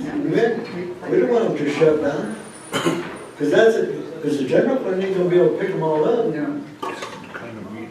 okay, so I was advised that there was 16 open accounts and we only need 1 to blanket all the tribal programs for us to receive our funding. We're not subcontractors, so they are not accepting the UEI, the Unique Entity Inquiry. So they needed to have a one SAM.gov overall, the tribe overall blanket, all of us that receive our grant money and our contracts through. So now they won't accept my contracts for renewal, so now they're trying to outsource, which Deanne gave them the ordinance that it says locally, within. And that's a big portion of our funding for solid waste. And I don't want that to happen because we generate off our revenues. Go ahead, Sonia. I think we need to maybe make a motion to maybe get our delegation involved, because I think we need to reach out to see if they can help assist us with this issue, because it sounds like it's above Tony's head, and she can't seem to get it open, this account. Not only for these programs, but we have the other programs too that have been coming forward. We're going to lose the funding because we're not able to be where we're at, to get that account open. And if we were paying attention in April, when this was supposed to be updated, the SAM.gov, it should have been done, but it wasn't. So now we're where we're at today. And we seem to not be able, she's not able to do it. And so I think that maybe we need to reach out to our delegation, maybe by letter or something, to tell them we need their help in getting to these, maybe reach out to whoever, if it has to be to the state, to get them to understand that we need that UEI number open, so we can get these programs monies drawn down, because right now they're hurting. And like Audrey is saying, they're gonna lose revenue because you got IHS, you got VIA, VIE, and the other ones that are trying to probably give their contracts to someone else. And they're gonna lose revenue off of that. So we better start thinking here, and it's not about Tony, it's about what we can do to get that open.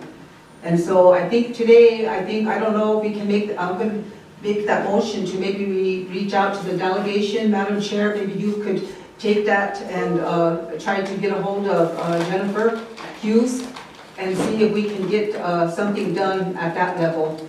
And but we do need these open because it's hurting our programs, and they're going to lose their funding. I mean, one of them is saying, well, you guys are not doing nothing for us, and it's not going to happen. So we're going to have to send our money back. And so we really have to do something. And so I think that'll be my motion, to have you work with Jennifer Hughes on trying to get this UEI number set up, and for the programs, our tribal programs. I think we have the OLT involved in that, and I think some of the ones that are here today too, they need that open. So if you can do that, Madam Chair, I'll make that motion. Okay, so we do have a motion for me to meet with Jen Hughes and follow up on the EUI and UEI and include our state delegation. But also I have a GAO meeting next week, and I will ask to add that to the agenda as well. The GAO has been actually beneficial for our tribe, just so you know, where we meet regularly, and then we're going to meet in person in September. But they do hear our voice. Unfortunately, I'm the only representative for the Northern Plains area tribes, so I speak for all our tribes up here. But the comptroller does want to respond, and we do have a motion. Is there a second on the floor? Second. Oh, Ryan. Okay. All right. And then comptroller, and then Georgette. Okay, I really appreciate that, Sonia. March 9th, at our March meeting, I said I have filed to the renewals for both our UEIs. We're starting on the 4th month. I have worked with Jennifer Hughes, I worked with Georgette, I worked with Treasury.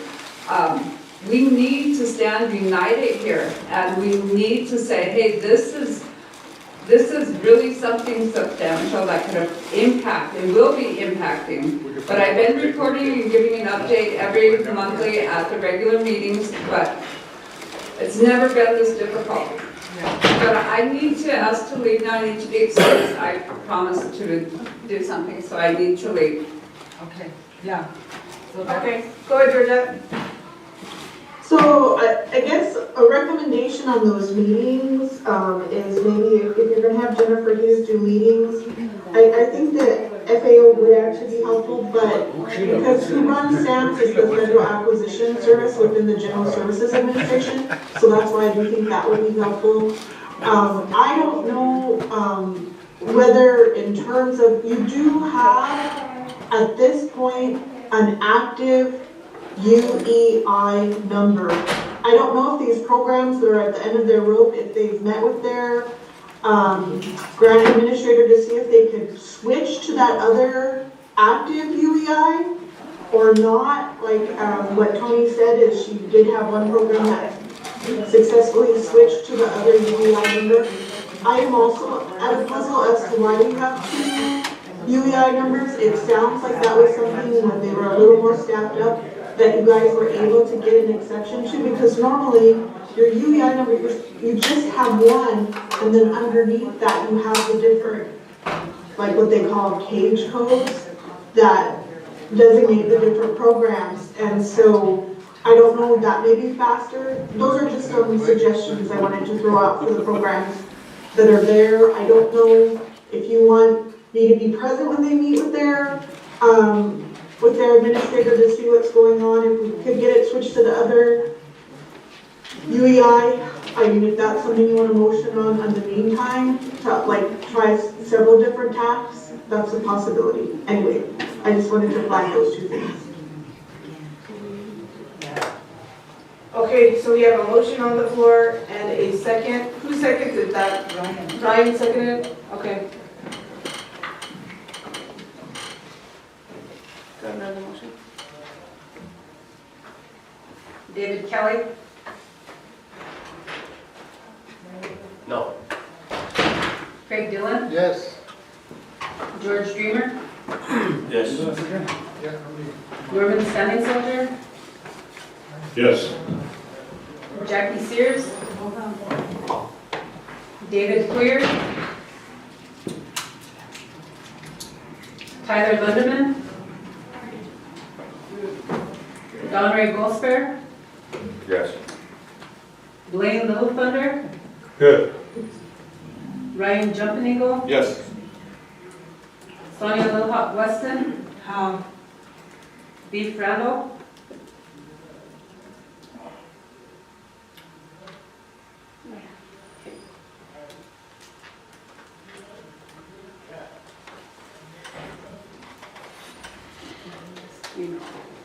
Nine yes, 3 not voting, motion passed. So we'll move forward. We should have maybe a deadline on that, because they are really concerned about their funding. And so, I don't know, I know you said GAO in September, but you don't want to wait that long. You can do that then, but right now we need to do something. So if you can reach out to the attorneys and see if we can get something done. I'm actually emailing the representative for the GAO because our meeting is next week. Okay. So I'm asking to add that to the agenda. And then I'll also meet with Jen Hughes because she's the meeting assistant that's allowed with the GAO. And go ahead, and then we're gonna end discussion on this. Good afternoon, Mr. Hernandez, Wolski Water and Sewer Review. So I have one problem. I couldn't submit 2 bills that was not paid for last year. The BIA gave us time, I couldn't get the SAMs going, and they feel obligated already. So I'm gonna install over $10,000 that was from last year's contract, but I can't resubmit. And I haven't been able to do it since April. So I'm missing out on BIA funds every month. And I don't know what I'm gonna do about the contract. Do I just leave them laying there unpaid because they already de-obligated? And I got several emails, I did forward them on to Tony to see about getting the SAMs and to talk to Adam, the person from the BIA that sends that, and I got no response to it. So now I don't know what I do with the 2 unpaid invoices, and that's for the whole BIA over here, the fire station, and the 2 jails, and out here, and in Kyle. So, go ahead, Donna. You know, I got a problem with this. It seems like our treasurer and comptroller ain't making this a big issue. I'm serious. This is a problem. I don't even know what to say anymore, but I'm sorry, you guys. I mean, they tried. I don't know. It's not a big issue to some people, but if that was anybody else, you could bet there'd be a hearing or they'd be in trouble. So we'll try our best. So, but thank you, Chair. Just so you're aware, I do plan on calling Jeff Hughes after this meeting, if we get out early enough. Go ahead, Dave, then Sonia. You know, I didn't really want to say anything, but as a former employee of the tribe, I understand how important this stuff is, and I brought it to you guys 4 months ago. And I let everybody know, hell, it was at council. And now we're down to the wire. It's like we live in crisis mode. We look for crisis mode all the time.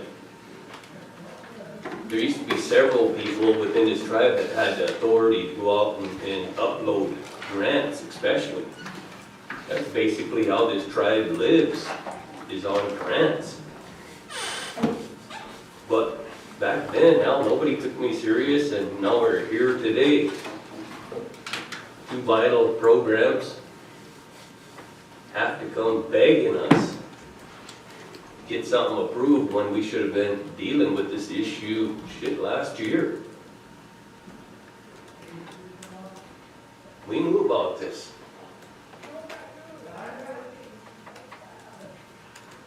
You know, I feel bad the way we work sometimes. And forgive me for scolding people, but sometimes, hell, it has to be said. But I really do understand the importance of this, and I don't understand why our comptroller and our treasurer are not on this. We've got a contracts office that's the only program that can submit any documents whenever it comes to submitting a grant on behalf of this tribe. We used to be able to do them out there in my office at transportation. But we always came and notified the program or the council and the committee what we were doing. It was always on our tip. But here we are, last minute, trying to save everything. Thank you.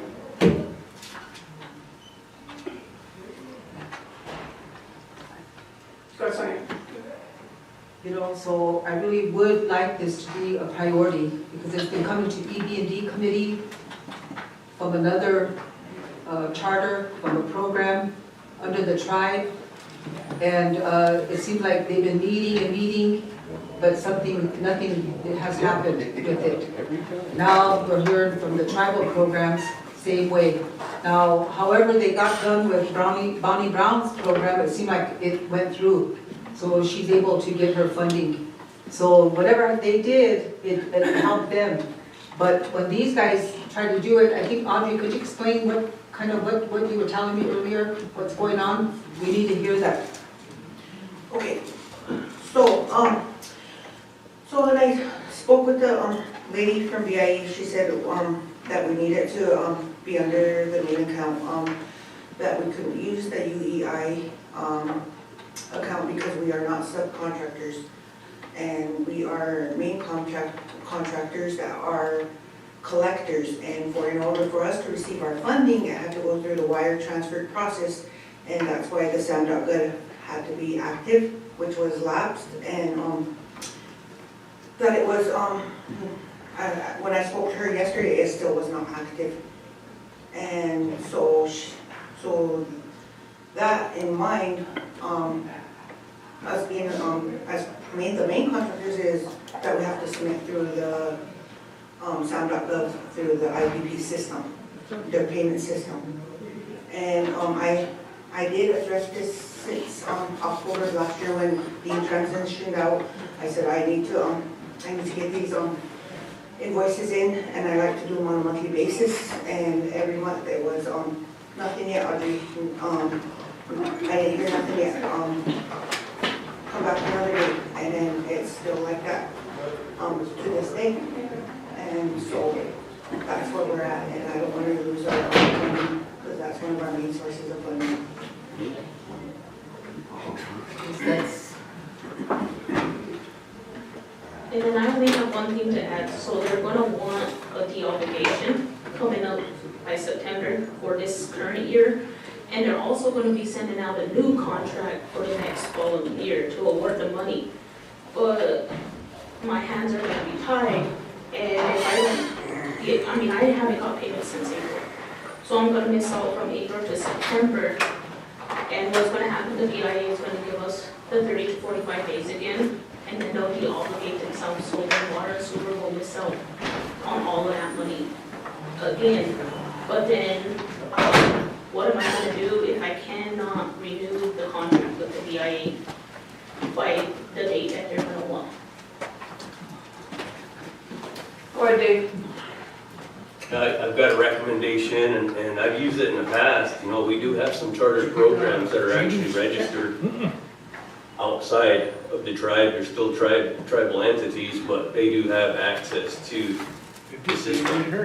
And temporarily, you know, I think it might be an avenue to look at, to work with them people and give permission to access what they need to get done, and also for us to submit grants.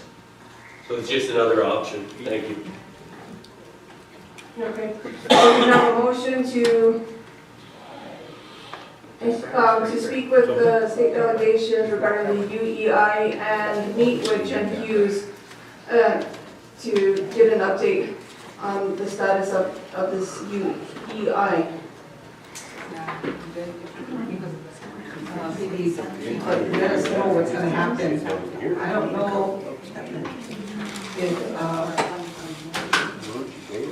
this GAO meeting that you're gonna have next week will, can maybe open some doors to that, or maybe they can help get that done for us right away. But maybe that's something you could maybe find out and work on it. So I sent an email, I did receive an auto reply. They are on leave the 18th and June 19th for Juneteenth, and back Monday. For a big murder, what makes it work? We have a motion and a second, and we'll have to vote. All right, so we'll follow up, I'll probably follow up an email, and then we'll go from there. This is Georgette again. I know that you said end discussion, but what Tony was talking about, one of the solutions that she said she's gotten advice about, and so I prepared a resolution to that effect, which is to try to, the reason that she's indicating that our old UEIN, there's one ending in 5 and one ending in 3. The one ending in 3 is active. The one ending in 5, which a lot of these programs are assigned to, is not being approved because they say it's not a distinct organization. So she has gotten an address and documentation so that it's at 107 Main Street as a try to get it open under that address so we can at least get it active. So if you want to pass that so that we can at least try to be moving on that front and see if that works. Again, I don't know if you want to assign me to meet with the funding agency with your program, with the grant administrator to see if we can get it reassigned to the 3 UEI number, because that one is active.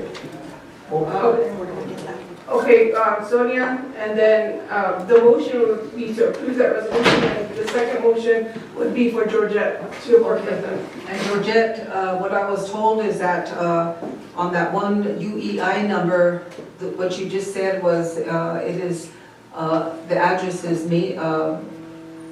Main Street, Oglala Sioux Tribe. What was the address that you just mentioned? Okay, so... 10, did you say 107? So it's 107 West Main Street is the one on the active one. So we want to try to submit on the inactive one with 107 Main Street and see if that's distinct enough. I don't know if that'll be the case. Again, I think everybody is urgent enough that it's worth a try.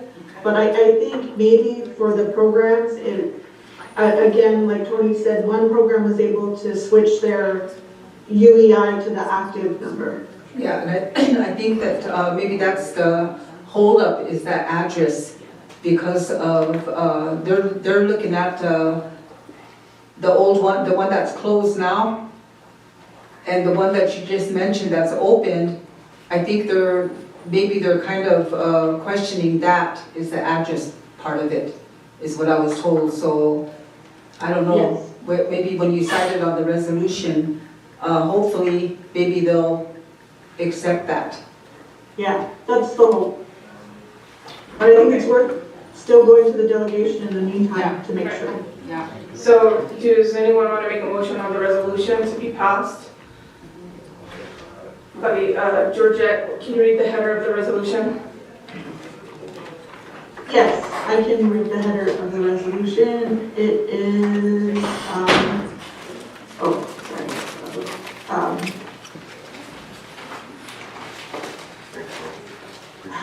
sorry, it keeps coming up with the actual UEI number. Sorry, I didn't have that.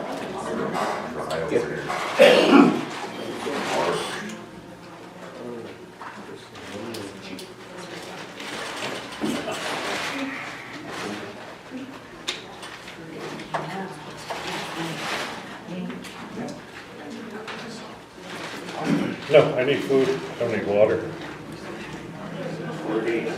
4 Resolution of the Oglala Sioux Tribal Council of the Oglala Sioux Tribe to renew the necessary UEI number X6G6W4LB-ZKB5, and then in the critical whereas, so I'll skip the sovereignty, the section 16, the empowerment, the basis for whereas with the clear and therefore be it resolved that the Oglala Sioux Tribal Council does hereby approve submission of the request to renew the UEI number XCGB4LBZKB5 to conduct necessary business within critical federal programs conducted at 107 Main Street, Pine Ridge, South Dakota 5770, and doing business as the Oglala Sioux Tribe of Pine Ridge Reservation. I'll motion that. Motion. To pass, to approve the resolution and to. Do you want to send it to XB? XB, yeah. Okay. And second by Jackie. David Kelly, Yes. Craig Dillon, George Dreamer, Yes. Norman Standing Soldier, Yeah. Jackie Sears, David Queer, Tyler Lunderman, Donroy Gosper, Yes. Blaine Little Thunder, Ryan Jumping Eagle, Yes. Sonia Little Hawk Weston, Steve Randall,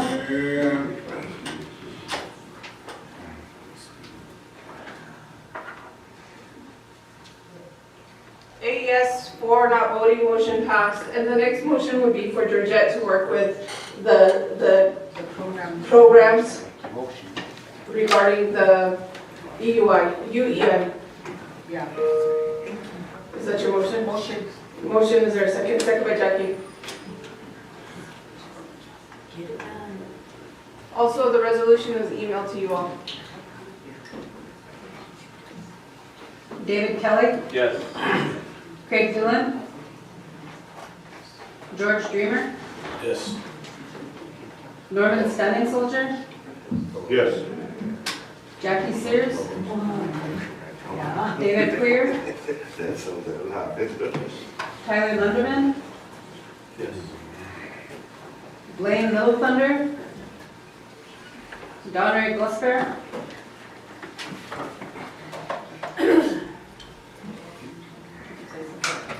Ryan Jumping Eagle, Yes. Sonia Little Hawk Weston, Steve Randall. And then are the directors still there of your programs that were having issues? They are. Okay, if you guys just want to call me, I think you have a holiday tomorrow. I'll be working tomorrow, but Once we're done with finance, you could give me a call, we can kind of visit about next steps and who to get in touch with and coordinate, so. Liv's not there, she has my cell, which if you're filming, I don't necessarily want to offer my cell, but Julianne has that as well. Okay, so I'll make sure to get it to them, and then we'll get it out. And last item, or what was the? Baseball fields. We'll just pass on that, we only got 3 more weeks anyway. Okay, are you sure? Yeah, your field's over. Okay. We can't do anything about it. We are at the end of our agenda, however, Steve does have an update that he does need to update you on. It is urgency before we leave because there will be no work tomorrow, and next week will be a brief week as well. But Can I ask a quick question? I have a quick question on another issue. Dave, can we give him the report? Is this regarding the report? No. Okay. Can I have you give his report real quick and then I'll go from there. Okay, we'll pass these down real quick.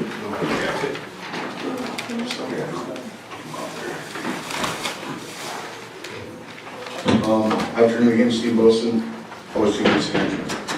I'll try and get through this real quick here. What you guys are looking at, forgive me, these are notes that I do by voice text, things like that, as I'm collecting data.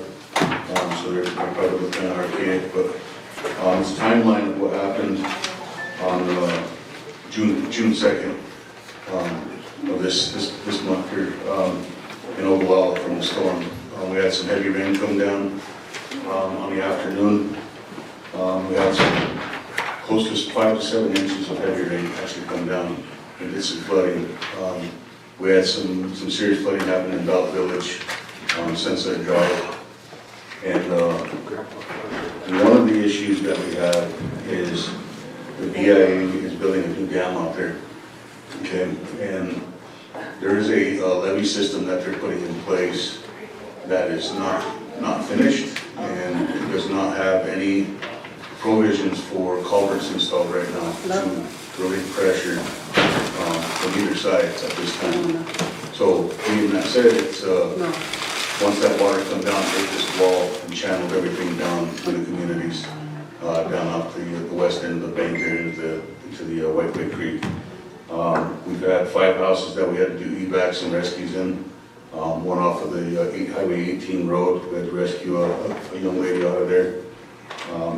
And following that, throughout the evening, I had a discussion with the engineer who was out there. He advised as to who was in charge. I told him I was at the time. He said that the contractor should have had culverts in place. They were not. I told him get an excavator down there, open the wall up multiple places to get that water out as quick as possible. So they got them down there, they opened it up, and water started to get water out of that as quick as possible there. But damage is already done. We've got a lot of water. There's damage in the infrastructure there, underneath houses, things like that. We also had 50, 60 mile an hour winds pushing rain and getting into these homes, saturating everything down in those trailer houses. Following all that, doing assessments, looking at homes, looking at the damage, all of this takes time to do. And keep in mind, we're looking at trying to do a declaration for this to help individuals out with their home damages. Simply for the fact that the homes in Belt Village are temporary shelters built a long time ago by FEMA and BIA. Those homes are in pretty bad shape right now, as you guys probably know. So we worked with the Red Cross on assistance, helping get cleaning kits down there, also flood materials, and also monetary assistance in Belt Village because we had storm sewage systems back up in those units and into the infrastructure and yards there. So most of those residents had to discard a lot of personal items and needed some help replacing some things to carry on in daily activities. So Red Cross stepped up, they helped out with that, helped some families do that. Unfortunately, it wasn't for everybody. We could only do so many, but we focused on the primary damage and the heavier damage in the communities. Okay, so we've had 3 meetings with BIA, trying to figure out what's going on, why this happened. why weren't things put in place? And in a nutshell, it says in these reports, you guys, in a nutshell, that's failed. There's a lot of minimizing, there's a lot of deflecting, there's a lot of responsibility not being taken by BIA. They do not have a contractor or a inspector on site. They do not have a plan in place for these levee systems, finished levee systems. They don't have any data in place of what happens when water in that amount, which is roughly about 16 to 20 million gallons of water that rushed through that place at that time, that come through there. We've had elders, we had youth, handicap, that we had to rescue out of there. So I'm a little upset. I'm trying to keep my professionalism here, but Todd Haig was one of the individuals that we contacted first and made contact with out of Aberdeen. Bill Shooter was another one. I believe that they purposely kept the superintendent in the dark about this, trying to make sure that they can minimize a lot of what was going on. I can be speculating here, you guys, but I'm a little upset with the way things played out. Working with FEMA right from the start. Actually, when this thing was happening, I was talking with them, talking with Red Cross, talking about those channels they normally work with. BIA, I guess I'm here to update you on that mess, but also going forward into this, looking at individual assistance grant. First thing that we're going to look at needing to do is a state of emergency. Once we can get that, I would ask you guys to give me a motion to work with the President's office to have him declare a state of emergency over the Oglala storm damage. From there, we can activate a FEMA team to come in and do the preliminary disaster assessments. And that will tell us whether or not we have those damages on their level. I believe we do. We have individual assistance damage, personal damage, is what that is. We also have PA, which is public assistance. Our infrastructure, our roads were damaged again. And estimating what we have right now, we're over $100,000 threshold for damages on roads. Little Grass Creek, a lot of the BIA roads in general around there. So, kind of a nutshell there, you guys. So that's kind of where I'm at. I know everybody's tired. I have a couple questions for you, Steve. I have George, Donroyd, and Dave. Thank you, Chair. Steve, I'll say thank you for all your hard work during that time. You know, I know it's probably gruesome for you guys and your crew. So when I was reading on there where you just said the recommendation for the, I was going to make that motion, that we can get this going. Work with the president to declare a state of emergency for the situation. So I'll make that motion. So we have a motion. Second by Sonia. Go ahead, Donroyd. You know, Harold, I brought this to Philip before about the dam out these issues, but he should be out to seeing if they have an inspector. There's not been one on site that you've seen, Steve, at all? Not that I know of. An individual by the name of Bob Jocelyn, who is approached me that night, and that's the only one I know. I don't know anybody out there, to be honest with you guys. Okay. So, do you recommend that we need to get with Harold and try to send them out there too?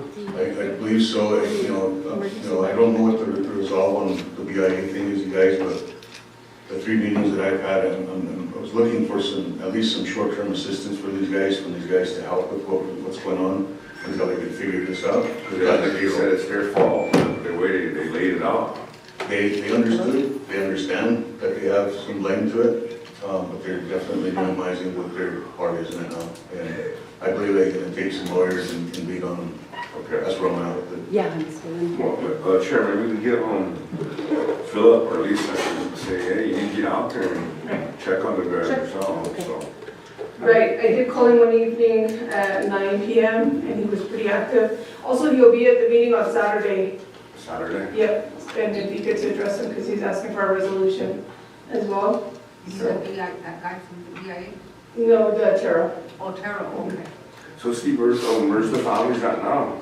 So they're in their homes. We're helping them mitigate a lot of the waste stuff that they've got. We're putting the plan with solid waste right now. We got bins out there, encouraging them anything that they've got that they need to throw away, that we'll have that solid waste program there for. Because I drove out that way that night, I was talking with some guys on right little bent faces right there, and I think he was down by the bridge or something, he said, well, that water is coming over that road right there. It's bad. So, There's a lot of water that came in there. We had big culverts plugged up. I think what we're estimating is about a 100-year storm around, which is starting to be more and more what we're seeing anymore. All right, Chair, I'll second, or take one of them. We have a motion and a second. And we still have a list of Dave, then. Oh, and Steve, good job too out there. That's a good job, man, thank you for helping all the people. Shit, I didn't see him out there once. No, Steve, you know, you and on your report, you forgot to add Urkel. You know, there's a lot of money available there that we can access, but the other thing is that line didn't just hit Oglala, man, it come through Rocky Ford also. Yep. So when we use this, not to interrupt you, Dave, but when we use this to get the team here, we're gonna look at those surrounding districts as well and add those in. So we wanted to kind of try to address the Oglala thing with the BIA and the Bell Village thing, and hopefully we can have those damages, either one that spikes us, but also reaching out to the communities. I know there's Waponi, Pine Ridge, Anderson got some, Unity District got some, and we're gonna be looking at those to add on there to hopefully get us that declaration. And then we can go out, we'll have extra time to add more applicants on that. One of the things that we've done in 2017 is we applied for that L score. We got denied because it was different guidance and guidelines. Pre-existing condition, and also there was another one of insurable losses, what it was called. They said it was cosmetics and wouldn't apply. It was called in a line of minor. But what we see right now with the mold issues inside of those tore up roofs, ceilings, walls caving in, things like that, those all qualify in towards a major destroyed. So that's what we're pushing. But yes, you're right. There are others. You know, the other thing is you can get with the Corps of Engineers, because whenever we installed all the new culverts, going across the rivers and creeks and whatnot, we have water gauges on them things, so we know exactly how much rise we had in the time frame, so you can gather that data too. So the data, I think we're gonna have to look forward now to, as well as when we bring that up, is what's gonna happen in that community with the flood valves look like. From what I understand, and I may have heard it wrong, was some 24-inch and 36-inch, 3 of them. And in my math, it doesn't work with that kind of a wall to get water out. So when that water comes over the dam, if the dam rises to a flood level, those baffles should shut off. Okay, from the opposite direction, we have 100-year storm waters coming in, and I've seen them since I've been here at least 4 times now. And that is not enough culvert to get that water outside of that community. So now we got problems in infrastructure. You know, we had that brand new community building out there come right inside the door. And that's a place where people are supposed to be safe. And that's unacceptable right now. Got that recreational? Yeah. Oh, you mean the Yeah, multi-purpose? Yeah, no, well, Yeah. yeah. Go ahead, Sonia. Just to say, also, thank you, Steve, for all that hard work. I know you were out there, but I wanted to just say that when that happened in Oglala, did that water go inside that multi-purpose building? It did. From what I understand, it went right inside a couple of the office, and I believe that they worked and changed, they're working on changing some carpet out. But the fact that it got to that level is, you know, something that we need to be concerned about going forward. Yeah. There's a discussion about the size of culverts that are all coming out of 18.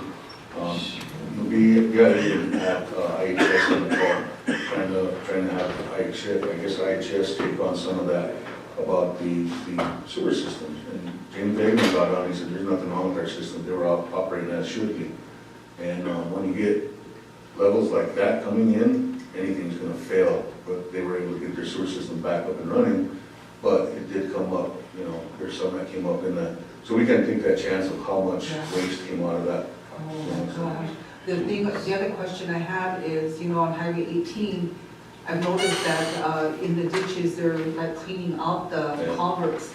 but they're just leaving the Yeah. stuff there, so whose Yeah. job is to So keep that back up? we went out the next day and started cleaning them and found out it was too saturated to get equipment in. So we took out everything we could for it right now. So we're going back in, we're gonna clean those out, cut around them, and then we'll have to take in, I don't know if we can work with solid waste or one of our fire trucks to clear those culverts. So, I know right there at our approach, I noticed that Yeah. they wasn't cleaned out the culvert because, or what is that, the big old pipe? Drains, Yeah, culverts, yeah. they cleaned it out, they left the Yeah. debris right there, so. Yeah, we have some that come out of Sunset Drive as well that need to be opened up a little bit more too. So we'll be taking that out of there. Okay, but somebody's gonna come back through and pick that up? Yeah, we'll also be working with the village trying to get those storm shelters cleaned back out and any debris, so they're not gonna pay for any of that disposal. That cost will go on to either EIA or into the FEMA, the roll or anything like that, or we'll be back to that. But we'll help them out as much as we can and we'll residents that do that. So I guess going forward, say we do get a declaration, and there's an IA, there's a 75-25% match that happens. So if this ends up being X amount of dollars, the tribe's responsible for 25% of that.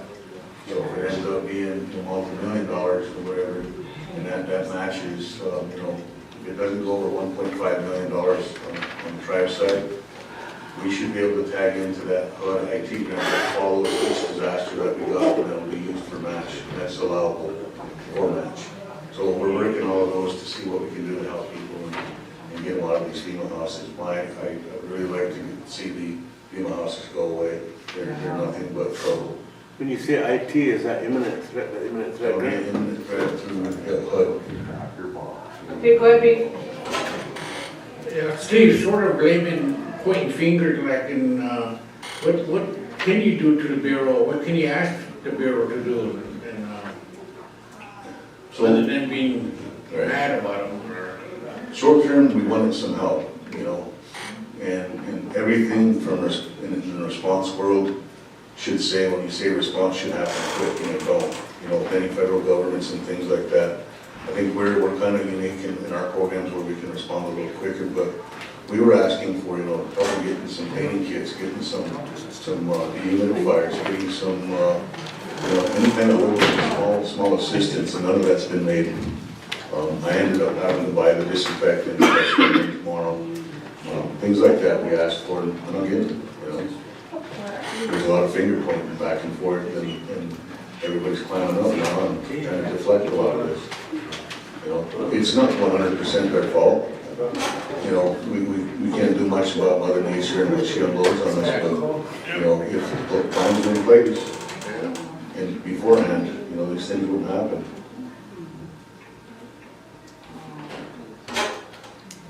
A motion to approve emergency management report from Steve. Second.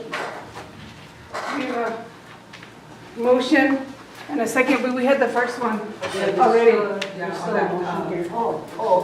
Can you read the motion and then that one? Okay.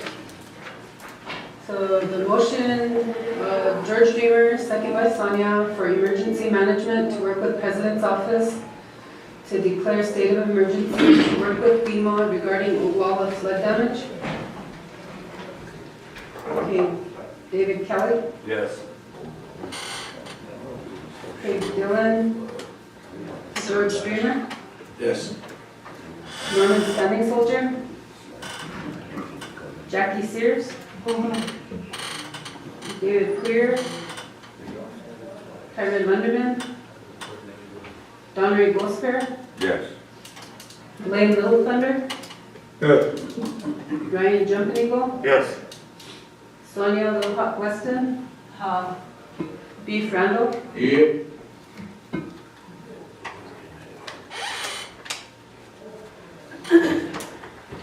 8 yes, 4 not voting, motion passed. And I want to thank Steve as well for bringing this forward. I know we talked about going to land with this because the EIA is receiving a large portion of funding. However, we had to cancel for that special. Go ahead, Steve. So the only thing I got, and I don't know if it even needs a motion, but I don't know where to stand with BIA. I'm done talking to them.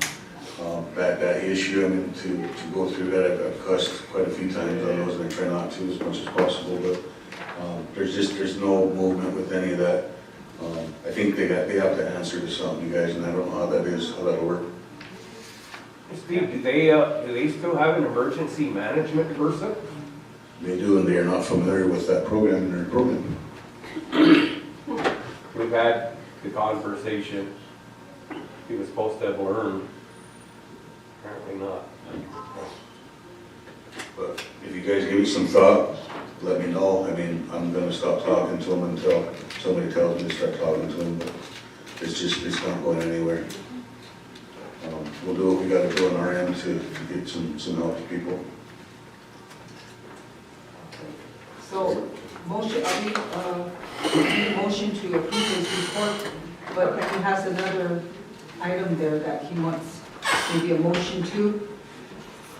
And so, could you run we want to maybe run this motion before we approve his report on that, what he just said. What was the, what it was that you wanted? A contact person. Like a contact person from BIA?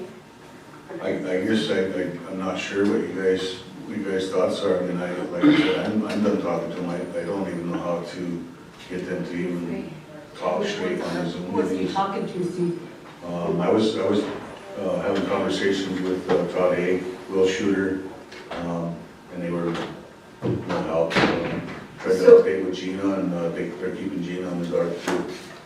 I have, I received a text message, I don't know, I can say offline, but it's with their special agents, and maybe that's a route as well. We were gonna bring it up in land, but land isn't gonna be till July. Right. I've asked them to open up the road. There's no water in that dam right now for them to be having that closed off. I've asked for that main route from Oglala Dam Road going into the dam to be open because it does have a 5-foot lift on it. And that's another one we wanted open because if we had more storms coming in, it would help get water out. That hasn't happened. It just, I don't think they really care. And he's just, he can't speak anymore. He just starts mumbling around, so. Well, I think we need maybe a motion that we probably need to set up a meeting with, not only Gina, but Gina's higher up than Gina. That's what I would think. Yeah, and I think we need to do that, and maybe you can work on that, Madam Chair, to set up that meeting so that we can be either in attendance there along with Steve, but maybe, I don't know when you can get that set up, but I guess you'll be able to do that if you could get a hold of, I don't know who's above Gina. Is it It would be Brian? Is it Brian Yeah. Mercer? Yeah. Okay, so maybe you can make contact with his office and set up a meeting with their office. So we do have concerns about that, It just would- because of what's going on over there with that flash flood. It would be the same route that that I asked you guys to do in motion to have the president send a letter to meet with the regional and our superintendent Yeah, I'll make that motion. regarding emergency management. Yeah, with, Okay. Is there a second? Second by Jackie. Sure. And Wayne?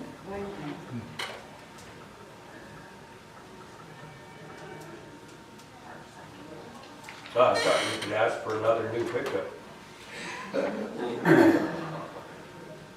I'll loan in mine. I need a shirt for flood rescue. Utilities, he's got 6, right? Okay. Okay, David Kelly, Yes. Craig Dillon, Just waiting for you to call for my boat. George Dreamer, Yes. Norman Standing Soldier, I'm not put that top Jackie Sears, David Poyer, Tyler Lunderman, Donnery Gosper, Yes. Blaine Little Thunder, Yes. Ryan Jumpenico, Yes. Sonia Little Hawk Weston, Beef Randall. Yeah. Stand like I roll in with my pontoon, we can all stand around, big heads. 8 yes for not voting, motion passed. And then we'll make sure that you're included in that as well. Yeah, you can call if we need to enforce that. Will do. I'll make have that motion to approve his report. And motion to approve emergency management's report. And second by Greg. David Kelly, Yes. Craig Dillon, George Dreamer, Yes. Norman Stanley Soldier, Jackie Sears, David Poyer, Tyler Lunderman, Donnery Gosper, Yes. Blaine Little Thunder, Ryan Jumping Eagle, Yes. Sonia Little Hawk Weston, Beef Randall,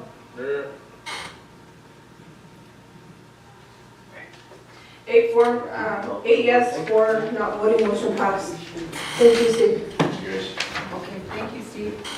All right, final motion. Go ahead, So Sonia. that's the issue, and I think, could we get, is it just, yeah, those ones off the, let's say maybe just our attorney needs to be on there.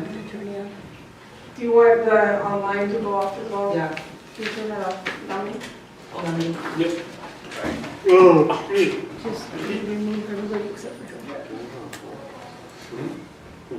Hold on, give us a second.